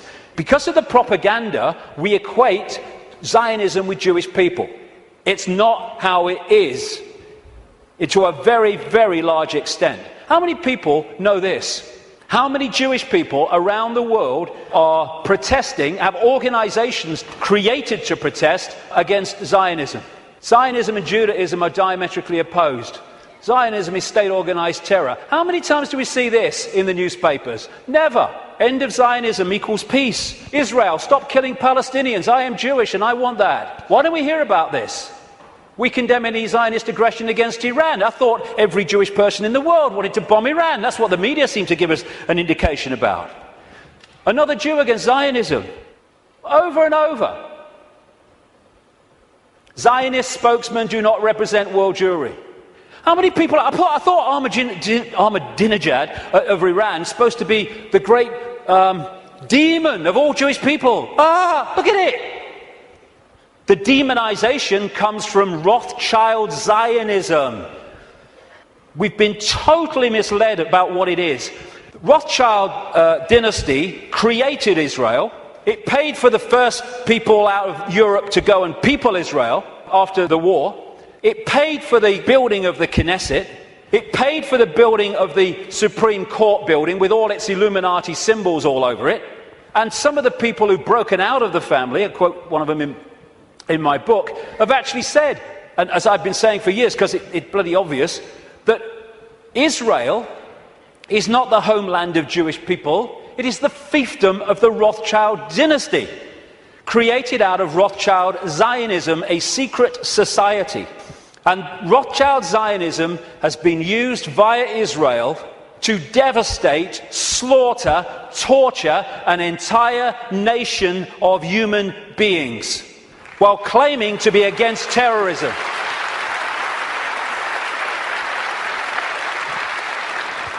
This is the dictionary definition of genocide: the systematic and widespread extermination or attempted extermination of an entire national, racial, religious or ethnic group.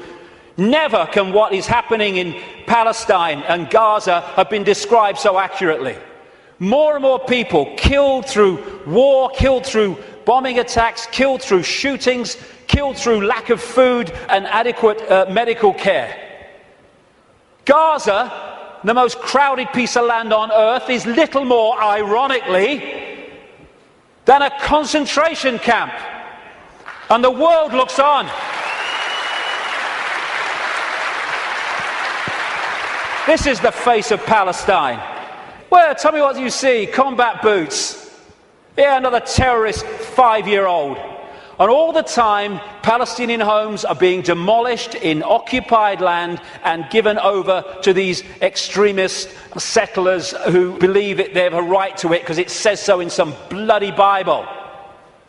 And then we've got this security fence, which has taken great tracts of Palestinian land, right all against international law and all the rest of it. And here is a children's playground being sacrificed as the wall security fence continues its endless way. This green is Palestinian land in 1946. Then we see what has happened since. This is 2000. We're in 2010 now. It's much smaller than that. What was I saying? The systematic and widespread extermination or attempted extermination of an entire national, racial, religious or ethnic group. And I say to these Rothschild Zionists, don't you bloody dare talk about racism of others when you are behind this.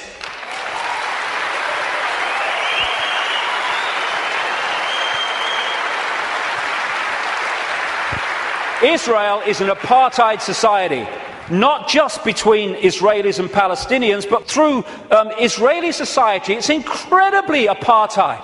The way they treat the black Jews from Ethiopia is absolutely grotesque.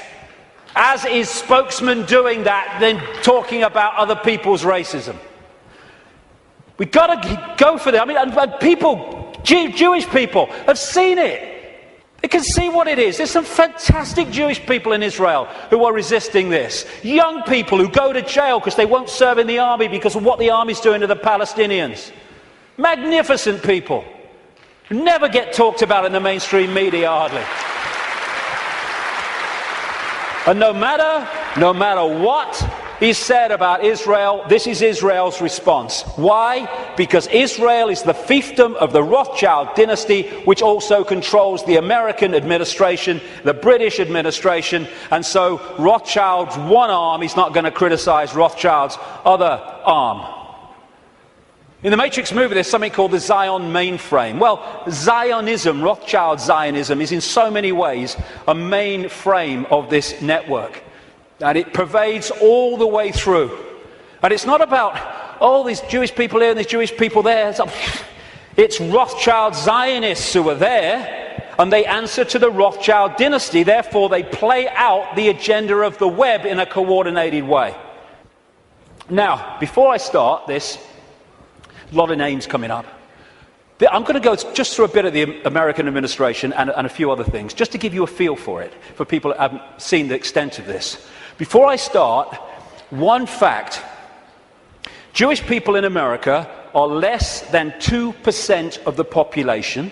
A significant number of them will not be Rothschild Zionists, and therefore the ratio of Rothschild Zionists is even smaller, significantly smaller than the 2%. Okay.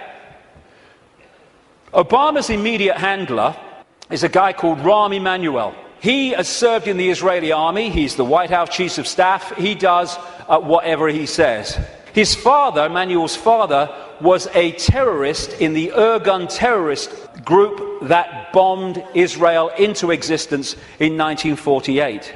And this is the relationship between Rahm Emanuel, he's the kind of Peter Mandelson of America, and Obama. Hey, you want a Nobel Peace Prize? I can sort it, son. I can sort it, son. No problem. All pictures like that, by the way, are by a guy called David Dees, who's a political artist, brilliant, American, works out of Sweden. Uses images so powerfully to tell 1,000 words as they go. This guy is the second handler in the White House. His name's David Axelrod, Rothschild Zionist. And he was the man who orchestrated the entire election campaigns of Obama against Hillary Clinton and then against John McCain. The main funder and orchestrator of the funding, in terms of individuals, of Obama was a guy called George Soros, Rothschild Zionist, who manipulates countries and uses his networks and funding to create coups in countries where they want to change the regime change. And he bets on currencies like he bet on the pound years ago and makes a fortune out of the demise of the economy of other countries because he has no empathy. Henry Kissinger, massive Rothschild Zionist, has served that dynasty's agenda for 40 years, if not 50 years. And he's now an advisor to Obama, even though he's officially a Republican. The American economy, the American economic team, is led by Timothy Geithner, Treasury Secretary, Rothschild Zionist, and Larry Summers, Rothschild Zionist. The entire Obama budget is run by the budget director, Peter Orszag, Rothschild Zionist. This man was advising the Russian treasury when the Russian governments were giving state assets away to Rothschild Zionist oligarchs, including Roman Abramovich, the owner of Chelsea Football Club, by the way. It's very easy to become a billionaire when a state says, have these assets worth billions of pounds. Thank you very much. It's a piece of cake. You could buy a football club if you want. And this man's company was also advising the Icelandic Central Bank in the run-up to the Icelandic crash.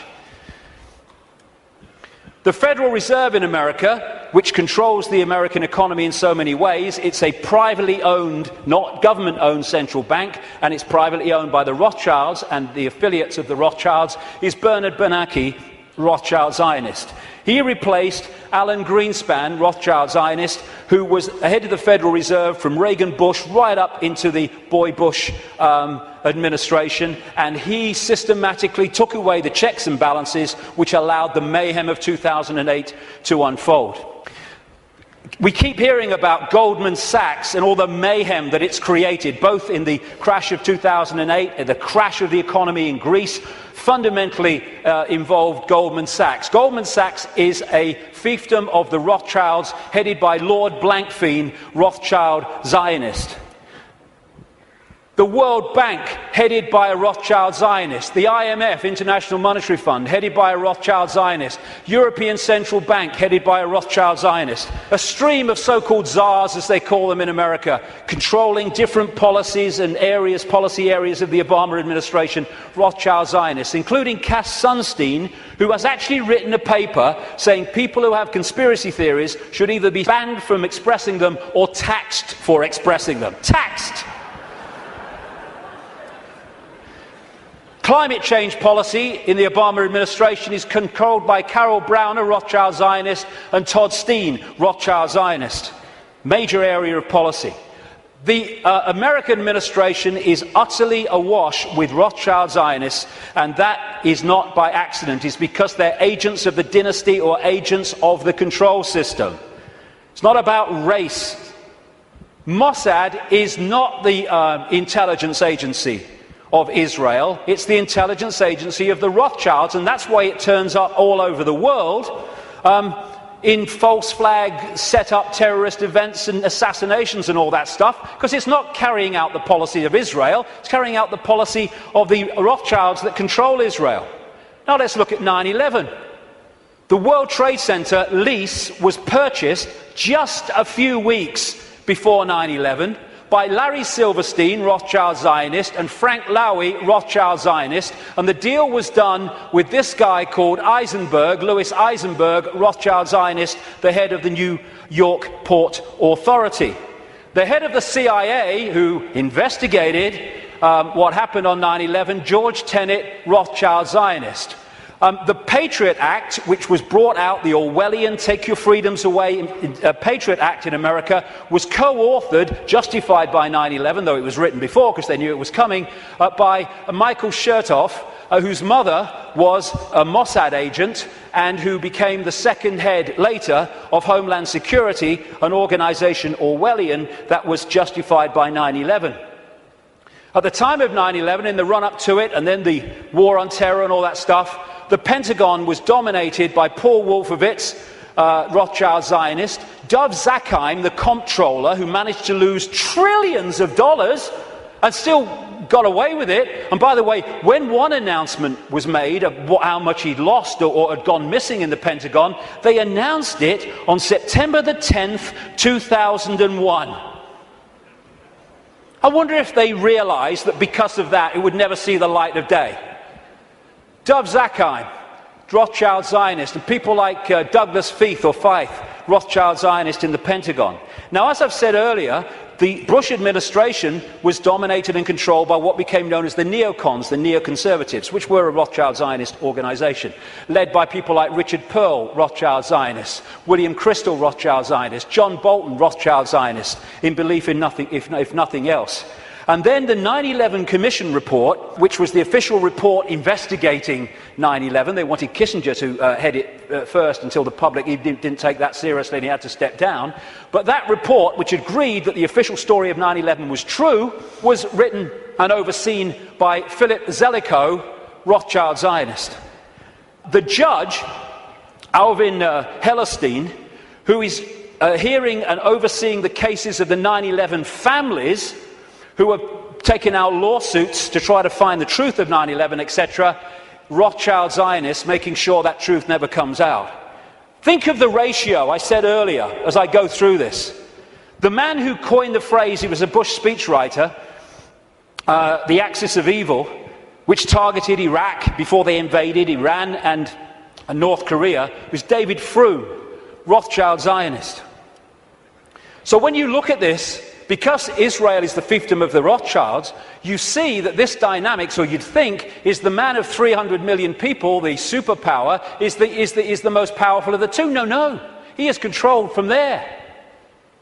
Because the Rothschilds control them. Do you know Israel has the second biggest F-16 fleet in the world? The biggest outside of America? It's a slither of land. How did they get them? Dov Zakheim, as comptroller of the Pentagon, Rothschild Zionist, made a load of weaponry and planes in America scrap when they weren't, so they could be passed for a song to Israel. These two guys, they produced a book last year, The Israel Lobby and US Foreign Policy, and they say this: Israel receives about $3 billion in direct foreign assistance each year, which is roughly 1/5 of America's entire foreign aid budget. In per capita terms, the United States gives each Israeli a direct subsidy worth about $500 a year. This largesse is especially striking when one realizes that Israel is now a wealthy industrial state with a per capita income roughly equal to South Korea and Spain. Another writer, a former BBC and ITN journalist, produced a book, Zionism, the Real Enemy of the Jews, and my God, is that true. And he points out, Jewish people make up less than 2% of the American population, but account for 50%, I would say Rothschild Zionists, 50% of the political campaign contributions. And that's why, no matter how these people argue at election time, including this country and others, they're all agreed on one thing. What goes on in Gaza? Keep quiet, keep your head down. And I block that out because I don't want anyone to see what's behind it. It's horrific. This man, magnificent Israeli, called Mordecai Vanunu, went to jail for 18 years for revealing the truth that Israel is a nuclear power. He's still got massive restrictions on his movement and what he can say. And you know, and he announced officially that he was continuing it. There is an official policy that on Israel's nuclear weaponry, America doesn't ask and Israel doesn't say. That's an official policy. Iran hasn't even got it yet, and they want to invade the bloody place. This lady, Kay Griggs, was married to a colonel in the United States Marine Corps, and as a result, she was given a tour of the Middle East section of the State Department. There's a video on the internet where she tells of her experience. And what she says is, everywhere she went was Zionists. Everywhere she went was Zionist literature, in room after room in this department. And eventually she said to one of them, "Where's the Palestinians?" And they're looking after them. And she said, one of them said, "We look after that." Palestinians have got no bloody chance. It's a stitch-up. The main lobby group in America is called AIPAC, America-Israel Public Affairs Committee, which sounds like an official, but it's a lobby group. It's headed by a guy called Lee Rosenberg, who is a very close friend of him and comes from the same political cesspit that we call Chicago. So when this question is asked, Americans, do you dare to say Israeli terrorism? No, because of the way it's controlled, like I say. The Rothschild Zionists control the media and Hollywood. Don't take my word for it. Los Angeles Times columnist Joel Steen, Rothschild Zionist, wrote an article proclaiming that Americans who don't think Jews, I would say Rothschild Zionists, control Hollywood, are just plain dumb. I had to scour the trades to come up with 6 Gentiles in high positions at entertainment companies, but lo and behold, even one of that 6, AMC President Charles Collier, turns out to be a Jew. As a proud Jew, I want America to know of our accomplishment. Yes, we control Hollywood. Leading Israeli paper columnist said, the Jews, Rothschild Zionists I would say again, the Jews do control the American media. This is very clear, and claiming otherwise is an insult to common knowledge. And what do the media do? They keep the truth from us and keep us diverted from what's really going on. It's an elephant in the bloody living room, and people are terrified of going there because they're terrified of being called racist and anti-Semitic and all that. They'll call you anti-Semitic. I don't give a shit. I don't give a shit.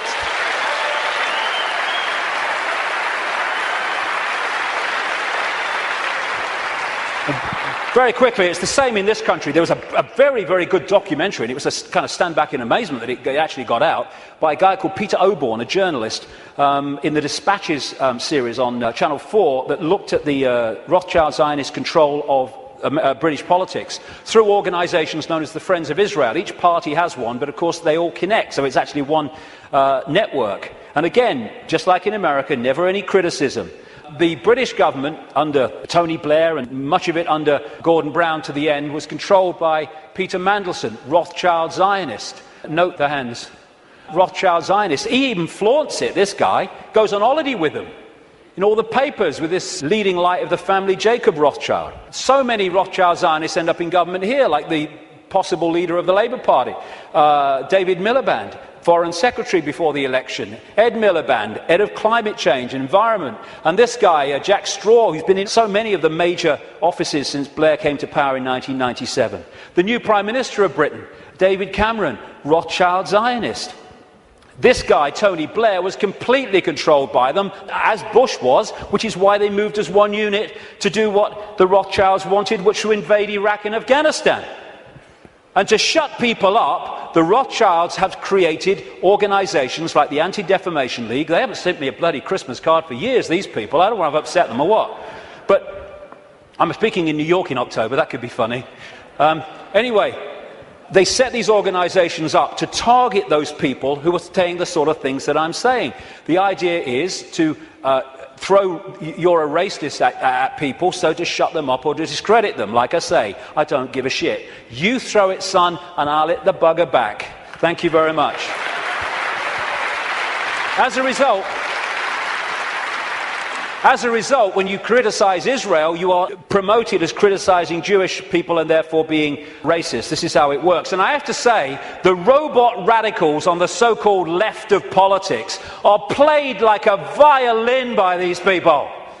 They go out and they protest, you're an anti-Semite. Okay, come in and listen to what I'm going to say. No, they never bloody do. And then you get people like the magnificent Norman Finkelstein, who's a Jewish man who's had his academic career destroyed for speaking out. His parents suffered in the concentration camps of Nazi Germany, and when he exposes these frauds and fakes in the Rothschild Zionist movement and what they do against Jewish people in general, he's called a self-hater. They can't say he's anti-Semitic, although sometimes they even use that. He's a self-hater. No, he's a decent man doing decent things. You want to try it? And the idea is to create, and they're doing it, hate laws in which truth is no defense. Even though what you say is true, it's no defense. If people are upset by it, then too bad, you've broken the hate laws. They're now targeting the internet, which has been so magnificent in communicating this information. And who's doing that? In America, J. Rockefeller, Rothschild Zionist. In this country, up to the last election, he rushed through a bill to this effect just before the election, Peter Mandelson, Rothschild Zionist. And just this week, Obama has nominated this lady, Eleanor Kagan, the Solicitor General, to go onto the Supreme Court. Two things. One, that will make Rothschild Zionists making up nearly half the Supreme Court judges of America, 4 of the 9, when they are well under 2% of the American population. And she is vehemently in favor of laws banning freedom of speech in association with her mate, the conspiracy theorist Sunstein. It is an elephant in the living room, and we need to address it if we're going to unravel this cabal, because they don't want to frighten us into not going here for any other reason than they know if we go here, so much is going to unravel. Home straight to tyranny. They think they're on the home straight to tyranny, wishful thinking.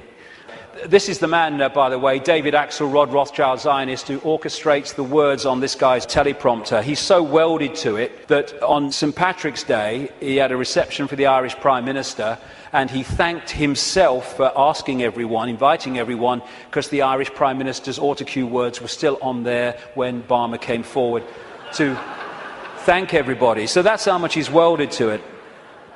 Assuming levels of knowledge that isn't there. You know, people say Obama's intelligent. He's not. What they're doing is comparing him with Bush.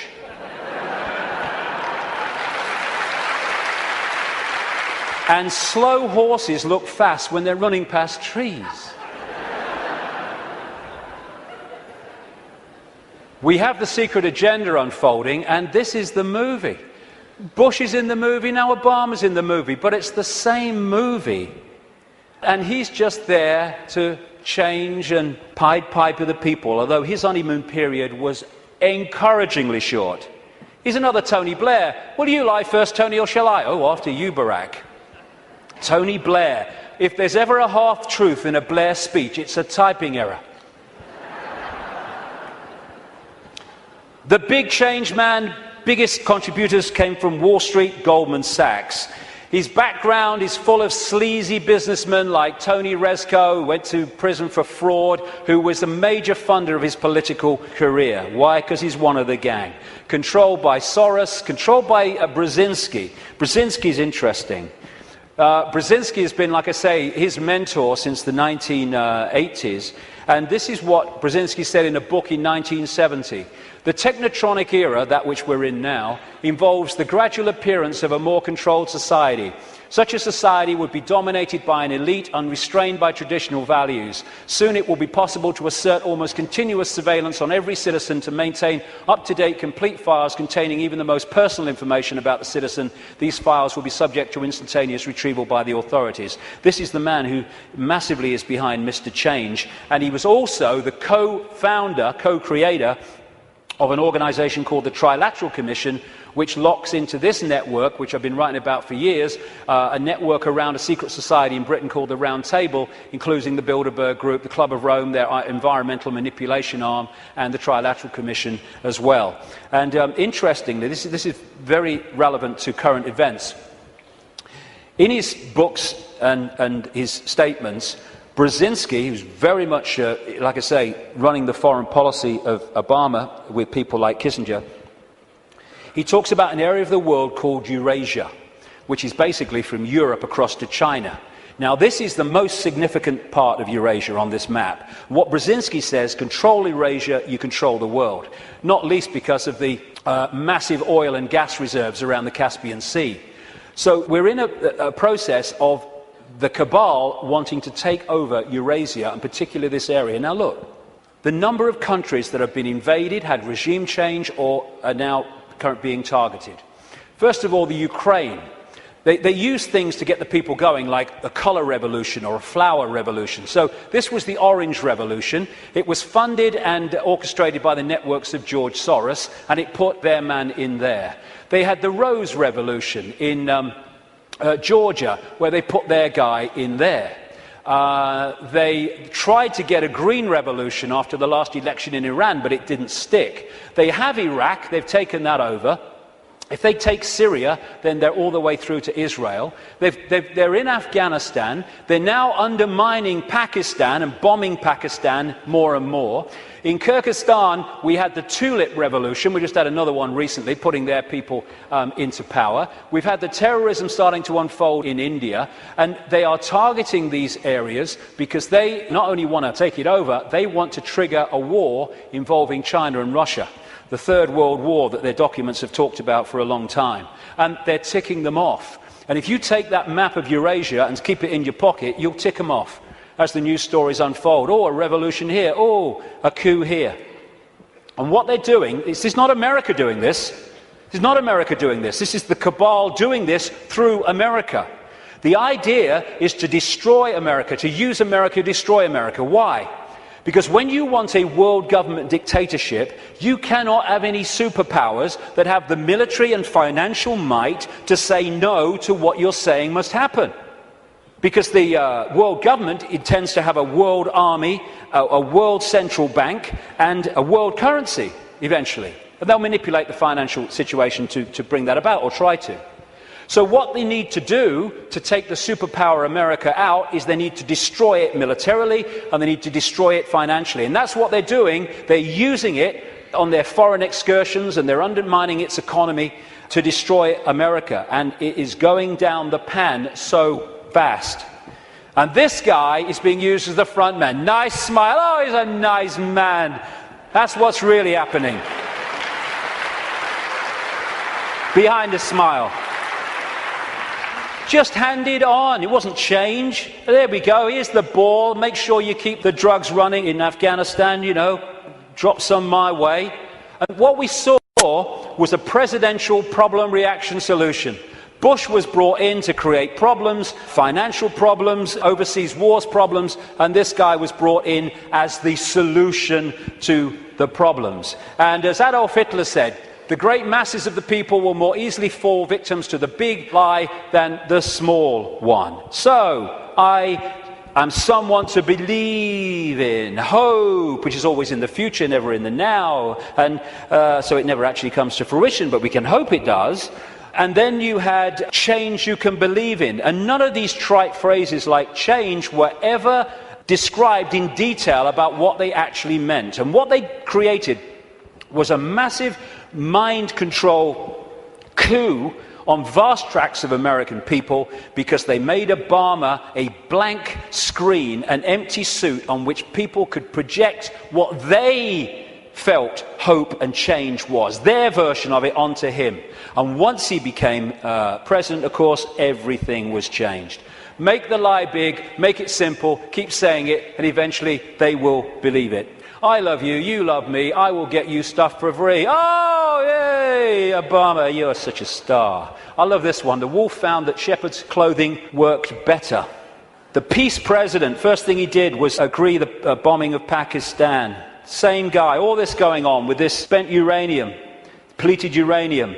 What does he do? Continues the bombing, increases the troops. Fraud, another puppet. Golden rule, big time. Ignore the words and watch the actions, because they're never the same. And just to show you nothing's changed, there we go. Good old Bono. Nothing's changed, we're fine. So,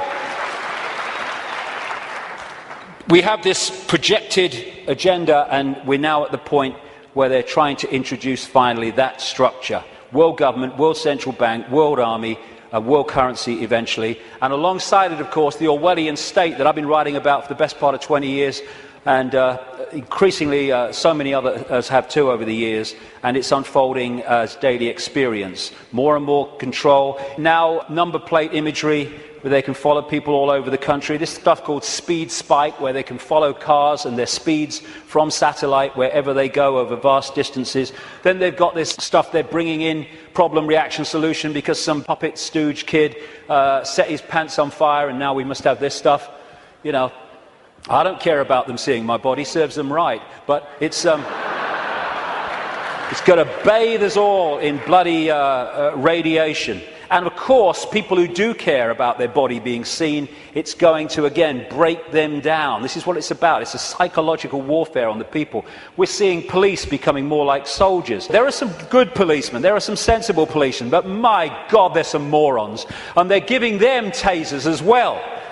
Bloody hell, 55,000 volts. And what is that about? People say, oh, it's terrible, it's bad for them, isn't it, that these people are dying from being hit by the taser? No, it's what they want. Because when people die of being hit by the taser, that means anything you say, officer, I'll do. It's what they want. It's part of the control system.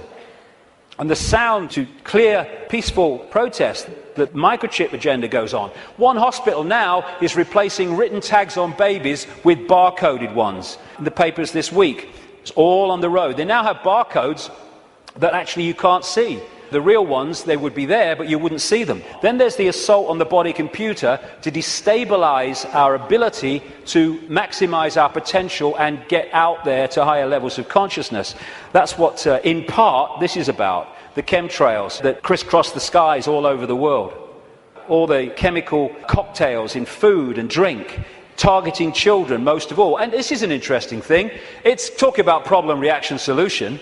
The symptoms of the E numbers in sweets and food and everything, in terms of childhood behavior problems, mirror the alleged symptoms of attention deficit disorder. Mirror them. Why? Because they're causing them. And so what they do is have this shite.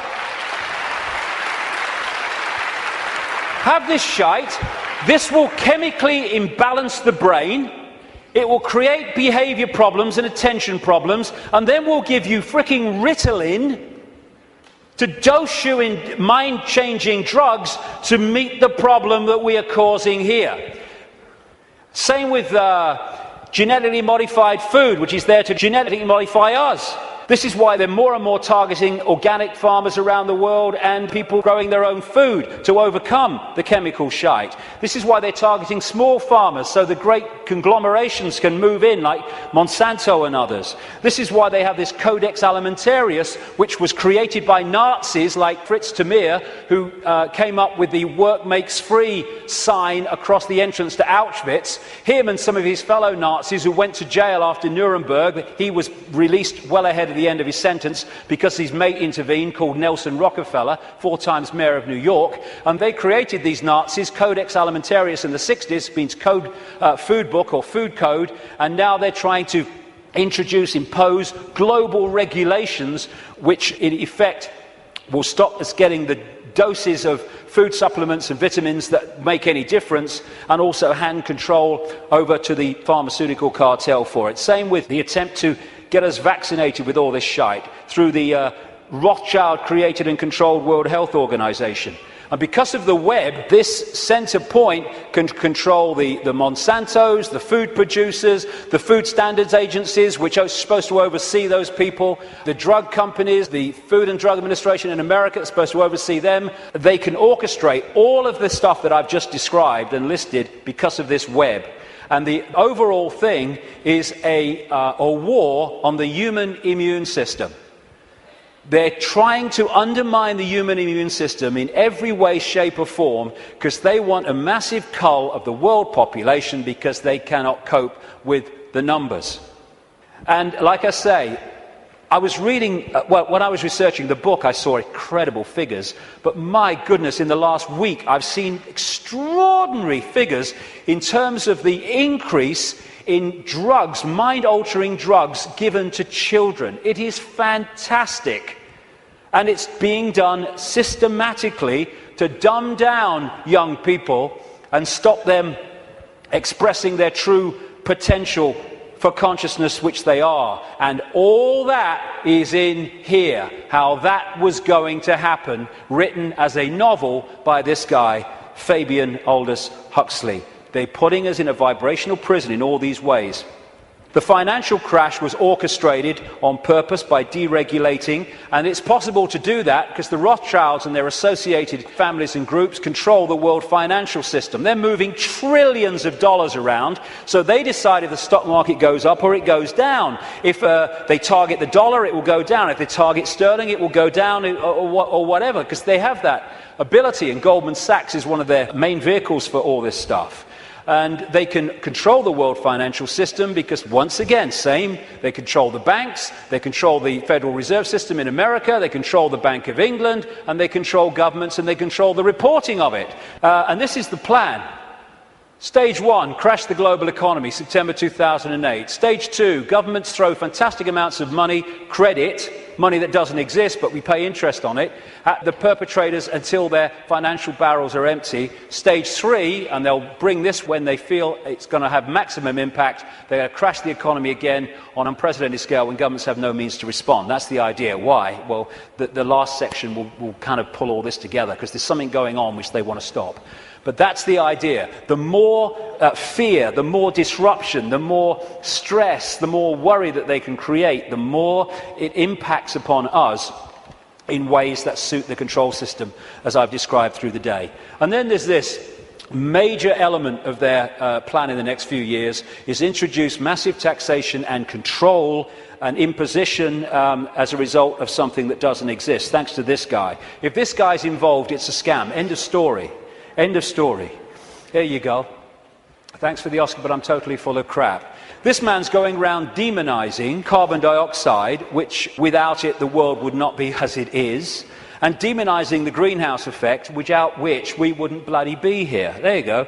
That's what he's doing. And he's orchestrating all these people. And it's so kind that David de Rothschild has produced this book to help us, Global Warming Survival Handbook.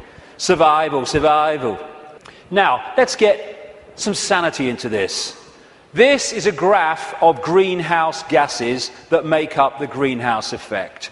That one, you would think from the propaganda, would be carbon dioxide. It is water vapor and clouds. I think we ought to ban water vapor and clouds. It's the only way to save the frickin' world, right? Every time we see a cloud, they ought to add VAT. I think it's the only bloody way.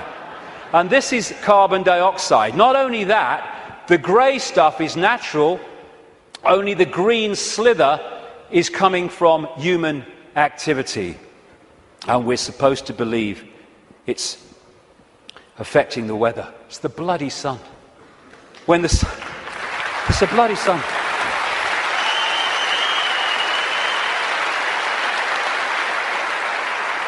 When the sun is in an active phase, it gets warmer. When it's in a non-active phase, it gets cooler, which is why over the last 10, 11 years, when the sun's been in a non-active phase, it's got cooler year on year.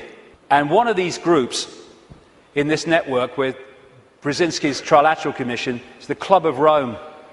It was created in the 60s to orchestrate the use of the environment to push the agenda. Aurelio Pecci, the founder of the Club of Rome, quoted it in their own publication in 1991.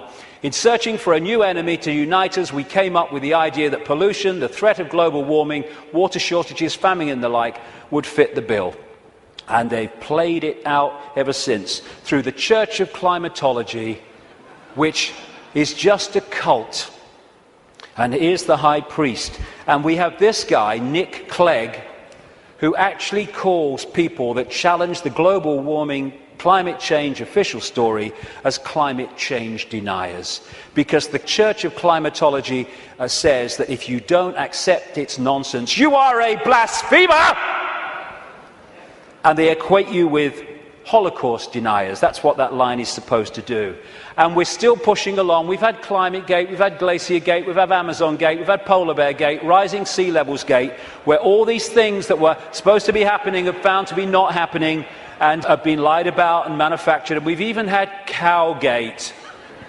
Yes, ladies and gentlemen, I bring you glad tidings and great news. These clowns have now admitted that bovine flatulence is not a threat to human existence as we know it. I can't tell you how happy I am. BBC, through gritted teeth, has had to admit on its website, but not on its television station, that temperatures have been falling. And yet, no matter, the Green Team goes in, Gore's team is taken on by Obama. They go around programming children about fear of the future, the Green Police to impose checks on your houses without your permission, and just to show it's a scam, there we go. How's that? Good stuff. Again, I keep coming back to this, the suppression vibrationally of this energy field and the human energy field. The reason they're stopping the manufacturing of light bulbs and the selling of light bulbs as we've known them up to this point, and they're replacing them with these things which are full of mercury and an environmental bloody disaster, is because they give off a certain vibration that affects the human energy field. This is why many people around the world get ill, physically ill, when they live with these light bulbs. It's all a scam. Very quickly to finish, political correctness. This is not about protecting minorities. It's about stopping people speaking their truth and having freedom of speech. That's what it's about. It's about creating what Orwell called newspeak, where the language replaces old speak, words that have meaning and detail and you can express yourself, with newspeak, which actually says nothing, has no ability to express detail. Because of the way it works. The only language in the world whose vocabulary gets smaller every year, Orwell said. And as he pointed out quite rightly, on the conscious level, we think in words. And so the more you reduce the words, and all this tech stuff, you are, and all this stuff, the way we're changing the language and reducing it dramatically, is taking out over a periods, the ability to even think in detail. As one person said, how can you talk about freedom and how we must have freedom if there's no word left that really means freedom? And in 1984, of course, newspeak didn't have a word meaning freedom. This is what political correctness is about, shutting people up so no one can say anything. You mustn't upset anybody. Well, it upsets me. You've upset me by saying I can't upset anybody. If I can't upset anybody, I can't say anything. It don't matter what you bloody say, you'll upset somebody. And then we have health and safety. Again, it's to create a situation where people can't move. I went into a Pizza Hut on the Isle of Wight. I'm not proud of it. I was hungry. But and I asked for a cup of coffee. And they said they couldn't make me a cup of coffee because the coffee machine was broken. I said, can't you, true story, I said, can't you put the kettle on? They said, no, we can't use a kettle because of health and safety. It's a bloody cafe. Do not hold the wrong end of a chainsaw. Oh, thanks for that, mate. I might have made a mistake there.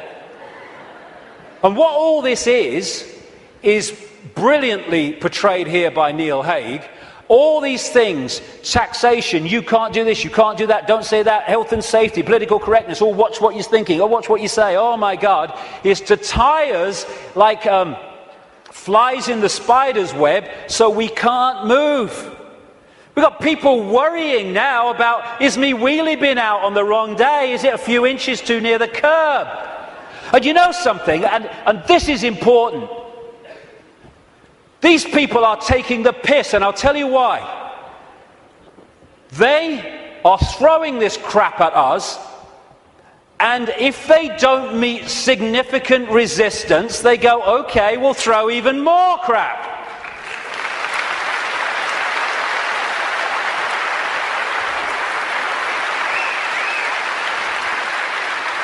I'll get into this in the last section, but we need to draw a bloody line here. Not only say here and no bloody further, but we're going here and drawing it.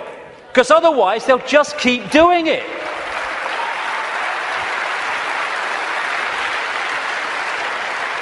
And this is the key to all of this that I'm talking about. It is a mind game. It has to be. It has to be, because from mind comes everything. This massive stop, go here, don't do this, you can't do that, all this stuff. More and more fine detail of our lives being dictated. It's to turn us into the version of this. You put a mouse in a laboratory maze and you put shock equipment down different channels. When it goes down those channels, it gets a shock, it comes back. It might go down another time, it'll get a shock and come back. After a while, not long, you can take that shock equipment away, that mouse will never go down there again, because you've changed its behavior patterns. And what they're doing is throwing all this stuff at us, giving us punishments for doing this, punishments for doing that, punishments for doing this, but you're okay as long as you do this. And that channel of it's okay if you do this is getting narrower and narrower and narrower. And what they want to do is to bombard us and batter us into acquiescence. So we become subservient totally to the system. Never challenge it. Just stay in this narrow band of robotic computer terminal perception. To turn this into this. A bar-coded, computer terminal, unquestioning, acquiescent robot. And they've done it before in smaller groups. This is China. This is waiting for work in the factory in China. And China is in so many ways a blueprint of the global society they want. 1.5 billion people in China. They're controlled by a relative handful, because the 1.5 billion are acquiescent, and therefore they cannot use their numbers to overturn the dictatorship of the few, because they're programmed not to. The rabbit hole goes very deep, even deeper than I've got to now. The journey continues. But it's to control perception and get us to believe we have no power. We bloody do. To get us to believe that we should just follow the one in front, because that's what everyone else does. Like bloody hell we will. And in 10 minutes I'll come back and let's look at what we can do. Thank you very much. Thank you.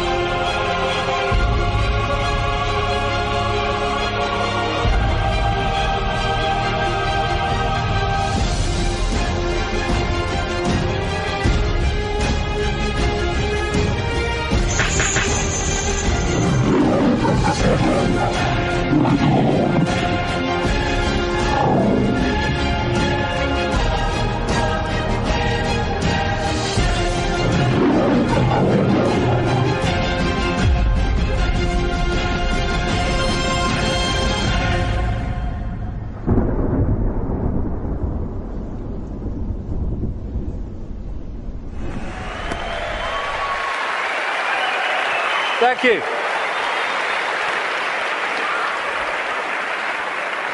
I've changed my smelly shirt for, I think, a very appropriate colour for this last section, actually. Smelt like a wrestler's jockstrap out there, I tell you. Okay, so where now? Well, this section is about the control system coming down. Because we're in a period where a dramatic shift in human awareness and human consciousness is in the process of taking shape. Some people call it the shift, sometimes I call it the vibrational quickening, but what I've been calling it for 20 years, because I came across this in the very earliest days after I met that psychic, that first psychic, I called it the truth vibrations. The first book I ever wrote after that awakening started, because it's ongoing, was called Truth Vibrations, or the Truth Vibrations, because I came across this awareness.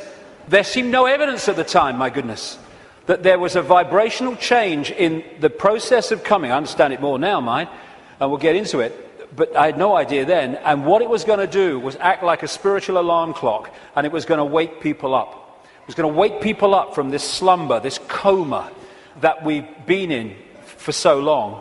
And also, my goodness me, as this truth proved to be true 20 years on, that it was going to bring to the surface all that had remained hidden. That the truth was not only coming out, it couldn't be stopped from coming out because this vibrational change was bringing it to the surface. Like I say, 20 years ago, awakening, new consciousness, what? Truth coming out? Oh, you must be joking. 20 years on, my goodness, look at it.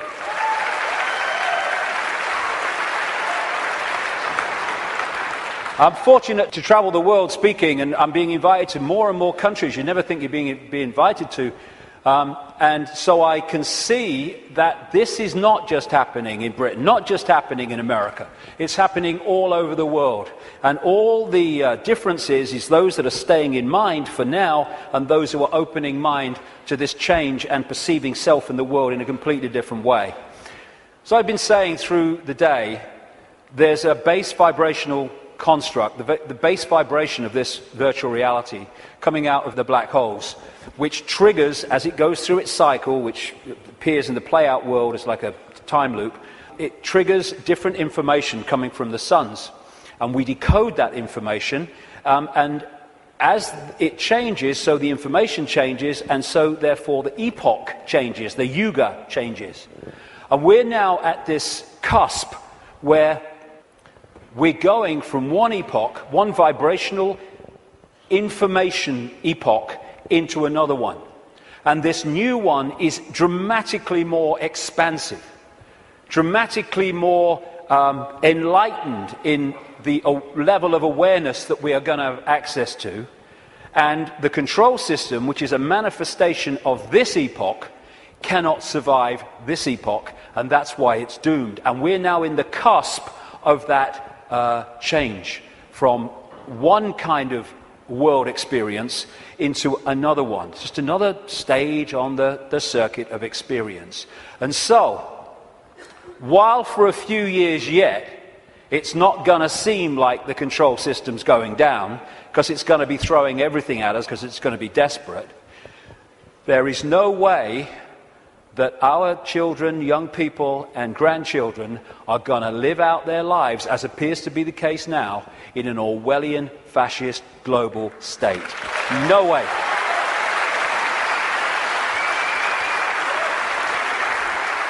This changing epoch, changing information, is starting to be activated within the Earth grid and, of course, within the human grid.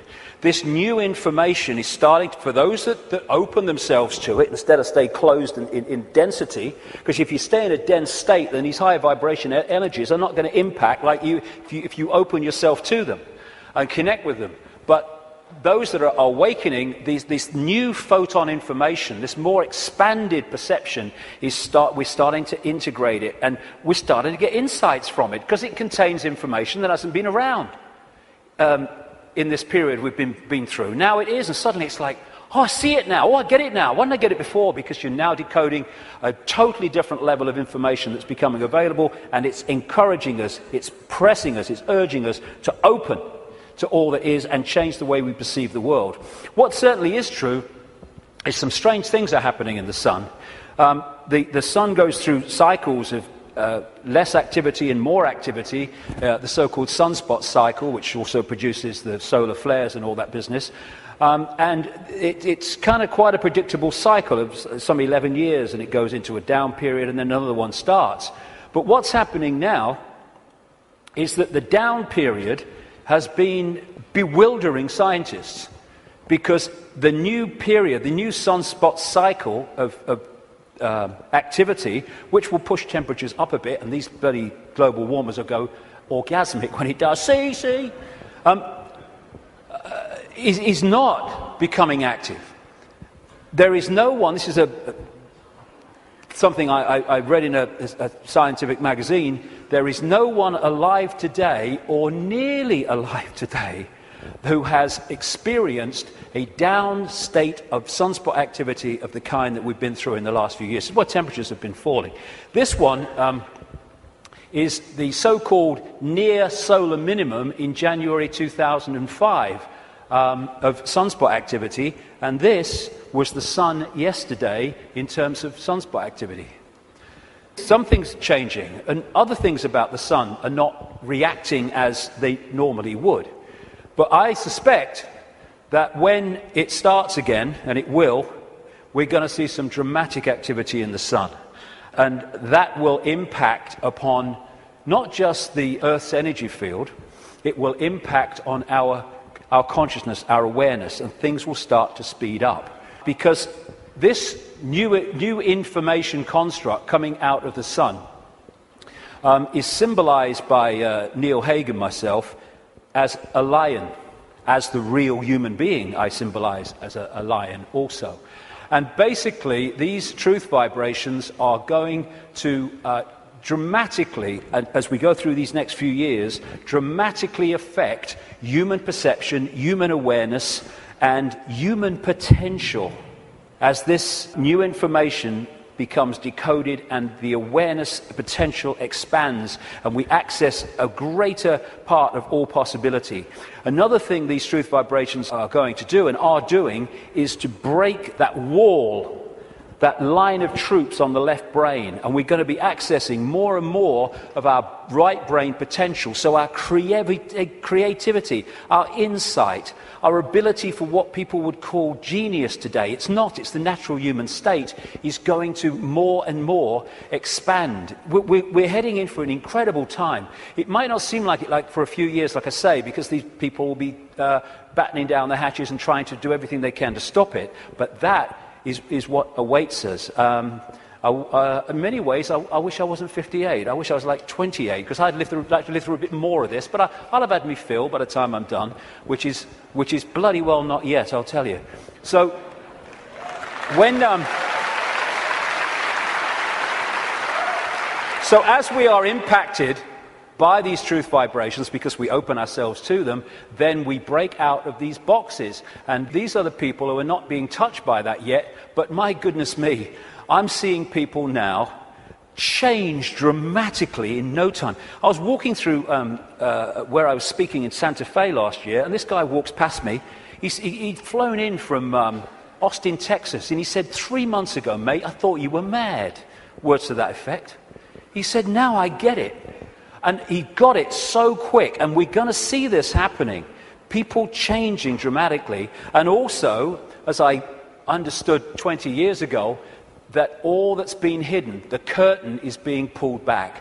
And we're in for some shocks. I mean, of course, what we've talked about today is shocking to most people who have seen the world in another way, but the shocks are going to go on, because what's been going on in this world behind the scenes is nothing like what we think it is.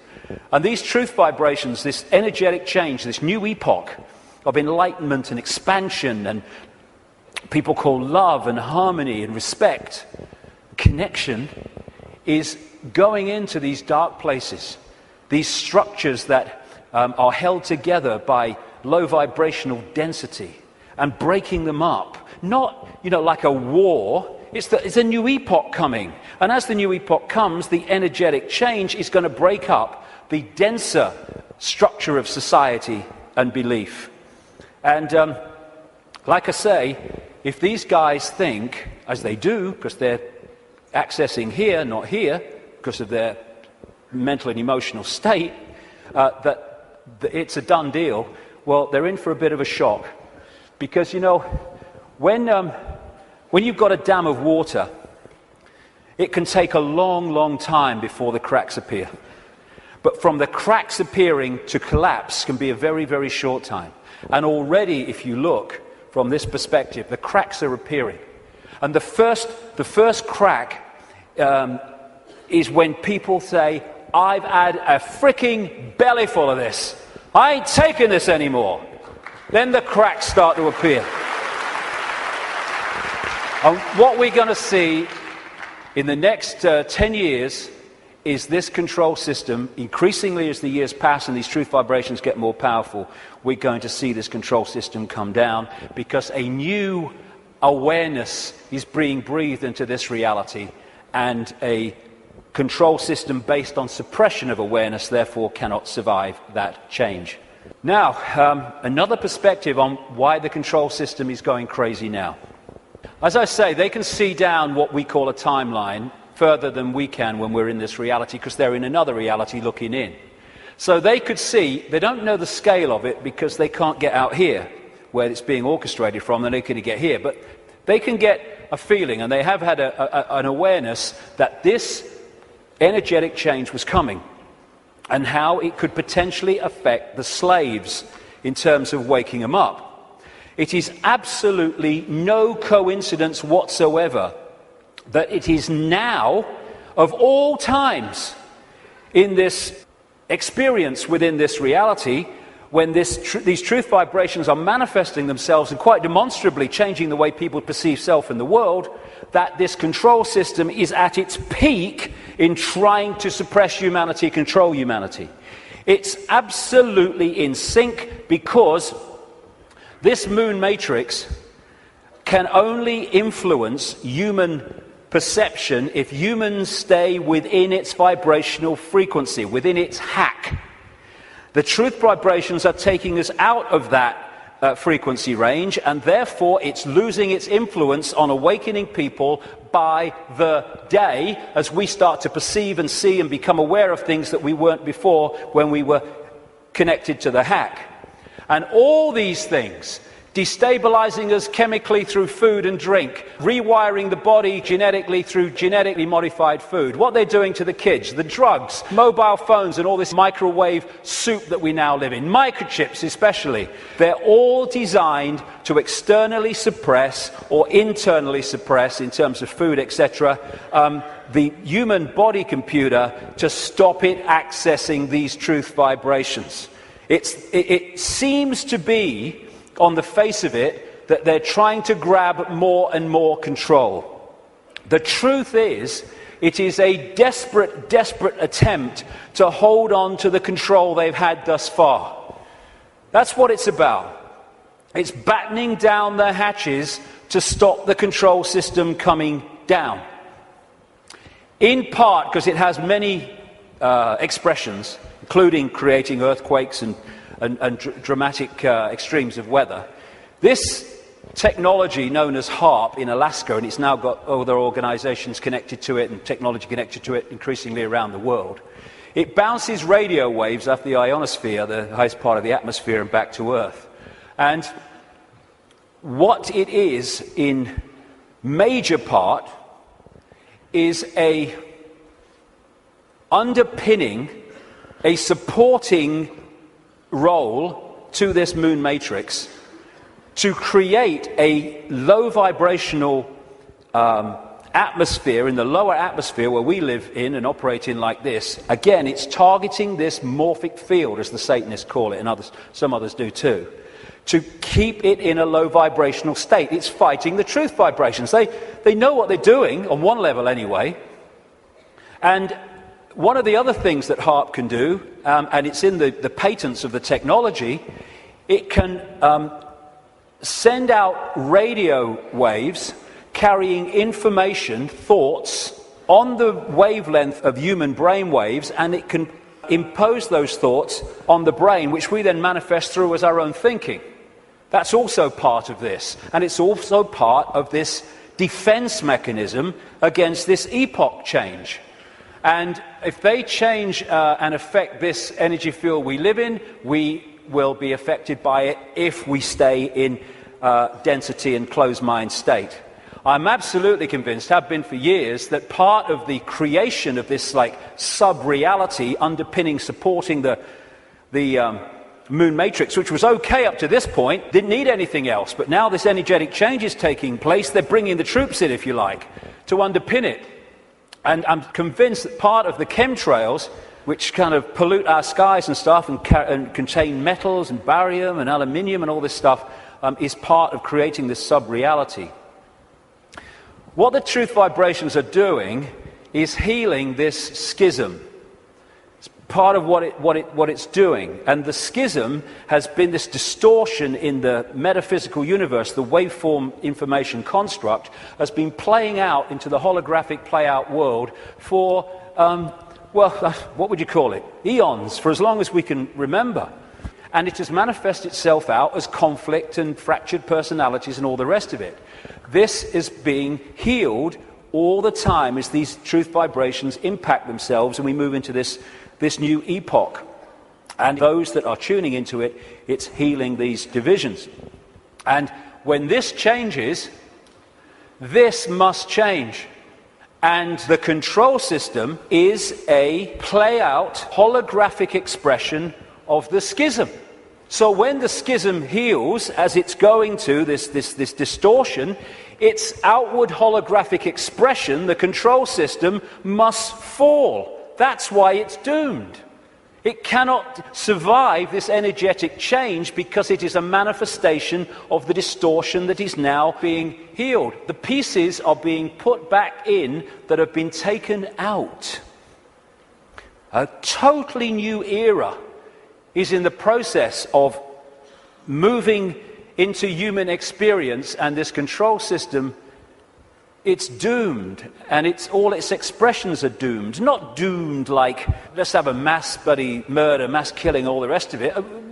Doomed in this reality because they're connected to something that's disappearing. There'll still be infinite consciousness, even those in the control system. They'll remember who they are eventually. It might take some time, and we'll be having a beer with them one day thinking, do you remember when you were stupid? Oh, yeah, I remember that. Oh, God, mate, yeah. Oh, that's what we'll be doing at some point. And so this epoch change is moving from a sense of division, left brain, where it sees everything as apart from everything else, sees everything in terms of structure and apartness. We're moving from that perception as this energetic construct changes to a perception of what comes from expanded consciousness and awareness, which is we're all one. We're all expressions of the same one consciousness, which again makes racism ridiculous, ludicrous, insane, the height of ignorance. And as the schism, the distortion is healed, so other expressions of the distortion will become what we call history. The police state, the energetic wars, once we're really in to this expanded awareness, the very idea of going to war. We have laws because of the distortion, because of the epoch we've been going through. We don't need laws in the state of awareness that we're going into, and our children and grandchildren will go even more into. You don't need to say we have a law against murder when murdering someone would never even enter your psyche. You don't need environmental protection laws when harming the planet because you know the planet and you are one anyway would never occur to you.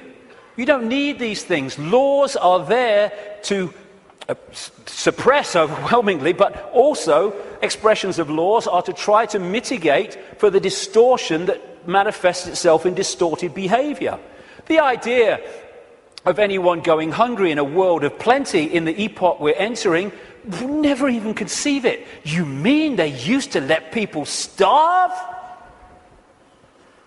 That's this mentality that we're moving out of. And we're at the cusp now of this change, which is a very interesting place to be. We're going back to that. We're going back to being connected to what we really are. And of course 2012 is much talked about and will be more talked about as we get closer to it. I have a different view on that. You know, I should be saying, given I've been writing about these truth vibrations for 20 years, I should be saying, see, 2012 told you, yeah. No, I'm not saying that actually. I think 2012 is a diversion. By 2012, yes, things will have moved on. Things will be changing.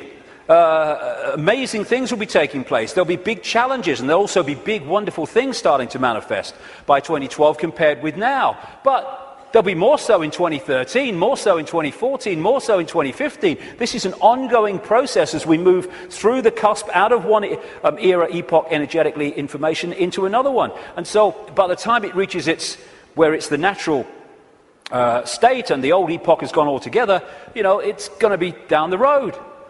But every year, every month, things are going to be moving on energetically. And there'll be things in 2012, and maybe a very good chance that manufactured things will happen in 2012 to focus attention as part of the diversion of the control system. It's quite possible that that will happen. But I don't see 2012 as some epoch-changing year.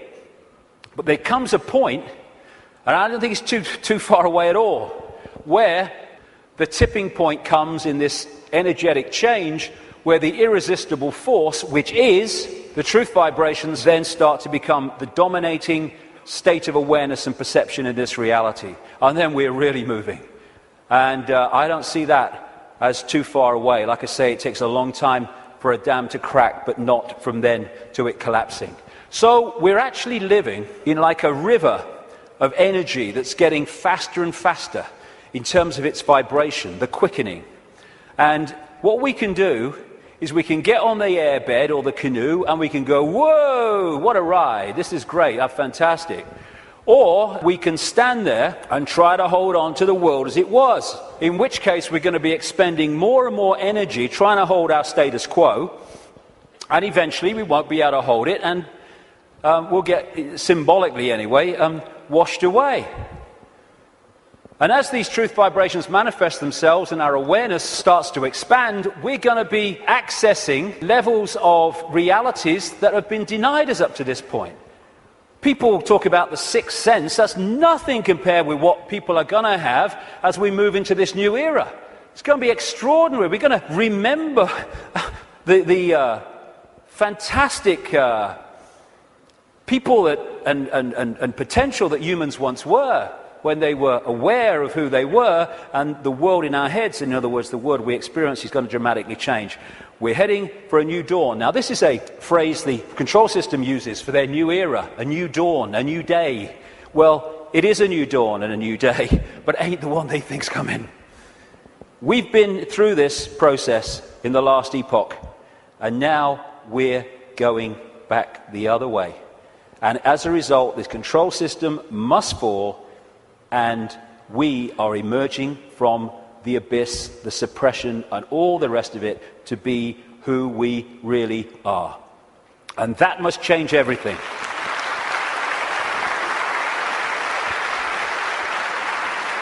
Einstein said you cannot solve problems with the same level of consciousness that created them.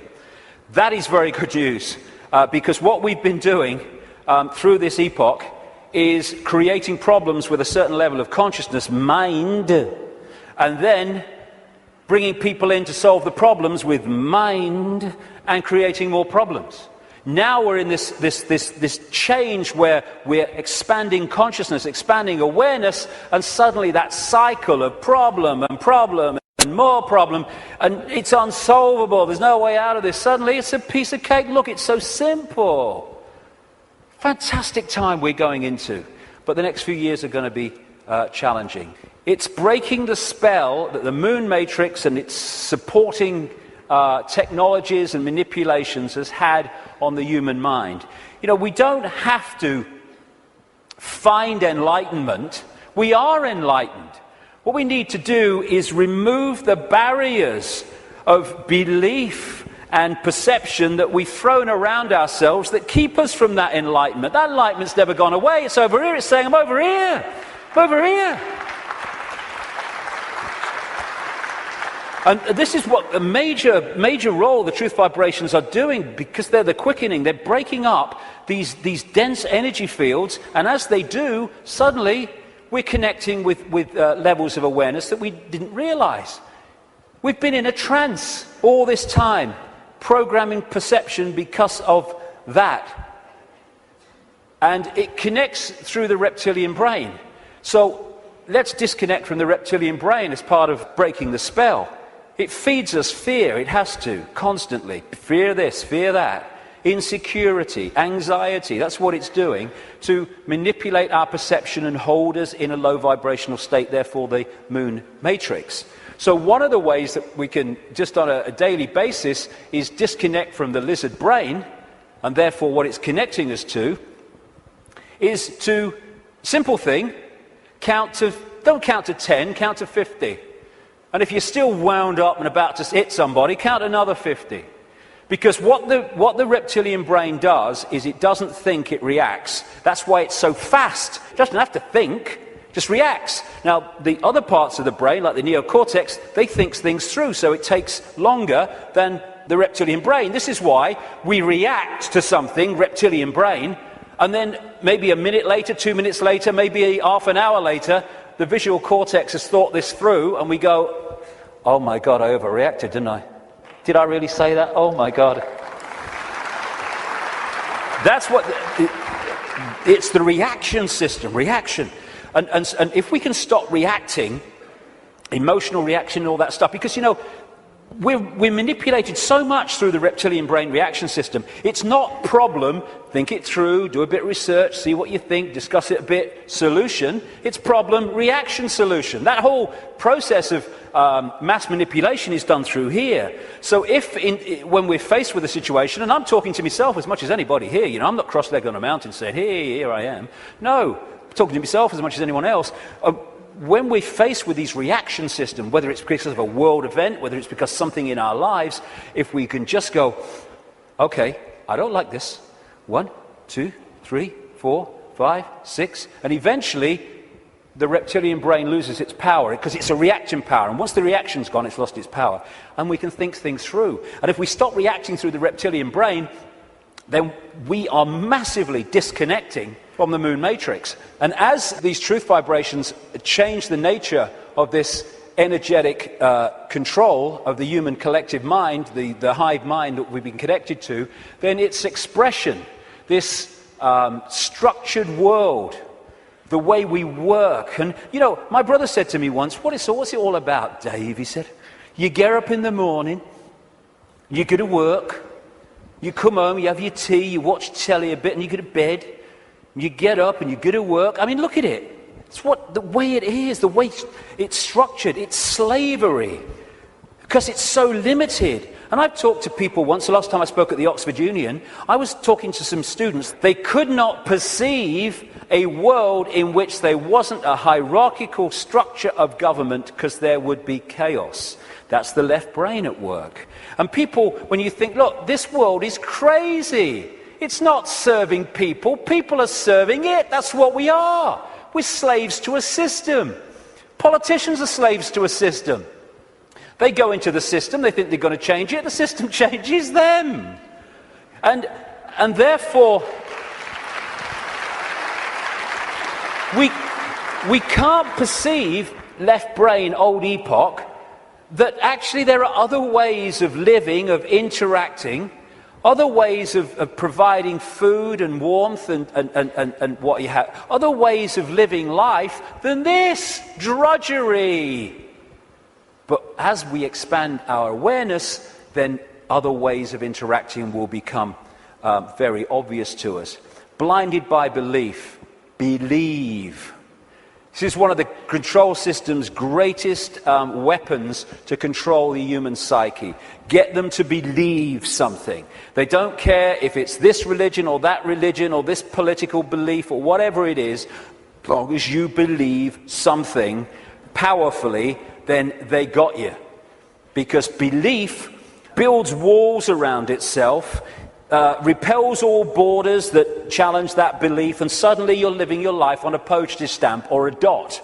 and your true ability to perceive in an expanded way is gone. You've given it up to the belief. This is how it must be. And once you have a belief, like a religious belief, then there are rules and regulations. Walls go around the belief. If you're going to be one of us, you must believe this. You can't believe that because they believe that, so you'll be one of them if you believe that, and all the rest of it. Here we go. We're all possibility. What are we doing having rigid beliefs when we're all possibility? Religion is mind. And there are many expressions of religion, not just going to church. There are many religions of the mind of various kinds that don't appear to be, but they are. Addictions of the mind. It's mind. You must believe this. There is one possibility. What's that saying? There is one possibility. That's how mind thinks. Consciousness, there is one possibility. You're having a laugh, darling. So religion, as we know it, is not going to survive this epoch change either, because it's an expression of the last one.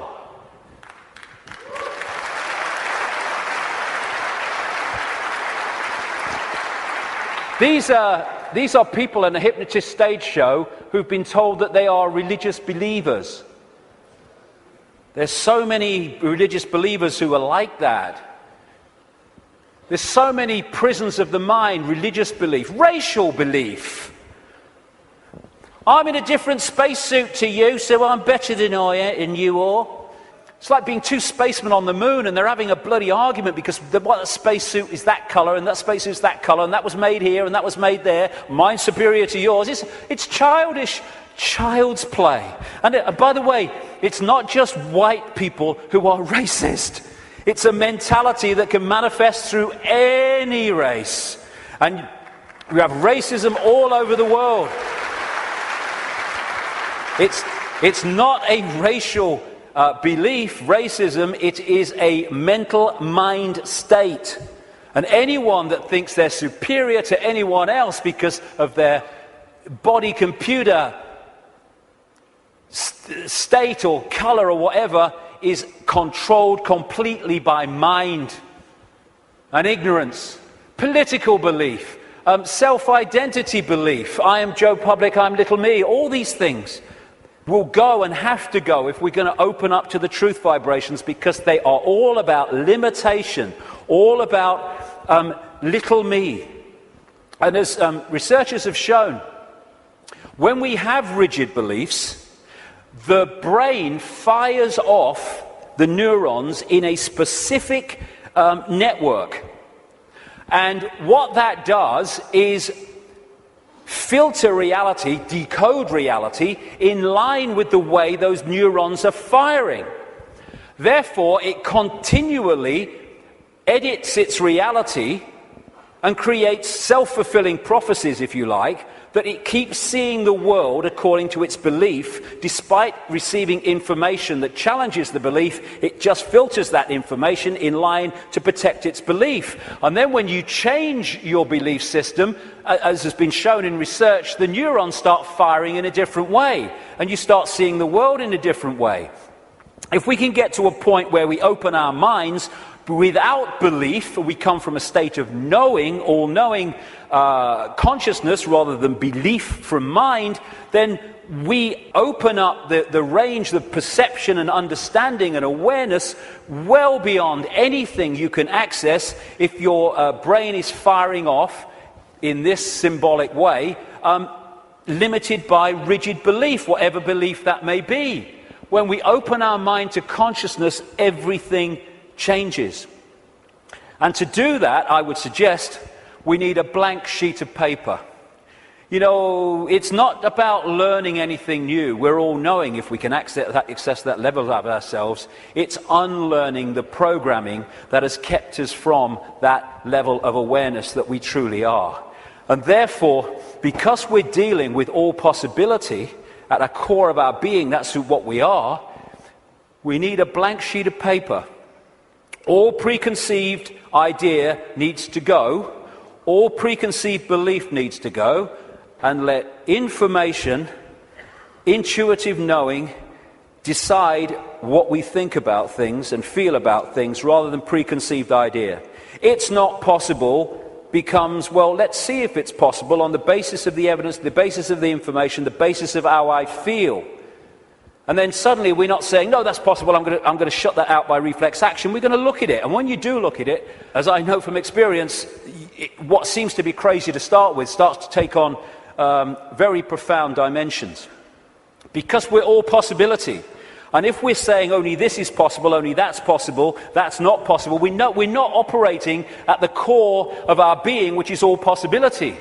We are editing things, we are limiting ourselves, we are entering the realm of mind. And it's a time to choose, in many ways, between the head, the intellect, not that he doesn't have the part to play, it does, it being the governor, and the heart, knowing, intuition. What changed my life more than anything else was 20 years ago when I decided that if I was ever had a decision between going with my intuitive knowing, which we feel here, funnily enough, in the kind of heart chakra area, and my mind, I was going to go with my head, I was going to go with my intuition. And it changed my life and has allowed me to follow this path, because I can tell you over the last 20 years, there have been many times in the early days, not for a long time, but in the early days, when my head was going, you're going to say what? You're going to do what? You must be joking. And not in my lifetime. But I thought, no, I feel to do it, I feel to do it. I went with it. And as a result, you follow this, this energetic path through intuitive knowing that's been laid out. And what happens, because intuition, knowing, is coming from another level of awareness beyond five-sense reality, it means that to five-sense reality, general world, some of the things you do when you follow your intuition are seen as, I think I'm possibly an example of this, are seen as crazy and mad and lunatic and dangerous and all that stuff. And what happens then when you do that and you get that reaction is that the head kicks in, the mind, which wants to protect its preeminence that it's had up to this point, puts its arms together and says, see what happens when you don't listen to me, see the trouble you've got into? And it's like, yeah, okay, and you come back into mind. But if you stick with it, and you take what comes as a result of expressing your uniqueness and expressing your intuitive knowing, then eventually things happen, good things, great things sometimes, that happen not despite what you did and the reaction you got, but because of it. And then the mind, the intellect, looks at this and says, well, hold on a second. It might get you into trouble, but eventually it works out. And what happens then is your head and your heart, your knowing, your intuition come together. And the war stops. We become whole again, where mind serves consciousness instead of serving itself. And it's years and years, I say this honestly, since my intuition and my head have had a problem.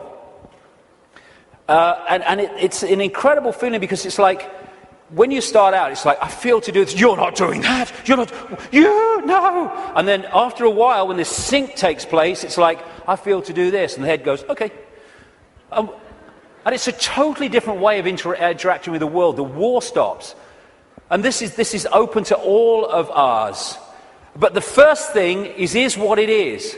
It's to face the situation we're in, and then we can do something about it. First thing, to realize that up to this point, we have been slaves thinking we were free.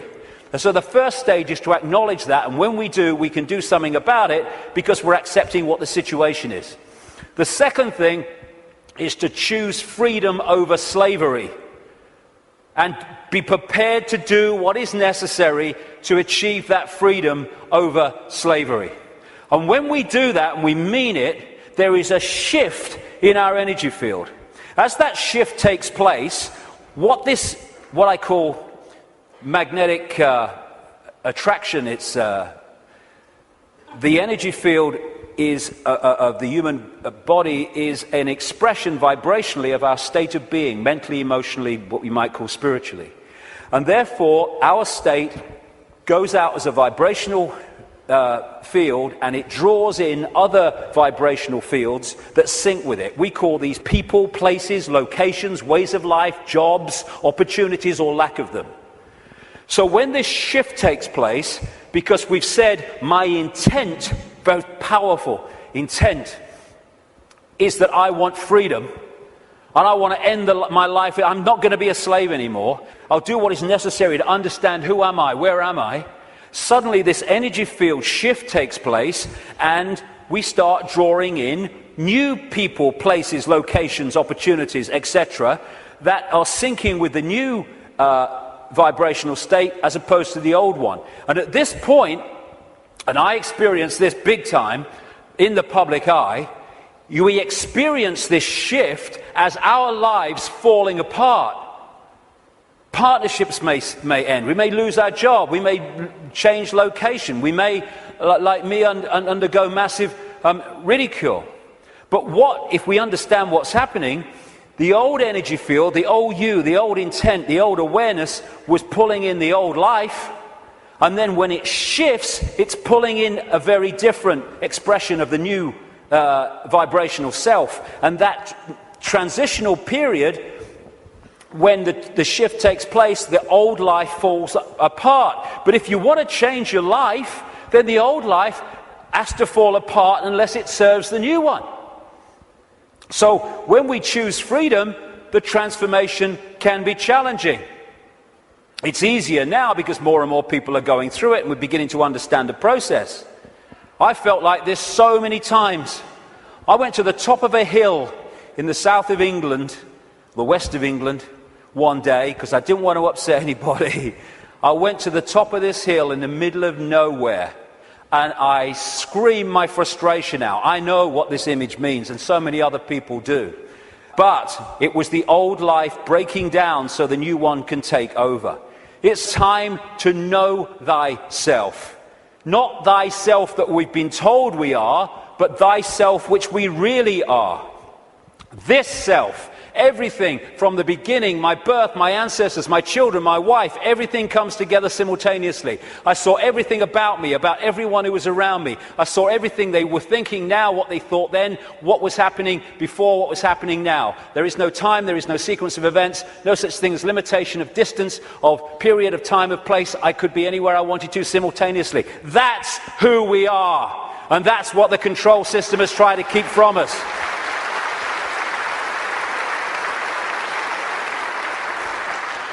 Now, the way to go most powerfully with this change is to stop identifying who we are with what we are told we are, little me.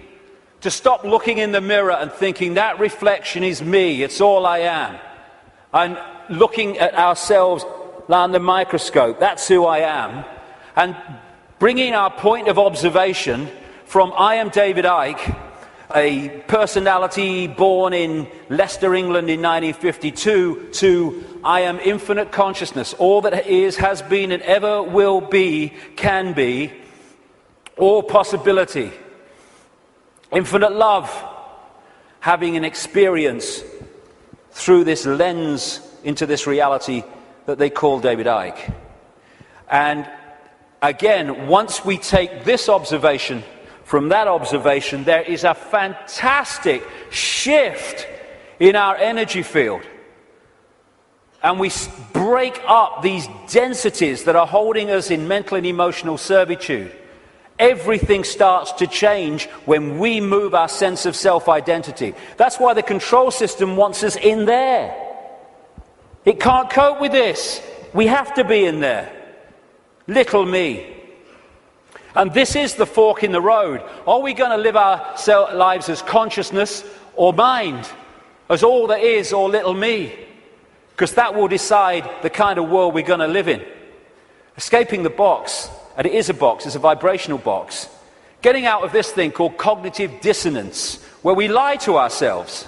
Cognitive dissonance is, if people haven't come across it, it's a very powerful controlling mechanism whereby we have a belief about self or the world or a situation, and we're sticking with it. And when we face information or experience which challenges the belief, then cognitive dissonance is that uneasy state when you see that your belief system is under threat from this information or this experience. If this is real, then the belief can't be. And what you do then is you go about these incredible stories we tell to ourselves to convince ourselves that this can't be true, to protect the belief system. Cognitive dissonance could be a good thing if that dissonance leads you to look at your belief in the light of this experience or this new information, and then move the belief in the light of that. Then cognitive dissonance is a good thing. What most people do is try to hold the belief system in the face of this. And there's no greater example than the Skeptics Society. You ever come across them, the Skeptics Society? Bloody hell, they are cognitive dissonance.com, they are. I tell you. I've debated with some of them on television programs and stuff, and one of them, his bum kept bouncing on the seat. He had what they call Vitus dance, is it? My mother used to call it, where you can't stop moving, because he was in such cognitive dissonance, because the information he was hearing was so at odds with his belief system, he was kind of going crazy. And so you get people who come up with these amazing bloody stories to try to explain away why something is not challenging their belief system. So again, part of that blank sheet of paper is letting cognitive dissonance serve us. I'm going to look at my belief system instead of holding on till our knuckles turn white. Also, trying to avoid looking at the truth, because if we don't, we ain't going to change anything.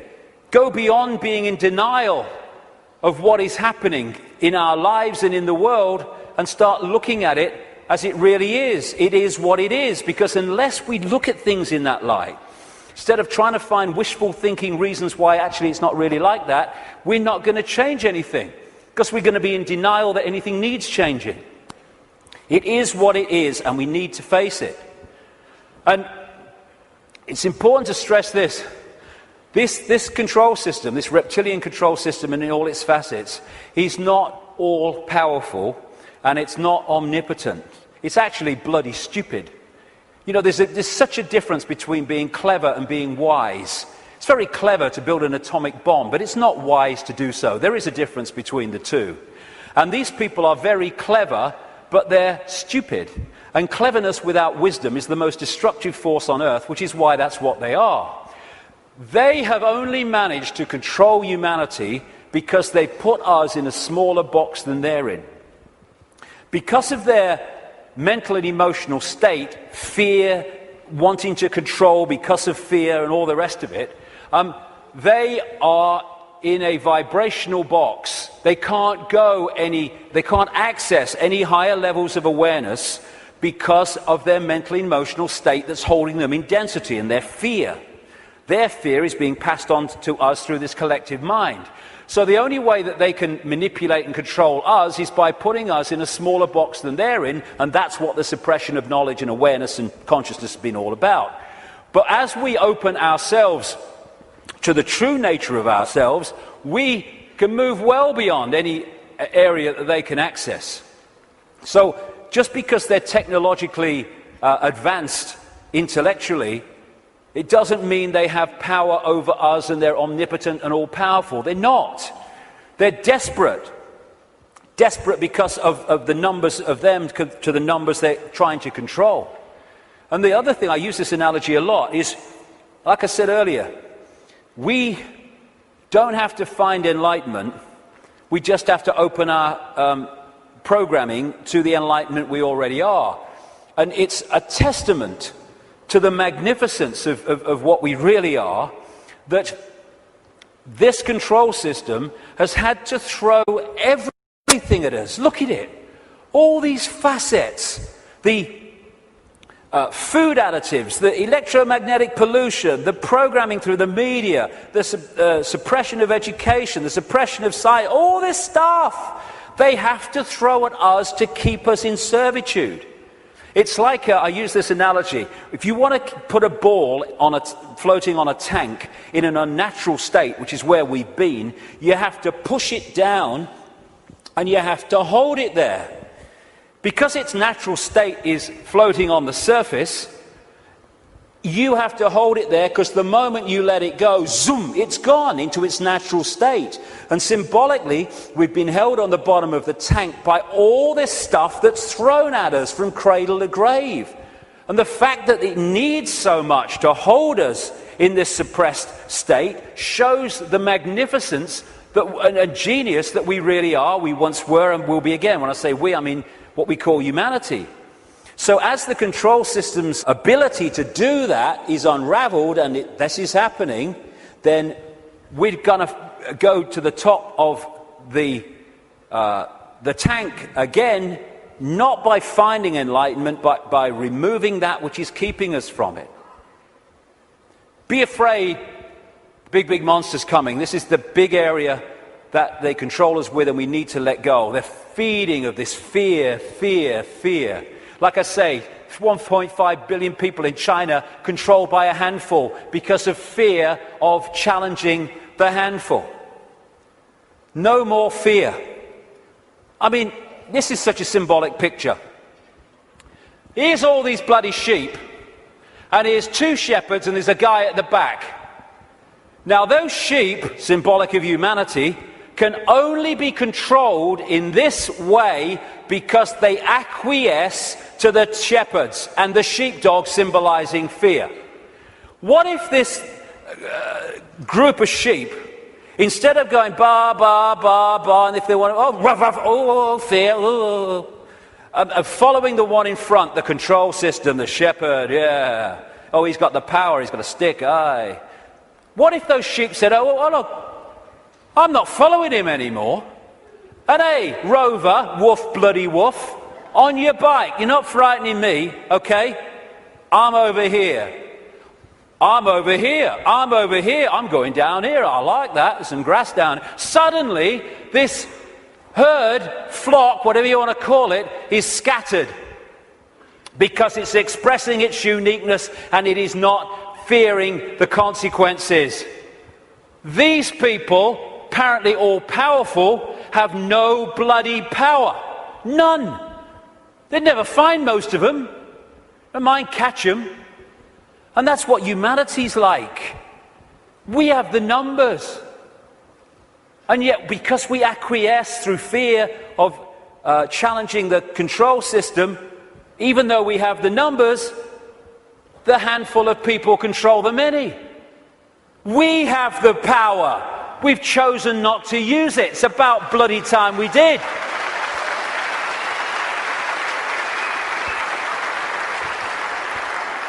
God, the answers are there in front of our eyes. The definition of insanity is doing the same thing over and over again and expecting different results, Albert Einstein. Absolutely it is. So it's pretty certain that if things are going to change in terms of control and suppression and all this stuff, then we've got to stop doing the same thing over and over again, and that is acquiescing to the control system. We're all possibility. What are we doing? Thinking that we just do the same thing over and over again? That's one possibility. Let's express our uniqueness and respect each other's right to express our uniqueness.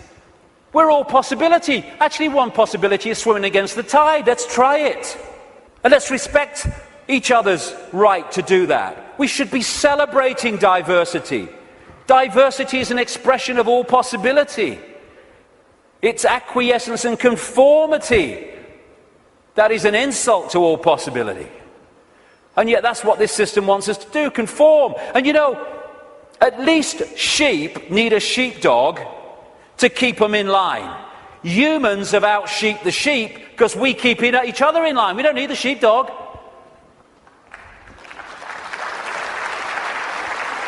We have sheepdogs called parents and teachers and politicians and peer pressure. When we're thinking of expressing our uniqueness, we're not thinking, what will George Bush think or what will Barack Obama think? No. We're thinking, what will my mother think? What will my father think? What will the neighbours think? What will my mates think? What will the people at work think? In other words, what will other people who have chosen to live in this sheep pen think of me getting out of it? It's like sitting in a cell and you find a way out through the door, and instead of another prison warder coming along to stop you getting out, the other prisoners jump on you. That's what we do. If we are going to be what we really can be, and we're going to respect our right to be different, we have to respect others' right to be different as well. Because when we respect other people's right to be different and express their uniqueness, then we're setting them free and we're helping to set society free. We are policing each other all the time through ridicule, through condemnation. We need to start being at peace with other people having different views and expressing different lifestyles than we do, even if we don't like it.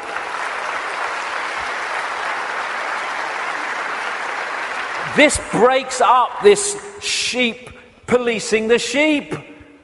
There's only a few who in full knowledge are behind this control system, and they have to get the target population to police the target population. They don't have the numbers to do it themselves. I have a simple philosophy on life, so simple. Do what you like so long as you don't impose it on others. Dead simple. That's it.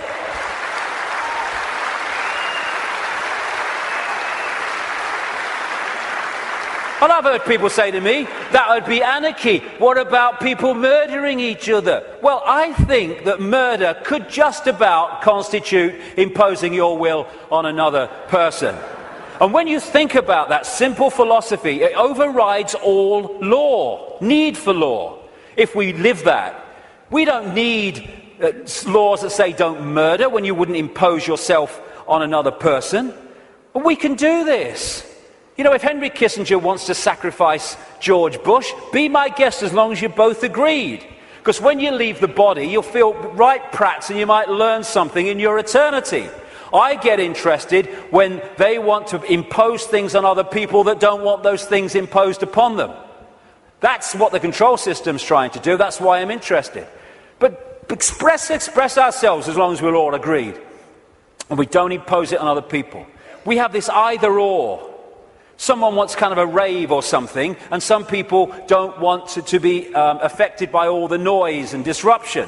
And so we say, they can have it, they can't have it. It's either or. Any society that was conscious would say, okay, we can sort this out, okay? They don't want the noise, fair enough, understand that. They want to have a party, a rave, a good time. Okay, now, let's find a place where they can have what they want that don't disrupt anyone else's life. So they can have their experience that they want and no one else is affected. Everyone's a bloody winner. This is either or. Someone must win, so someone must lose, so someone could win. Old epoch consciousness. Winner, winner, win, win. That's the new consciousness. I stand upon my desk to remind myself that we must constantly look at things in a different way. You see, the world looks very different from up here. You don't believe me? Come and see for yourselves. And it does. When you move your point of observation, the world looks so different. When we break out of constantly scanning the world from a single point of observation, so everything looks the same. From a higher point of observation, things look very, very different. And we can break out into infinite consciousness. Clear our minds. That's another thing, another layer on the onion. It doesn't matter. My goodness me, how we make things matter that don't matter. And it clutters up our mind, it clutters up our emotions, and holds us in low vibrational servitude. I have a thing I call the deathbed perception. You're lying on your deathbed, well, your body is, you're not, and you've got 10 minutes to live. Tell me, looking back at your life, what mattered.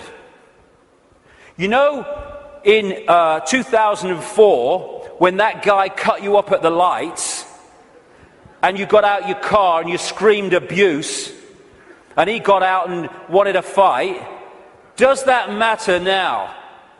No. Then the trick is to make sure it doesn't matter then. To bring that mentality into everyday life. It doesn't matter. We get het up, angry, frustrated. We worry about things. People worry about going to the dentist. Then they go to the dentist and they go, oh, that was all right. What do you mean it was all right? You've been worried sick for 3 weeks. It's destroyed your life for 3 weeks. You tell me it's all right. There's no problem. It's bringing this. It does. What really matters? What really matters is loving each other, caring for each other, being kind to each other. What matters is expressing our true magnitude of infinite genius, not acquiescing to meaningless things that we take so bloody seriously. How many things do we look back that got us really het up, frustrated and angry, and we look back, it didn't really matter, did it? Well, don't let it matter then. That's the thing. And then there's what I've long called combing the mirror. Combing the mirror is a crazy thing, because what happens is you want to change your hair, so you comb the mirror. Funnily enough, your hair doesn't change.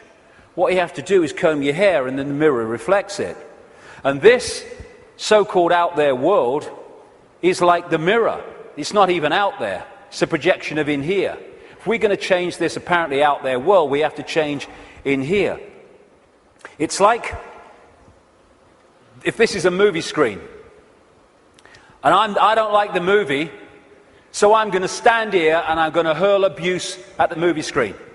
Nothing's going to change. I've got to go back to the projector and I've got to change the reel, and then this will change, because this is just an outplaying of that. And the Illuminati control system is delighted, indeed encourages us to believe that we can change the world, if you like, and our lives out there. They want us to comb the mirror because they know nothing's going to change. This is where things change, and we connect with this at what we call the subconscious mind. And it's in the subconscious mind that we interact with this waveform construct. The conscious mind experiences the play-out holographic world, the decoded world. So this is where we have to change things. Because by the time it hits this screen, this holographic decoded world, it's like the movie on the screen. It's a done deal. You ain't got to change that now. You ain't got to change this now. We have to change it before we decode it into experienced holographic reality. There are some people I've been reading, they say 98% of human decisions are made by the subconscious mind, the unconscious mind. I would go further. I'd say 100% of human decisions are made by the unconscious mind. What the conscious mind does is experience them. But the conscious mind can interact and work as one with the unconscious mind if it starts to understand the way reality works. How do we understand what's going on in the unconscious mind, so therefore we can play a part in changing that? By what I call the language of life. The play-out holographic world of experience is a mirror of the information construct. In other words, our unconscious mind in many senses. And the way it plays out, the language of life as I call it, tells us what's going on in the unconscious. And therefore we can play a part together, unconscious and the whole of self, in changing and clearing out what is happening in the unconscious, which is playing out in the experienced conscious holographic world. For instance, do things keep recurring in our lives over and over and over again? You'll never guess it's only happened again. Well, why is that happening to you over and over again and not happening to him at all? What is it within you that's manifesting this? What is it telling you? What is the language of life telling you by what you're now continually experiencing? Why don't things work in your life, but they work in this person's life? What is that telling you? What is it about you that's making it not work? What is it about them that's making it work? The language of life. And you can start to read this, and it's about taking responsibility and saying, oh God, I'm so unlucky, nothing ever happens to me. It's like taking responsibility, power. Why is this happening to me? What is it about me that means this is happening to me and not to them? It's the language of life. He's talking to us. For instance, one of the things that totally bloody controls human experience is a desire for outcomes. We're all possibility. If we live as all possibility, our true self, then we're flowing. We're flowing with life. We haven't got an outcome because we're all possibility. We flow where we want to go and we flow where life takes us. Once you have an outcome, I want this, then you have pinned yourself to one possibility. And if that possibility doesn't happen, then you're in a state of disappointment. Even though you're all possibility and you can flow anywhere you like. I'm this what I want to be. And it's like a door. And people go through life and they're going, bang, bang. I want to be this. This is my outcome. Bang. And the door's going and life's going, ain't opening. Ain't opening. Bang, bang. Frustration. Anger. Why me? And it gets more, okay, now we're going to put this across the door. And they still go, bang, bang. This is my outcome. And then all the time this is going on, over here there's a door swinging open saying, hey, come through me, no problem. Oh no, I want to be this, bang. And we go through life and the door doesn't open and that one's saying, over here. But because we have an outcome, it means it controls our life. And like I said earlier, and suppresses our life. I don't have an outcome. I don't have an outcome. When I get up in the day, I don't have an outcome. I don't have an outcome in my life. I just go where it takes me. Outcomes are limitations, preconceived ideas. Now, intent is a very, very powerful force for change. This is my intent. That energy goes out there, and through what I call vibrational magnetism, it draws towards us what we need to do to achieve that intent. Not when there's an R in the month and every now and again, every time. So when we have this intent, I want to be truly free. I want to be the true magnitude of who I am. I want to know what's going on in the world. I want to understand this. What happens is that intent, if you mean it, it's not just words, otherwise it's no power at all, then that intent will start drawing to you people, places, experiences which let you achieve that intent. And often they are very challenging and your whole life, your old life starts to break down as a result of this. A lot of people go, if that's transforming, no thanks. And we go back to the old life. But intent, if we mean it, is the first stage of transforming our lives from what they are to what they could be. The thing about intent, however, that it's the need to sync the intent with what the language of life is telling us. Because if you sync the intent with that door that ain't meant to open, then you can have a very powerful experience called frustration. Because the intent then is not going to open the door because it ain't meant to open because it ain't your journey. I have this thing, flow equals go, stuck equals chuck. Or at least look again at what you're trying to do and how you're trying to do it. It might be how you're trying to do it that's not stopping it flowing. But in the end, life is not meant to be a bitch and then you die. It's not meant to be a series of frustrations and barriers. It's meant to flow. That's what we are. And if it's not flowing, then the language of life is saying something about us. Why isn't it flowing? And interestingly, I've experienced this so many times. I know other people have too. Once you acknowledge what the experience you're having is, maybe one you don't like, is saying about you, you acknowledge it, you bring it to the conscious, boom, there's an energy shift and the problem disappears. The pain in the arse in your life goes out. Because you've acknowledged it, you've read the language of life, and therefore you don't need to experience that anymore and come to that understanding because you have, and it's gone. Taking responsibility is a very, very fundamental part of this transformation. Carl Jung, the Swiss psychiatrist, said, people will do anything, no matter how absurd, in order to avoid facing their own soul. And not taking responsibility is the absolute epitome of giving your power away. When we say it's all your fault that I'm in this situation, whether it's collectively or individually, what we're saying is, I don't have power over my life, you do.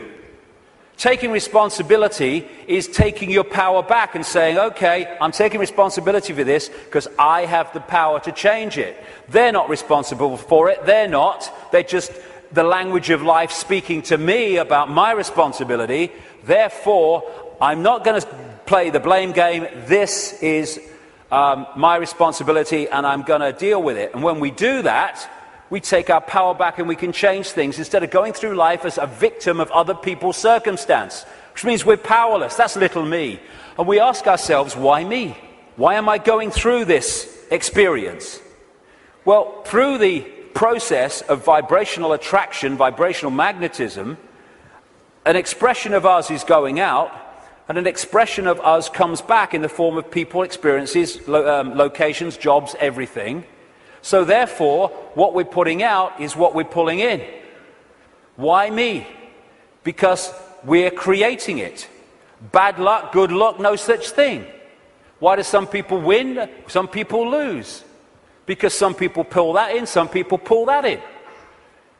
You get people who they say, you meet them and they say, nothing ever happens in my life. And you say, well, what would you like to happen? And they go, well, I don't know really. Well, I don't know really goes out as a vibrational information field, and what comes back is a life where nothing happens. Why? Because you don't know really. So we're not victims. We think we're victims, and the control system wants us to believe we're victims, because then we will do nothing to change the fact that we're not expressing the power that we have. Why me? Ask yourself, because it's your choice.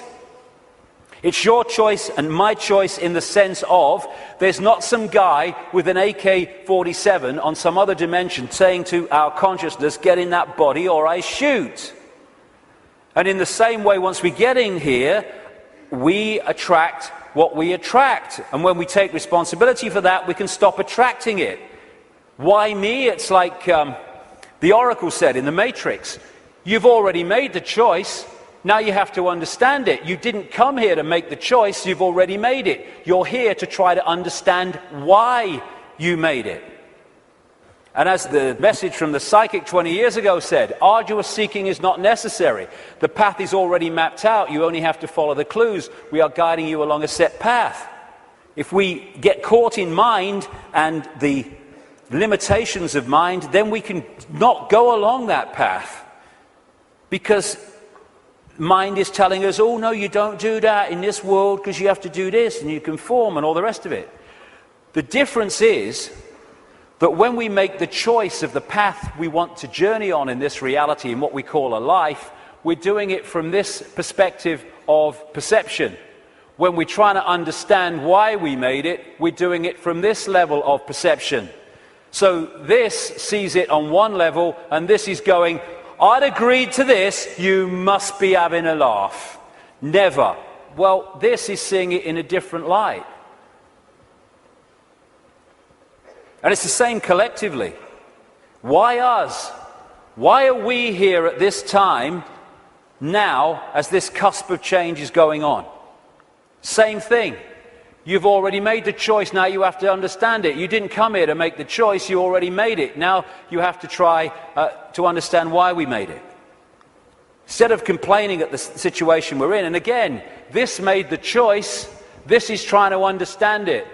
Once you break out of this into this, you then start to understand it. Because you see what we're experiencing from a totally different perspective. For instance, this sees, in the journey down the symbolic river, this sees the next turn on the river, no further. This sees the whole river from source to sea. So this is seeing an experience in the moment that this is having in a completely different way to how this is seeing it. For instance, you're going down the river on a canoe, it springs a leak. You paddle across to the bank and you sit there and you're angry and you're frustrated. Why me? Why am I so unlucky?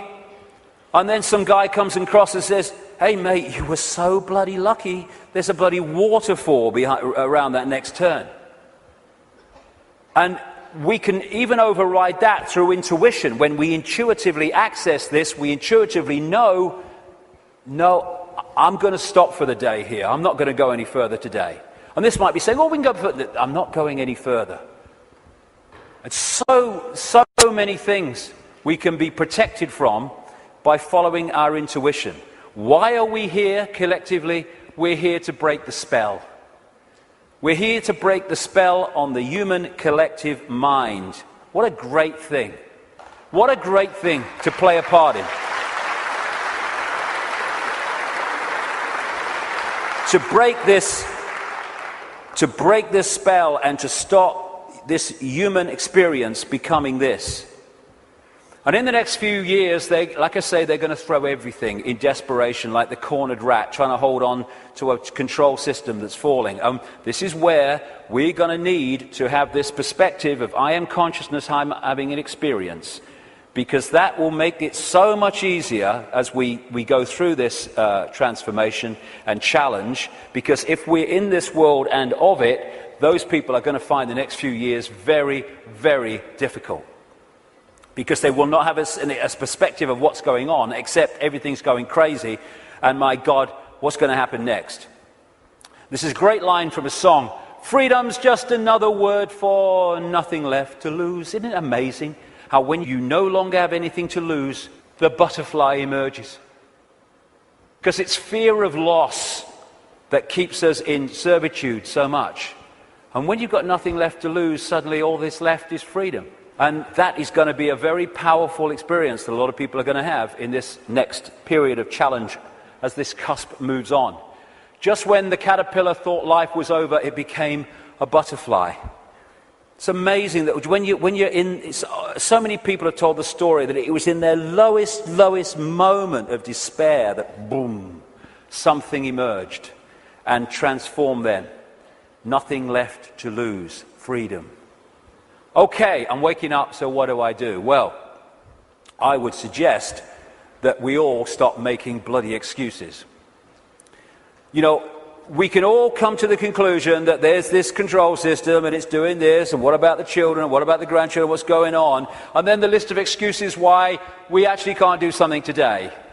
Well, there's a game on, and I've got to do this, and I've got to do that. Nothing is more important than focusing on what is happening, because everything comes from that.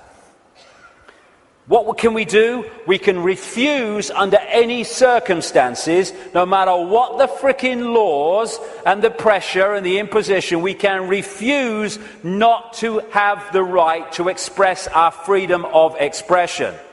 Refuse under any circumstances to shut up.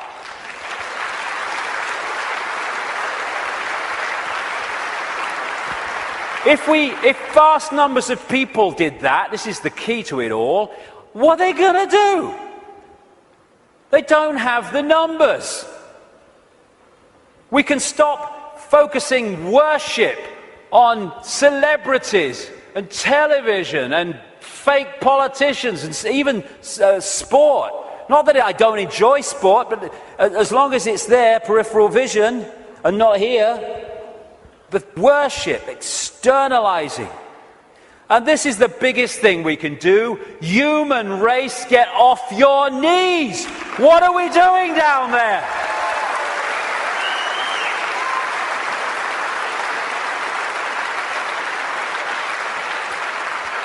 What are you doing? You're all that here's has been and ever can be. Where have your bloody knees for? Well, only little me. No! If we get off our knees, the control system's over. Martin Luther King said, a man can't ride your back unless it's bent. And then there's the people in dark suits and uniforms.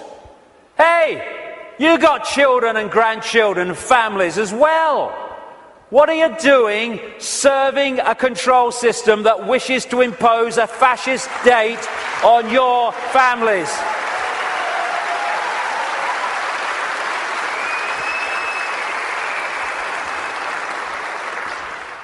What are you going to say to your kids when the control system's in and it's controlling every facet of their bloody lives? Daddy, Mummy, Granddad, Grandma, what were you doing when the control system came in? I was helping to do it, dear. All the best with that conversation. What are we doing? Playing a part in, oh, it's me job. Well, get a bloody another one then. We got to do this to our children because it's my job. What can we do? We can cease to serve the control system in uniform with a gun in our hands. We can do that.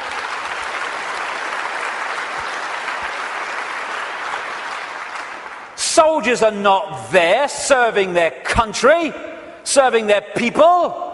They're there serving the cabal that's seeking to enslave their people and their families. As Einstein said, the pioneers of a warless world are the youth that refuse military service. And more are equal to that, the adults beyond military service who support those that refuse to serve this control system in uniform. Oh no, you've got to serve your country. You serve your bloody country. I ain't doing it. Just like those wonderful Israeli young people. Know thyself. When you know thyself, when you know you are consciousness, the consciousness is going to get a machine gun and start shooting at aspects of itself. Mind does that. Mind fights. Consciousness doesn't even contemplate it. And that doesn't include just people in uniform. It means fighting for freedom. What's all that about? Let's fight for freedom. Let's have a riot in Athens and let's kill 3 people from the banking system. Hey, the world's a better place now. What you fight, you become. We don't want to fight this system. We need to cease to cooperate with it. This is a meeting of mind. One mind on a horse, one mind with something in its hand trying to do damage. Oh, they're 2 sides. They're one mind without consciousness. Freedom fighters, contradiction in terms. Cognitive dissonance. As Martin Luther King said, the limitation of riots, moral questions aside, is that they cannot win and their participants know it. Hence, rioting is not revolutionary but reactionary because it invites defeat. It involves an emotional catharsis, but it must be followed by a sense of futility. They want people to riot. It justifies more control. Nor do we need to meet this challenge with hate. That's playing away in the stadium we're trying to rid the world of. We don't need to hate these people. We just need to stop cooperating with them. Well, you know, if it's all the same with you, mate, I ain't doing it, okay? No hard feelings, bugger off. And then we've got this, you know, the protest, the mass protest. I do understand that. It might have a part to play. But so many times these protests, they're what I call steam whistles. You know, people go out in big protests with the banners and they kind of feel good about themselves and they go down the pub and say, at least we made our feelings felt. And then what happens? Bugger all. How many people marched in London against the invasion of Iraq, and what happened? Iraq was invaded. Protesting has such limitation. They don't care if we protest and walk through the streets and shout slogans and wave banners. They care if we come together, irrespective of colour, creed, gender, sexuality, any of it.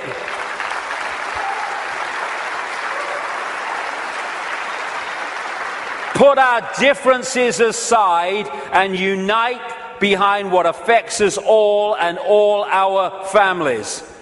This control system, this Orwellian agenda, is not trying to enslave black people or Jewish people or middle-class Americans or Hispanics or Australians or Indians. It's trying to enslave all of us.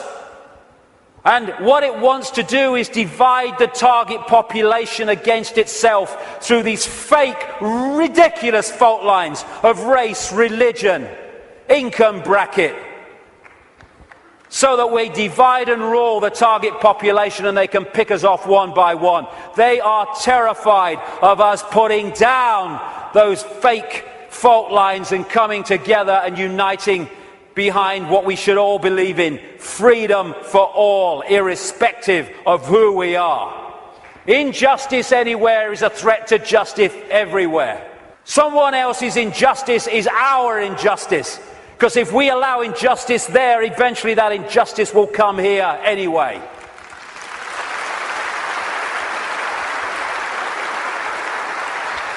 In the end, we will remember not the words of our enemies, but the silence of our friends. Silence is consent. Can you hear us now? Silence is consent. Because while we're silent on these impositions, the impositions just keep going on and on and on. By our silence, we are acquiescing, even agreeing to them being imposed.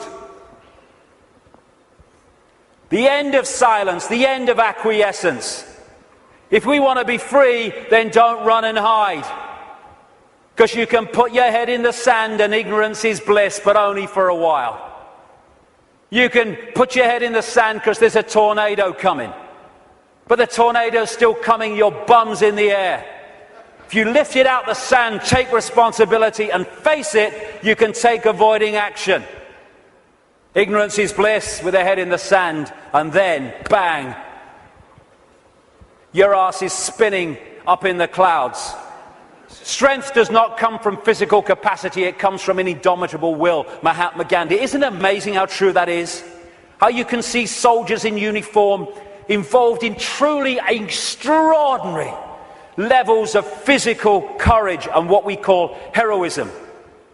And yet those same people are terrified of saying boo to another guy in uniform who's got more stripes on his arm than he has. Isn't it amazing?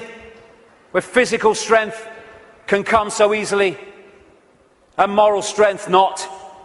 That's to do with the moon matrix and the way that our perception is manipulated. Turkish proverb, a lion sleeps in the heart of every brave man, every brave woman, and it's not really bravery.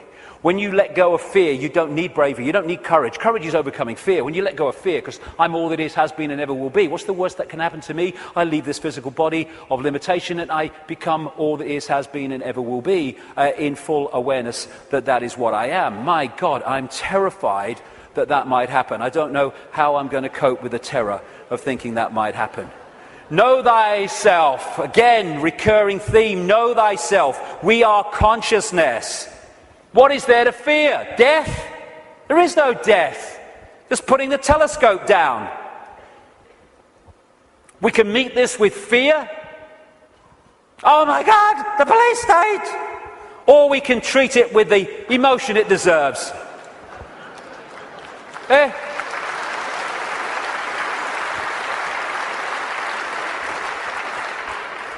What we have to do is comply. Compliance! That's what we have to do. Because if we don't comply, the control system's in desperate trouble. So it has to frighten us into complying for fear of not complying and the consequences that come from that. Well, hold on a second here. There's something about this that ain't right. When we look at this structure, we look there for the power. But why is that there? Because these silly sods are holding it up there. This is the power. They have to persuade them that they have the power, so they don't take the power to bring that crashing down. Fear of bringing it down through fear of not complying. Once we step out of the pyramid and refuse to cooperate with it, no violence necessary, by the way, then the pyramid starts to collapse because we're holding it together. It's a house of cards. That's all it is. Oh, it's the control system. It's a house of cards. Simple thing. People are being fined ridiculous amounts of money for putting their wheelie bins out on the wrong day or too many inches from the bloody curb. And people go, I don't know, what's the world coming to? It's the big brother state, innit? And then what you going to do? What time's that game show on, honey? Terrible and bloody thing, I don't know. What? What's that going to do? Don't tell me. That's Big Brother. It's little me that's causing that, not Big Brother. What if thousands of people, when someone is fined that money for that ridiculous thing, and like I say, they're just giving us more and more ridiculous things to see how much we'll take before we resist, and when we don't, they give us even more ridiculous things. What would happen if, when someone is faced with that fine, thousands and thousands of people in that area put their wheelie bins out in the wrong place on the wrong day, week after week after week after week?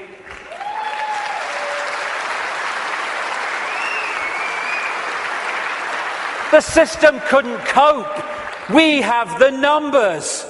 And I see this, your vote is your voice, be heard. Bollocks it is. How can the vote be your voice when the people you're given the choice of voting for that have any chance of forming a government are standing on the same postage stamp of political policy and perception?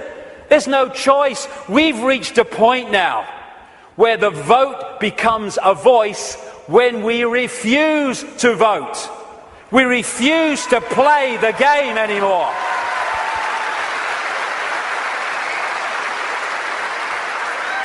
What would have happened at this recent election, this farce, if tens of millions of people had said, we've had a bellyful, we're not voting, it only encourages them. We are not voting because we're going to make a statement that we know this system is rigged and we're having it no more. What would have happened in these days that have passed since that election? The whole focus of the media and everything would have been, bloody hell, what's going on? Why this mass refusal not to vote? Now we've got a debate going.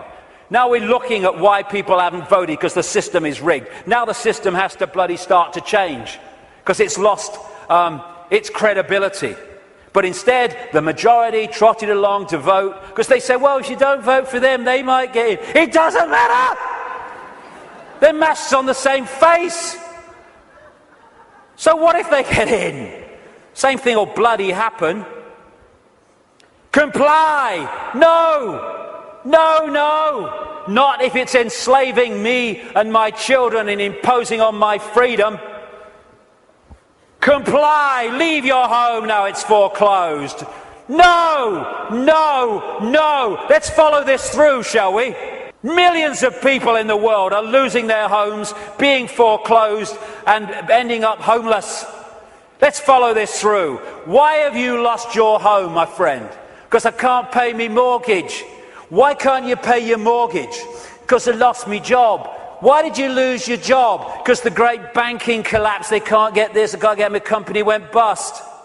And who's taking your home away and saying you've got to leave? The banks that caused the fricking problem. And we are leaving? What are we doing? What are we doing?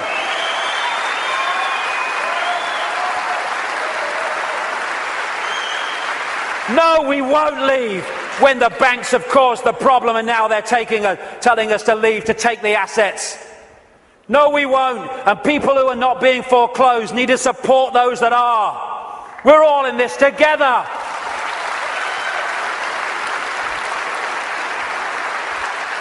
Compulsory vaccinations. No, no, no.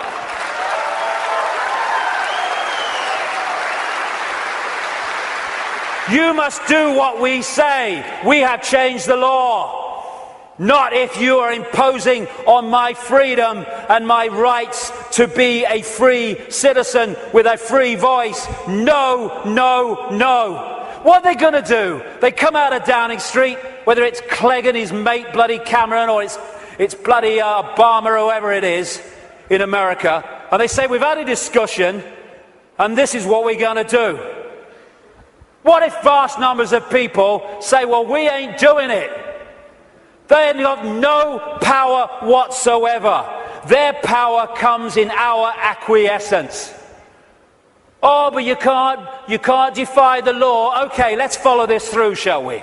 By the way, while I'm talking, put your arms out and I'll put the handcuffs on, because that's what you're telling me. What you're telling me is this. We have no say in laws that are passed. And then we have to obey those laws. Well, okay, forget freedom then. Okay, what if they passed a law that says, we take your children away? Would you obey it? No. So there is a line then. There is a line. It's just where is that line? And if a law does not respect human freedom, it does not respect human justice, it doesn't respect fair play, we should not be acquiescing to those laws. We should be refusing to acquiesce.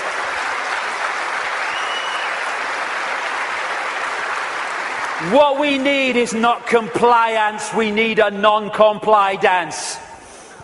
Where we beat to a different drum and we dance to a different drum. Where we refuse to acquiesce to this control system that seeks to enslave us even more than it already has. Non-comply dance. Do this, comply. No. No. But we need to do it en masse. We do it with a smile on our face. We're consciousness, all that has been, ever will be. Why shouldn't we have a smile on our face? And smile and feel for these people who are enclosed in mind trying to enslave us. But we need to do it en masse. Because if we don't do it in numbers, then people get picked off. That's what's happening. I am all that is, has been, ever will be. You cannot grant me my freedom. It is not your gift to grant me my freedom or take it away, because I am, we all are, freedom.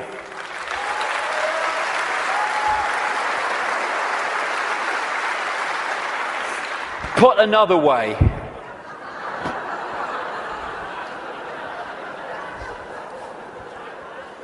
what would infinite consciousness do? Move perspective, little me, all that is. What would infinite consciousness do in the situations that we face, as against what would mind do? If it's not right, don't do it. If it's not true, don't say it. Absolutely right. You know what would change the world overnight? Is if we as a human race started doing what we knew to be right and just in the circumstances that we face, instead of making those decisions as so many people do and have long done on basis of what is right for me in this circumstance that I face. Okay, the just thing to do might not be in the moment the best thing to do, but it's the just and right thing to do. And if we started doing what we knew to be right when we're faced with these decisions, as opposed to what we perceive is right for us in the moment, although doing what is right for us in the eternity, then everything would change. If we want a world of peace, then be peaceful. It sounds trite, it sounds simple, but it's devastatingly profound. That's what we need to be with each other. You know, we have people going on anti-war marches who are hurling abuse at each other in their relationships and stuff like that. If we war with each other, then the collective version of that is warring collectively. If we want peace, let's be peaceful. If we want a world of kindness, then let's be kind. And it must come, for goodness sake. It must, if we're all kind to each other. We live in a kind world. Martin Luther King said, cowardice asks the question, is it safe? Expediency asks the question, is it politic? Vanity asks the question, is it popular? But conscience asks the question, is it right?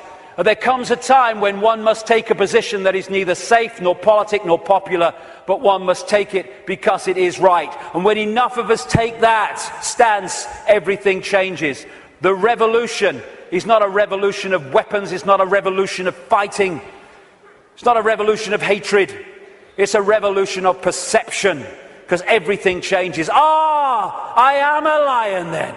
I'm not the lamb I kept seeing in the mirror and the world kept telling me I was. And then that expresses itself out into the true nature of who we are. And miracles become possible. We're going into the epoch of what we perceive as miracles. It's just a greater understanding of the way everything works.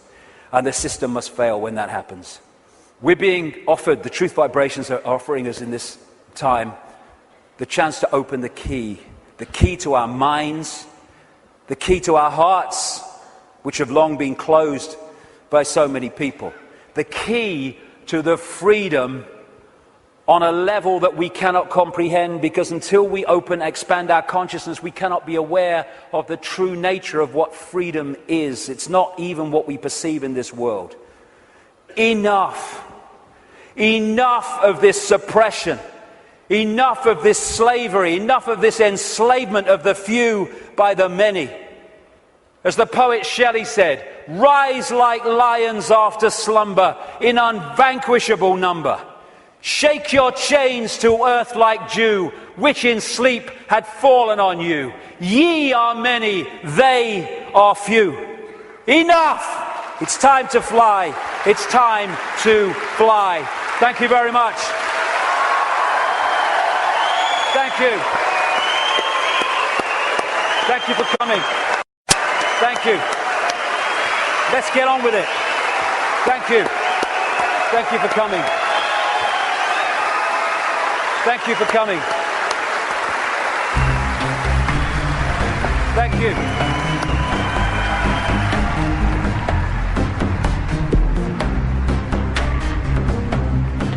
I've waited for years to see him. I've seen his DVD years ago, Brixton Academy. He's a legend. I think I fucking love him. I've been to all David's events here. This is the best one ever. It's the most original, the most passionate, and it really is the greatest. I've never seen David so charged up. I've never seen him so full of stamina, so full of energy, and so there's so much inspiration in what he's said here tonight. He doesn't pretend to be a guru or anything like that, and he admits himself he's struggling with the same, things that we are, and I think that's why he's fantastic to listen to. All of it struck a chord. It's probably the same as everybody that's been there. Everybody's aware that, I don't know, that there's something going on. Do you get what I mean? And it was travelling 600 miles. It was worth, yeah, definitely. I think the freedom aspect obviously is a really important part of it, because I'm knowing and actually everyone coming together. But I mean, I've been following David Icke for a couple of years now, just kind of opened me up to say. What I thought stood out for me is that there was a lot of detail that David Icke gave that's not out in the public, it's not open knowledge. Some of his talk was a little controversial, I thought, but it was still on point of what he was saying.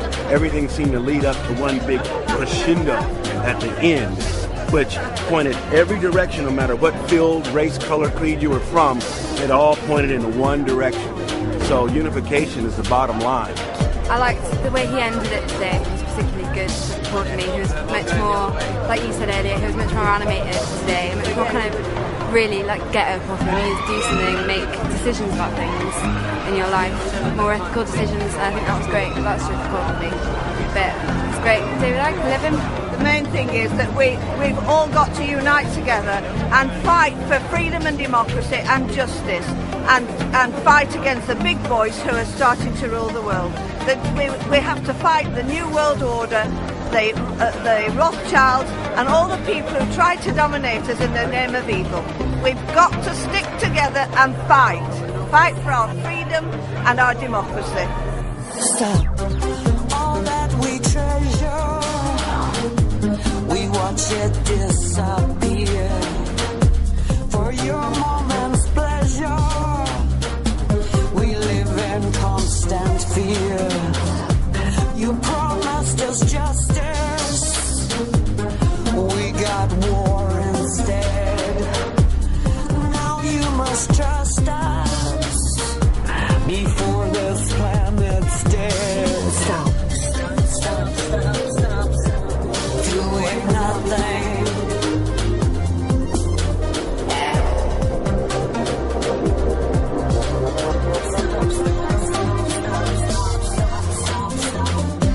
This world is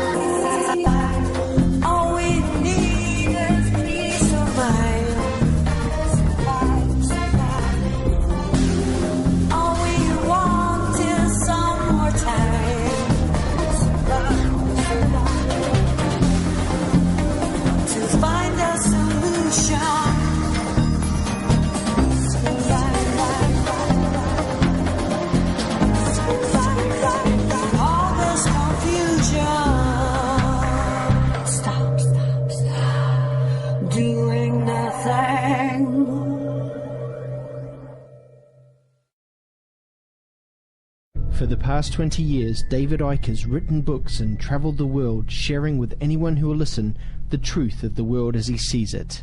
The last 20 years has not just been about me writing books and doing talks. It's been about cleaning out the sense of limitation within myself. David has experienced more than most could imagine on this journey. They're laughing at you. They're not laughing with you. Fine. But where others would give up and hide, David has kept walking forward. My journey has been fundamental to what I'm doing.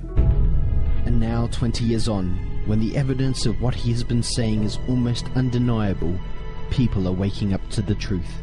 That the world is not how we have been shown in the media or told by politicians. The truth that David has been sharing for 20 years. David Icke, still crazy after all these years. Well, I was born in a place called Leicester in the English East Midlands in 1952.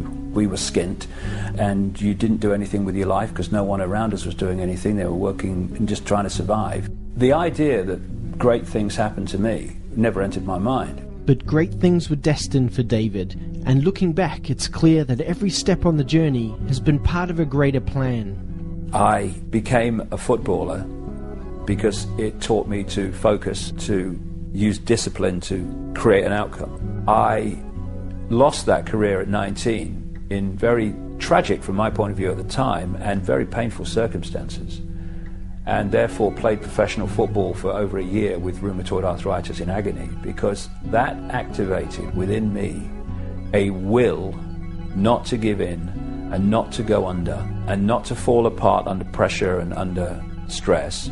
I then went into the television arena because that gave me a national profile, which when I came out with this stuff meant it wasn't going to be ignored. It also taught me about the media and how it works and what an irrelevance it is to informing the public what's actually going on in the world. I then went into the Green Party, which showed me the political arena and showed me what an irrelevance it was.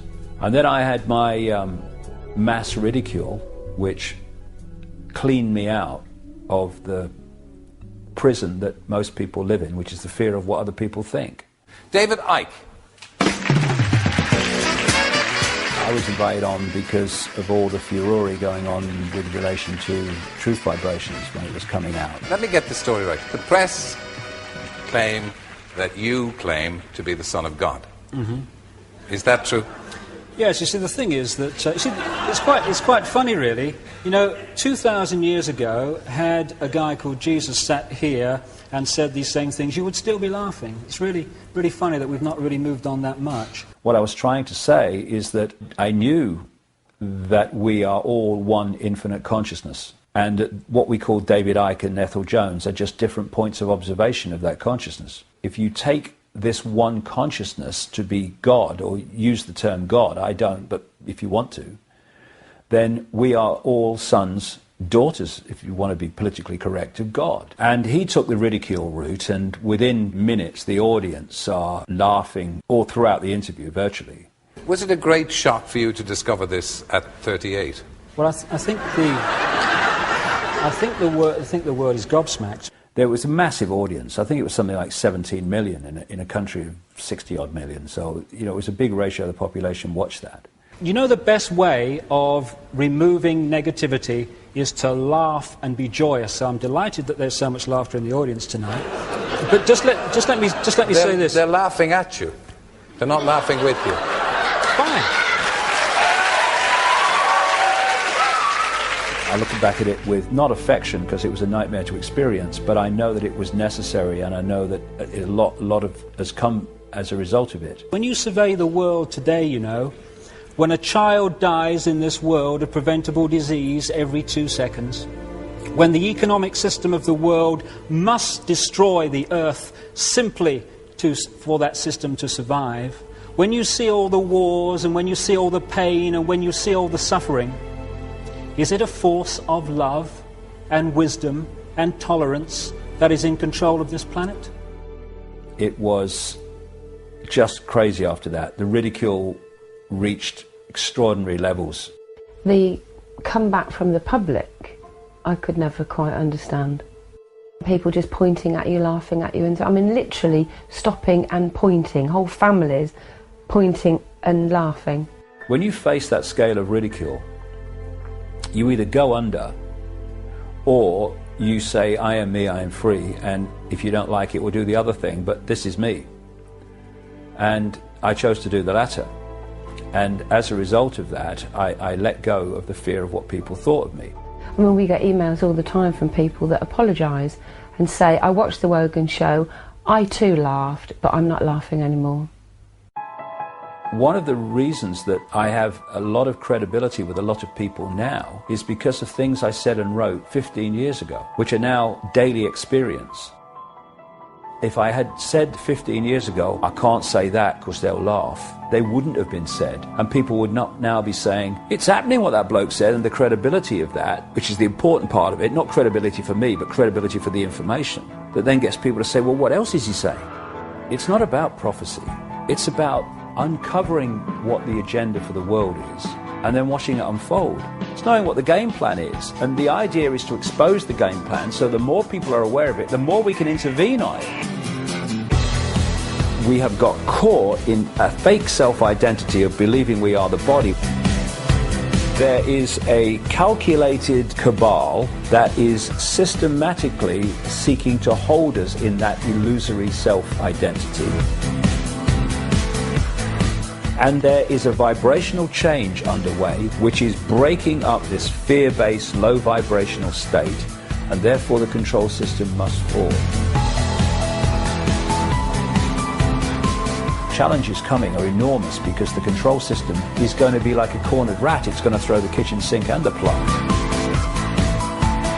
We're now entering a period where miracles become possible because they're not miracles, they're just a greater lack of limitation. That's all miracles are.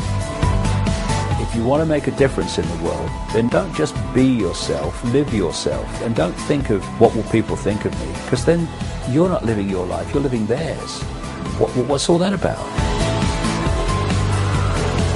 I'm in a real good space 20 years on, because I can look back at all the real big challenges. I'm completely at peace with them. I know the challenges that have happened before, the ridicule, the rheumatoid arthritis, and the loss of my football career. I know they were all part of my journey. And not only are they part of the journey, they're a fundamental part of the journey. Because I'm not where I am today, doing what I am today, despite what has happened to me. I'm doing it because of what has happened to me, the things I liked and the things I didn't like. And I'm still there 20 years on, more determined than I've ever been. Because we're going to see some amazing changes in the world in the next few years. And some of them are going to seem to be catastrophic, but eventually they'll be seen to be the end of the prison and the start of the paradise. I can handle that.